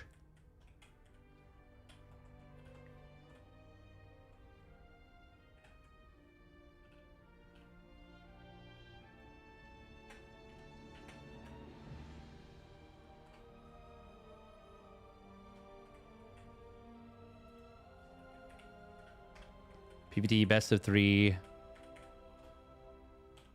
Pre-bracket reset finals. So I've explained this many times, but I'm sure there's still some people that are unfamiliar with it. But the way that it works is that the player from the winner bracket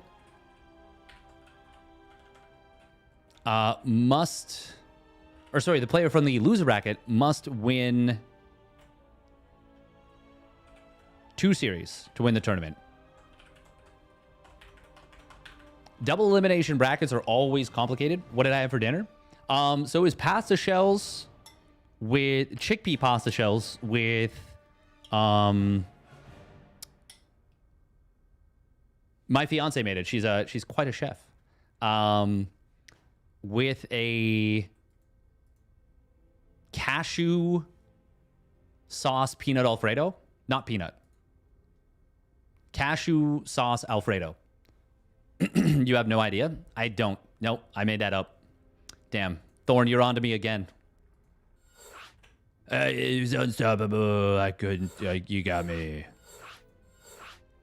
All right, Rainfall going to be the map. We did not have this in their first series.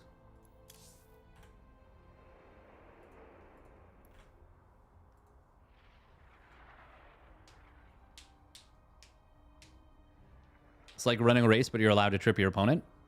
Kind of, yeah. Yeah, exactly. And like, your opponent, if they are paying attention and they're looking at your feet, you won't get tripped. And when they try to trip you, you'll just jump over it and get further ahead.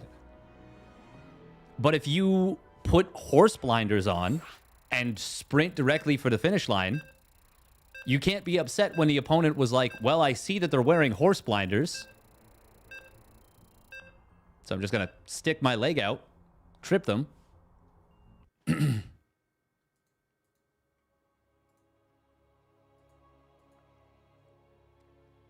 Now, there's some players like ByuN that wear horse blinders, but they're so good at the mechanics of running that even if they don't see the trip coming, they're still able to avoid getting knocked out of pace. You would craft mac and cheese? I wish it was craft. Spawning down on the bottom right for T1, it is herO. In the red. And his opponent spawning up in the top left for the Shopify Rebellion. It is ByuN. Ka-chow. One of them should have played Protoss.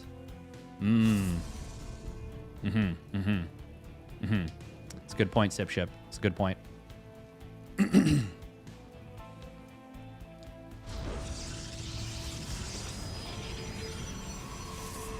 Gas first out of herO. Not something we see often in TVP, unless your name is herO. In which case we see it like 10 to 20% of the time. Probably closer to 10%. He probably does this like 10% of the time. Usually this ends up being a quick sentry, but there have been times where he'll get a really fast Stargate out of it. Every so often it'll be a proxy Stargate. herO just has the most build order diversity of like anyone. By the way, this is still a very fast Nexus.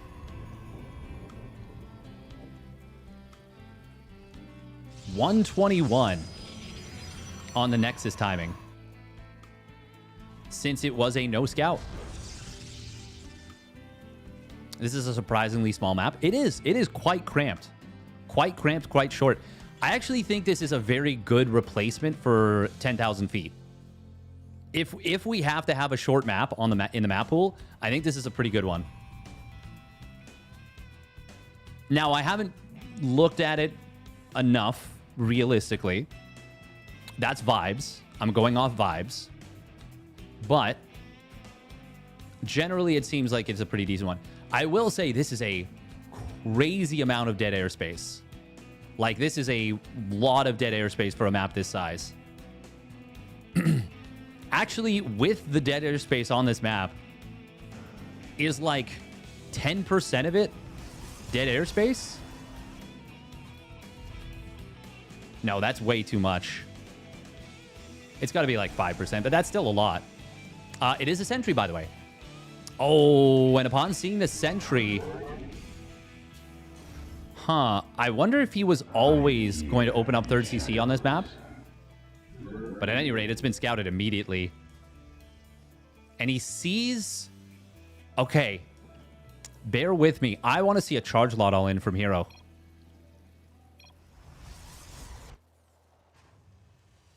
Because I think you have to open tank here as ByuN. It was Marauder. Oh, wow. It's going to be instead insanely fast Forge. I think he's going double Forge. Yes, he is. Thermal with the upgrade rush. I always knew herO was a Thermal fan.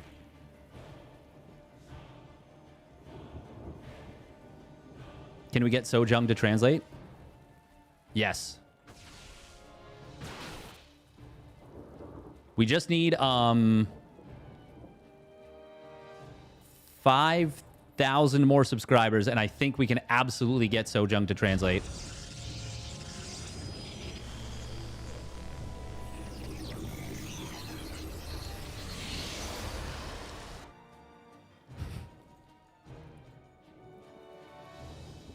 Can the king micro his way out of this? Oh, wow. Wow, that Reaper actually gets into the main.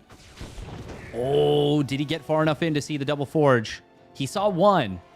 You want a piece of me, boy? That's pretty good information. And honestly, normally, I would say you can't make the jump for herO, that it's double Forge. But I think, given the fact that the hallucination scouted this, I think as ByuN, you actually can make the leap, the logical leap, that it's double Forge. And he is, and he's building his own second NG bay. Oh, I really, really like this from ByuN. Very smart responses. And that, well, the thing is, this won't eliminate herO's advantages. But what it will do is it will minimize them. Now, Blink is done. herO skipping Robo, because he's able to. Adding on charge. He could even go straight into a fourth Nexus, potentially. But what he's actually going to do is he is going to get a very aggressive pylon. This is only... Okay, now it's 3 gas. It was only 2 gas charge lot for the moment. Well, Blink Stalker into charge lot.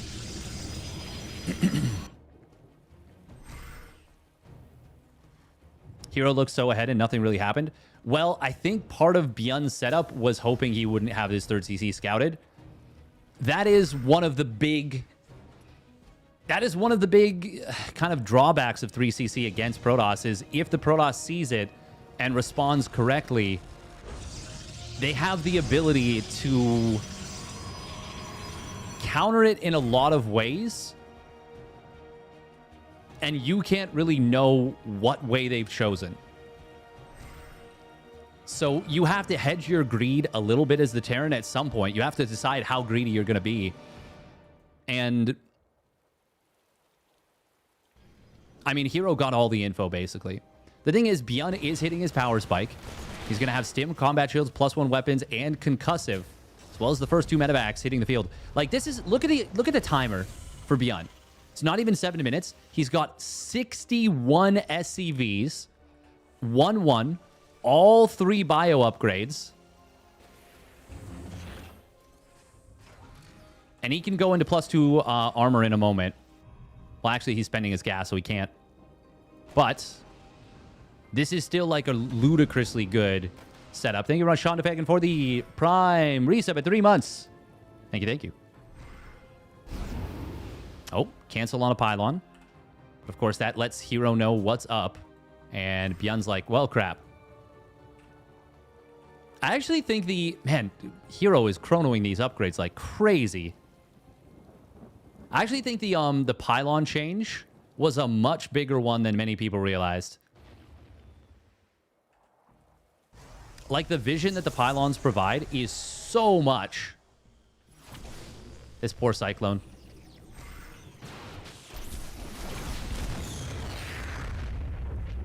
Speaking of timings for ByuN, but versus timings for herO, herO is going to have 2-2 done at, like... Well, if he chronos this, he'll get it by 8 minutes, but he's just going to miss the 8-minute timer. Still, this is freaking fast. 8:04 and 2-2 is done. Immediately fires up 3-3. Oh, these Widow Mines. Oh, God, those are big hits. But with Guardian Shield, with so many Zealots, and with some decent little force fields, well, hang on. This is a really bad attack, actually, for herO, I think. It looked good from the eye test, kind of. But ByuN kind of smashed that. How is ByuN at 200 capped supply already? I guess he did lose a lot of stuff right there.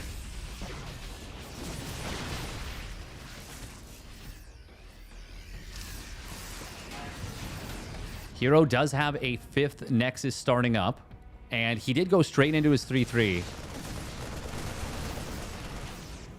That was, considering the setup for ByuN, that was probably the best fight herO could have, well, he could have eaten less big Widowmine shots. The Widowmine shots were really big. But actually, resources lost doesn't show that bad. I guess he did kill a lot of important stuff for ByuN too. God, that is so many Zealots.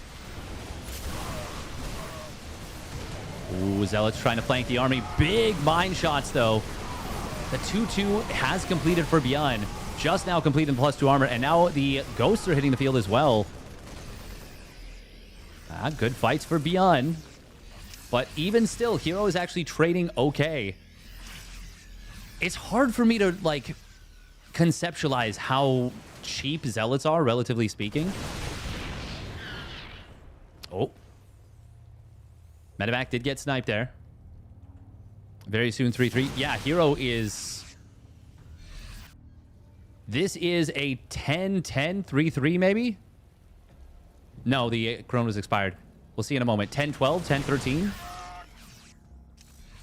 A genuinely nutty 10-14, we'll call it. Widow Mines are continuing to be added. Zealots coming in from 3 different angles. Oh, man. herO's found it. herO's found the engagement. He does continue to fight into a very tight choke. And that goes from a dream to a nightmare kind of quickly. But he still kills 10 SCVs. He's still whittling down the bio. And now he's added 2 double Robo Colossus. Liberators, though, have been added in. No Guardian Shield. ByuN is a ways away from his own 3-3. +3 weapons is only 40 seconds away. But +3 armor, that's... Minute and a bit? Minute and a bit is a long time in StarCraft 2 standards. First 2 Colossus are going to hit the field momentarily. No extended thermal lance. herO did continue his upgrades. He got the +1 shields. Even after the 3-3 completed. And he's chronoing it diligently. Very diligently. ByuN is not going to have an answer to these Colossi when they pop out. Not yet. He is only on single starport. Oh, that's painful. He sees the Colossus, though, gets a big EMP. One of them does get taken down rather quickly. That's actually pretty decent, but man, there's so many Zealots. Ghost, one of them did get sniped. Nice. Oh, nice kill on the Colossus. There's no extended thermal lance, so they had to get so much closer to the action. ByuN starting to cook. And now +3 weapons is completed. +3 armor is moments away.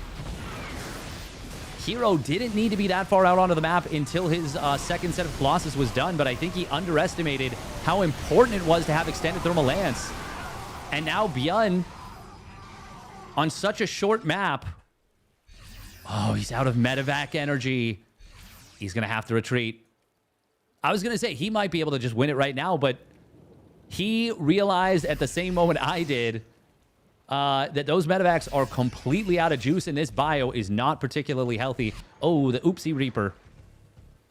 The late game accidental Oopsie Reaper. A couple of Widow Mines were sieged up, were killed. There is a... Oh, that's a nice scan. Finds the Observer, but unfortunately, cannot kill it.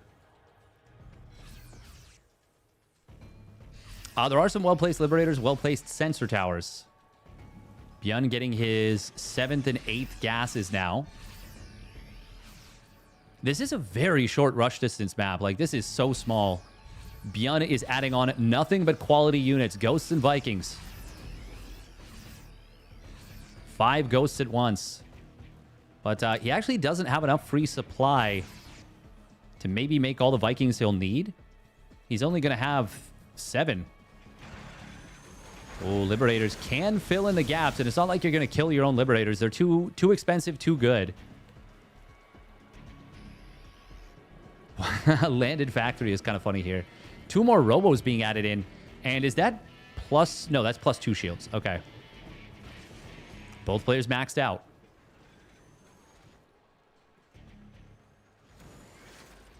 5 cannons being added in by herO. He will kill the sensor tower, and he could have killed the gas. Oh, he actually sticks around and does get the kill. EMP hitting a sentry.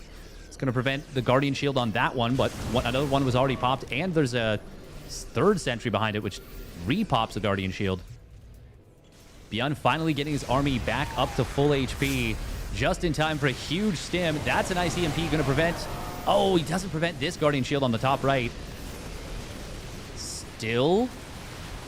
Vikings are in hot pursuit. There's not a good arrangement of the army for herO. He's going to re-engage as the stim expires. ByuN, he knows he is so out of juice right now. Scan checking for an observer. There, I don't think was one. Vikings will find the final Colossi, but it's Immortals now. And now as the... Well, actually, there's not that many... Oh, what did he kill? Medevac? Killed something. There's not a crazy number of Vikings on the field. herO has been doing this, particularly against ByuN. 4 Robos so that you can get 1 round of production and 4 Colossus out very, very quickly. What is the math on this? If you double chrono both Colossi, is 27 seconds, is that correct? No, that's not right. 54, 44. Get full duration chrono. 37 seconds? Something like that. You can have 4 Colossus out again with 8 chronos. 5 more gateways coming up for herO. ByuN getting Caduceus Reactor, but it is very late. Oh, his army is a little bit unprepared for the fight, but the Liberators will siege relatively fast. Finally, there is a bit of a medevac energy surplus. Finally. He still needs that Caduceus Reactor badly, though. And herO is continuing to kind of bully here a little bit with this army. 5 Colossus. 5 Vikings being produced at once, but we see a big blink forward. This is a bridge too far. ByuN can't move this far out of his liberation zones. herO's got to be careful because at a certain point... Well, actually, the Colossus kind of act as bait, don't they? Because herO knows he can remax so much faster on whatever he needs, assuming it's gateway units. Zealots, Stalkers can go, and of course, into Colossi, Immortals, Disruptors. Stalkers on the top left are not going to be able to win this fight, I don't think. Vikings will find all the Colossi. One of them does survive, actually, just barely on 29 HP.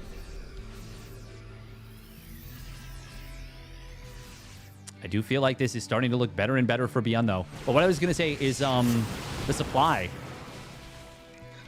Supply in those Vikings is kind of tied up. Oh, herO just killing his own Colossus. He says, I don't want it anymore. I want other units. He's on 95 probes. He's actually about to complete +3 shields, which is kind of crazy. Meanwhile, ByuN is... Well, he sees that herO's mining from this base in the top right, and that cannot spark joy. Advanced ballistics now completing. Vikings moving forward, but there's nothing for them to shoot. Ah, the Liberators make this very, very uncomfortable. +2 ship weapons very close to completing. ByuN forgot Ghost Cloak in their previous game from the winter bracket finals. And that, I don't know that it cost him the game, but it certainly hurt. Ooh, we're going to see a rotation, recalling a ton of Immortals to the top side, as well as a bunch of Zealots and Stalkers. Really nice little use of recall, tactical recall. And that's going to allow him to kill this base, but... Actually, no buts. It's just going to kill the base straight up. Orbital Command does get canceled to try and save the CC, but he won't be able to save it. herO will get the kill on that. And herO somehow holds this base on the left as well. I feel like ByuN, as much as anything, maybe letting him keep that. ByuN knocked back down to 4 bases against the 8 of herO.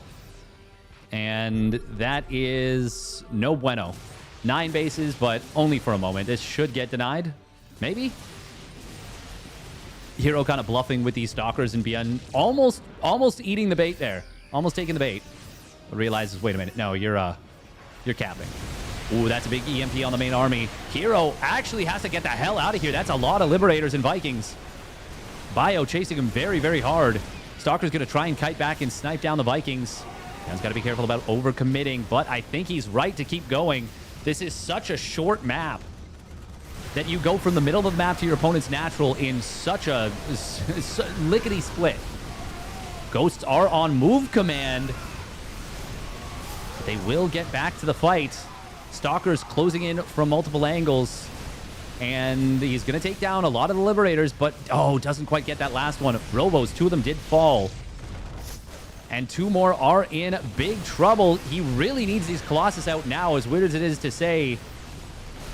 One of them does finally pop. There is a shield battery that will help keep it alive. Interception on reinforcements is very possible for herO. He's still on 18 gateways. 3 of them about to be depowered, though. But ByuN needs a knockout punch. And herO is not giving it to him. Probes. Oh, I thought they were going to pull into the fight. Ghosts cloak up. Oh, there's enough Zealots here, and this is going to be a hot pickup. No, there's nothing to pick up. Never mind. ByuN's just going to get his army cleaned up. 4 Ghosts cloak up. Not going to be enough. I think there might have been a mini game in the natural with a couple of Liberators chasing a Colossus. Oh my god, herO took this base. The audacity of these Protoss players. The audacity. ByuN is fully mined out of the main, fully mined out of the natural. 3rd base. Down to 30 minerals and 300 gas. 4th base. Half mineral patch capacity. And it is this 5th base that just got muled all the way to the moon. But I don't think it's going to be enough money in time to save ByuN. It's a big cash infusion. Cash injection. Stalkers are going to warp in. They're going to be able to clean up this Liberator. herO is already remaxed, though. And he's still got so much money in the bank. Yeah, this game is not going to end up being close in the end. The other one was extremely close.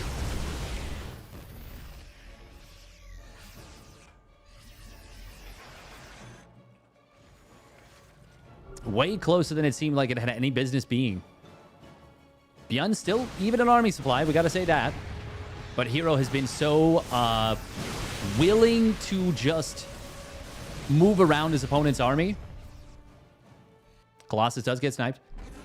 That it just feels like it doesn't matter. Recall will come into the top right, and I think this was a sneaky recall. I don't think ByuN realized it necessarily. Now he might. And he does reposition his bio. Oh, that's a very bold blink. I actually feel like this is kind of what ByuN wants. I mean, the thing is, herO can still afford to throw away so many armies.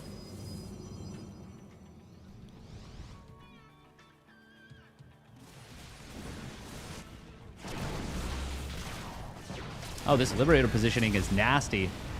Takes 2 Stalkers down with it, but ultimately does fall. herO will blink in on top of this planetary. 1, 2, 3, and a little bit of extra. Get the kill. And now Zealots into the natural. They'll be on top of the reinforcements in no time. On top of the production, in fact, even. Oh, nope. He's going to back away, but ByuN's got so little cash left in the bank. And so little production capability.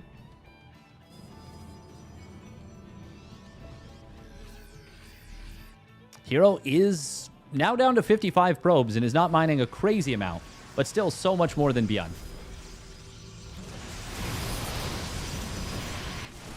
Zealots and Stalkers, oh me, oh my. They will get on top of the main base production. There are a couple of orbitals in here. And yeah, I mean, this is way too much. ByuN, I always applaud his warrior spirit. Always. Oh, no, the Liberators. No, that one hurts. That one really hurts. herO hitting him multiple times. From the back, from the front. Oh, there might not be recall energy available. Or sorry, not recall energy. Recall's on cooldown. It's about to be back off cooldown, though. Just now.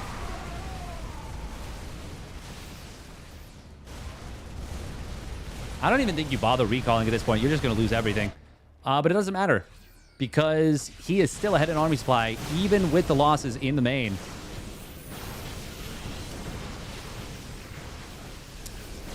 Ton of SCVs just getting melted there by Colossus and Blinky Boys. Now 3 SCVs on the field. herO at 6 arrows. Even as he, once again, is not mining a crazy amount. It just, he doesn't need to be. Kind of funny that he never took one of the gases in his natural. How many orbitals are there? There's still 4 orbitals, which is a lot of mules. ByuN going to try and swarm forward. Oh, those Colossus lasers just melted the Marines. And GG will get called 25 minutes.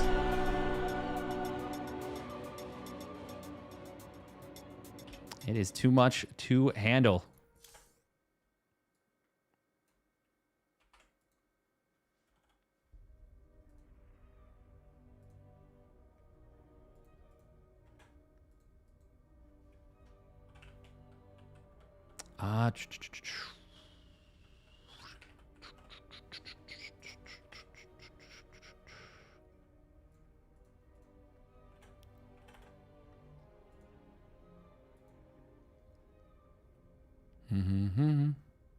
Ba-dum, ba-dum. Ba-dum, ba-dum, bum, bum. Man, herO is just all up in his business.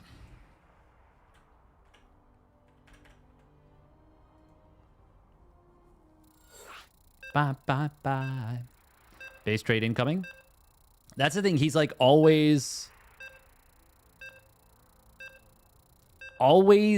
pressuring in a way that is simultaneously direct and indirect.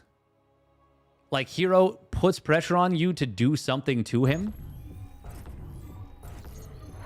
while also literally punching you in the face.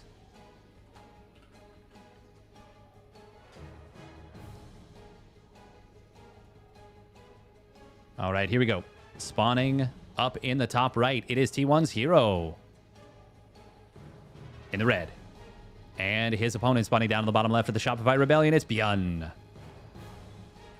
In the blue, here on Defender's Lab.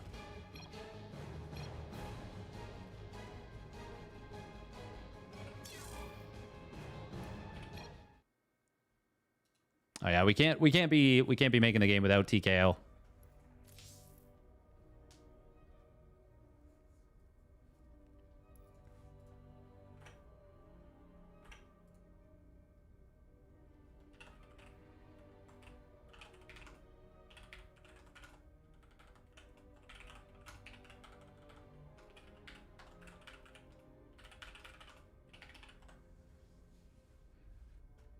Bottom, bottom.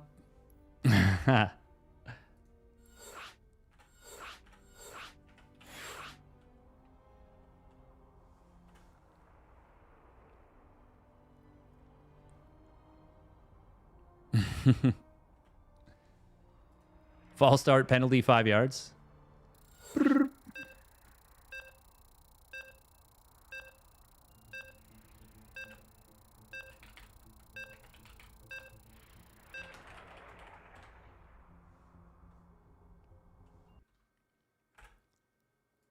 This is going to be a busy week, by the way, for me for casting. Tomorrow will be the Kung Fu Cup at 7 a.m. It's going to be an early morning. So I will have to be disciplined.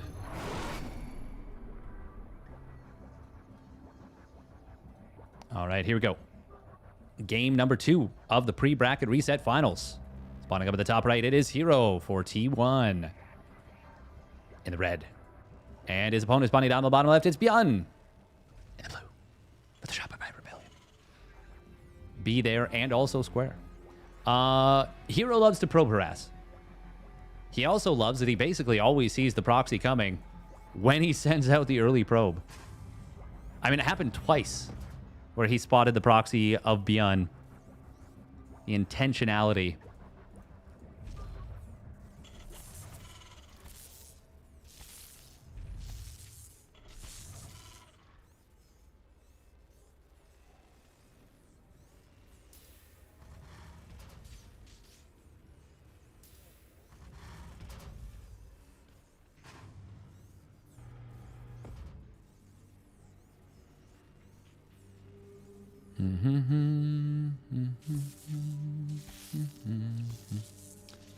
Do do do do do do. Wow wow wow wow wow wow wow wow wow. All right, it is going to be a gate nexus at home. Defender's Lab. Going to be a lot more difficult for Terran to, well, prevent a bunch of bases from the Protoss from getting set up. This 1-Rax expand is going to get delayed significantly. Oof, 148. Good job by herO there.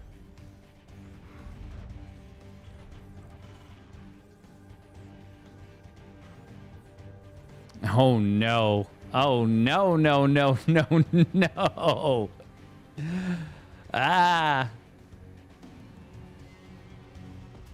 It is going to be concussive shells once again. Supply depot is a little late. A little bit late. Blocking an SCV of production. Might have been just heavily distracted by that probe. herO's got the power of flustering. Welcome, Miro.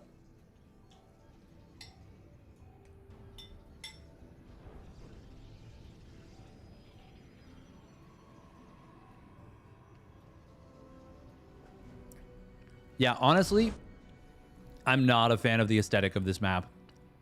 I actually think the design is pretty decent. I like the counterattack pads. I like, you know... Yeah. That's a... We should probably get rid of the windmill. It's close enough that, yeah.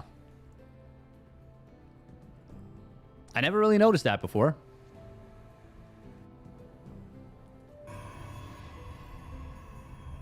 It's not, like, definitive. But, oh, hold that thought. Well, this is why this is why this basically never gets a lot done. I actually think herO can... Well, yeah, he can definitely stand and fight. Trading a Stalker for all 3 units, very worth.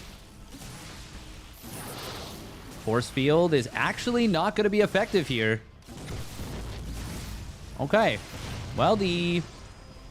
Huh. All right. I wonder what happens if he pops Guardian Shield. Does that make a difference?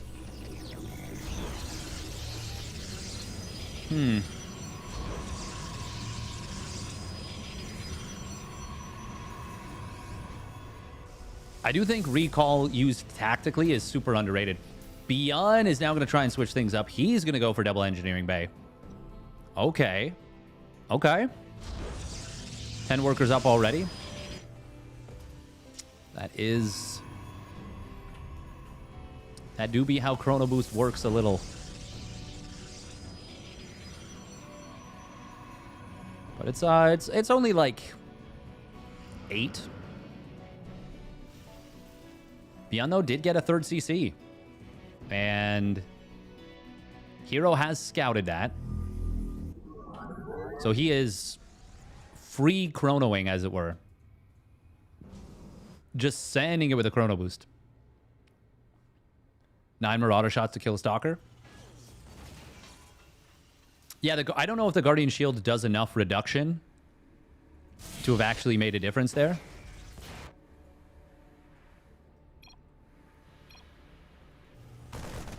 Fake Prism is kind of cute. Blink is done. herO already fully saturated pretty much on his 3-base mineral income. I say pretty much, but no, he is fully saturated on 3-base mineral income. ByuN did get the double NG Bay, and herO never spotted it. Now a real Prism, though, coming across the map, and 4 more gates in production. herO actually blocking one of his gases at the natural. That's fine. He's never going to take this. If the last game is anything like this game.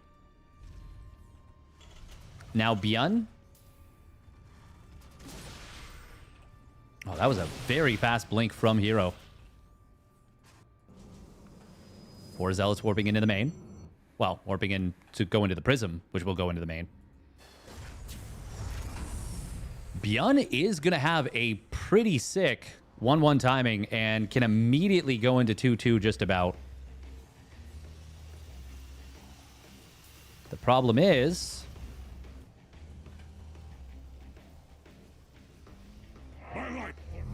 Well, there's a Prism. And these Zealots are going to get charged right now. God, that is a nice timing from herO. He's got +1 armor as well. Combat shield's not quite done. There's no medevacs on the right side to protect this. The medevacs are being baited, in fact, back into the main base. Oh, Force Field's going to trap all these SCVs. None of them will escape. Unless herO lets them all escape, in which case one of them actually does get out. This little guy. Does he survive? I've got him selected. Either way, I think herO has most definitely done this. He probably shouldn't be bumping up into his own force field like this. Oh, but now he drops the force field behind. Prism does go down. No, does not matter. That SCV is still alive, by the way. I don't even know where it is. But it's... Oh, no, it died. It just died. I instantly caster cursed it. Slick hot pickup on the Marauder. Not going to be enough. herO. 42 SCVs killed. And ByuN is going to be forced to tap out once again. He felt he needed to take a risk. He did. Unfortunately, herO was getting very aggressive and just mollywopped him.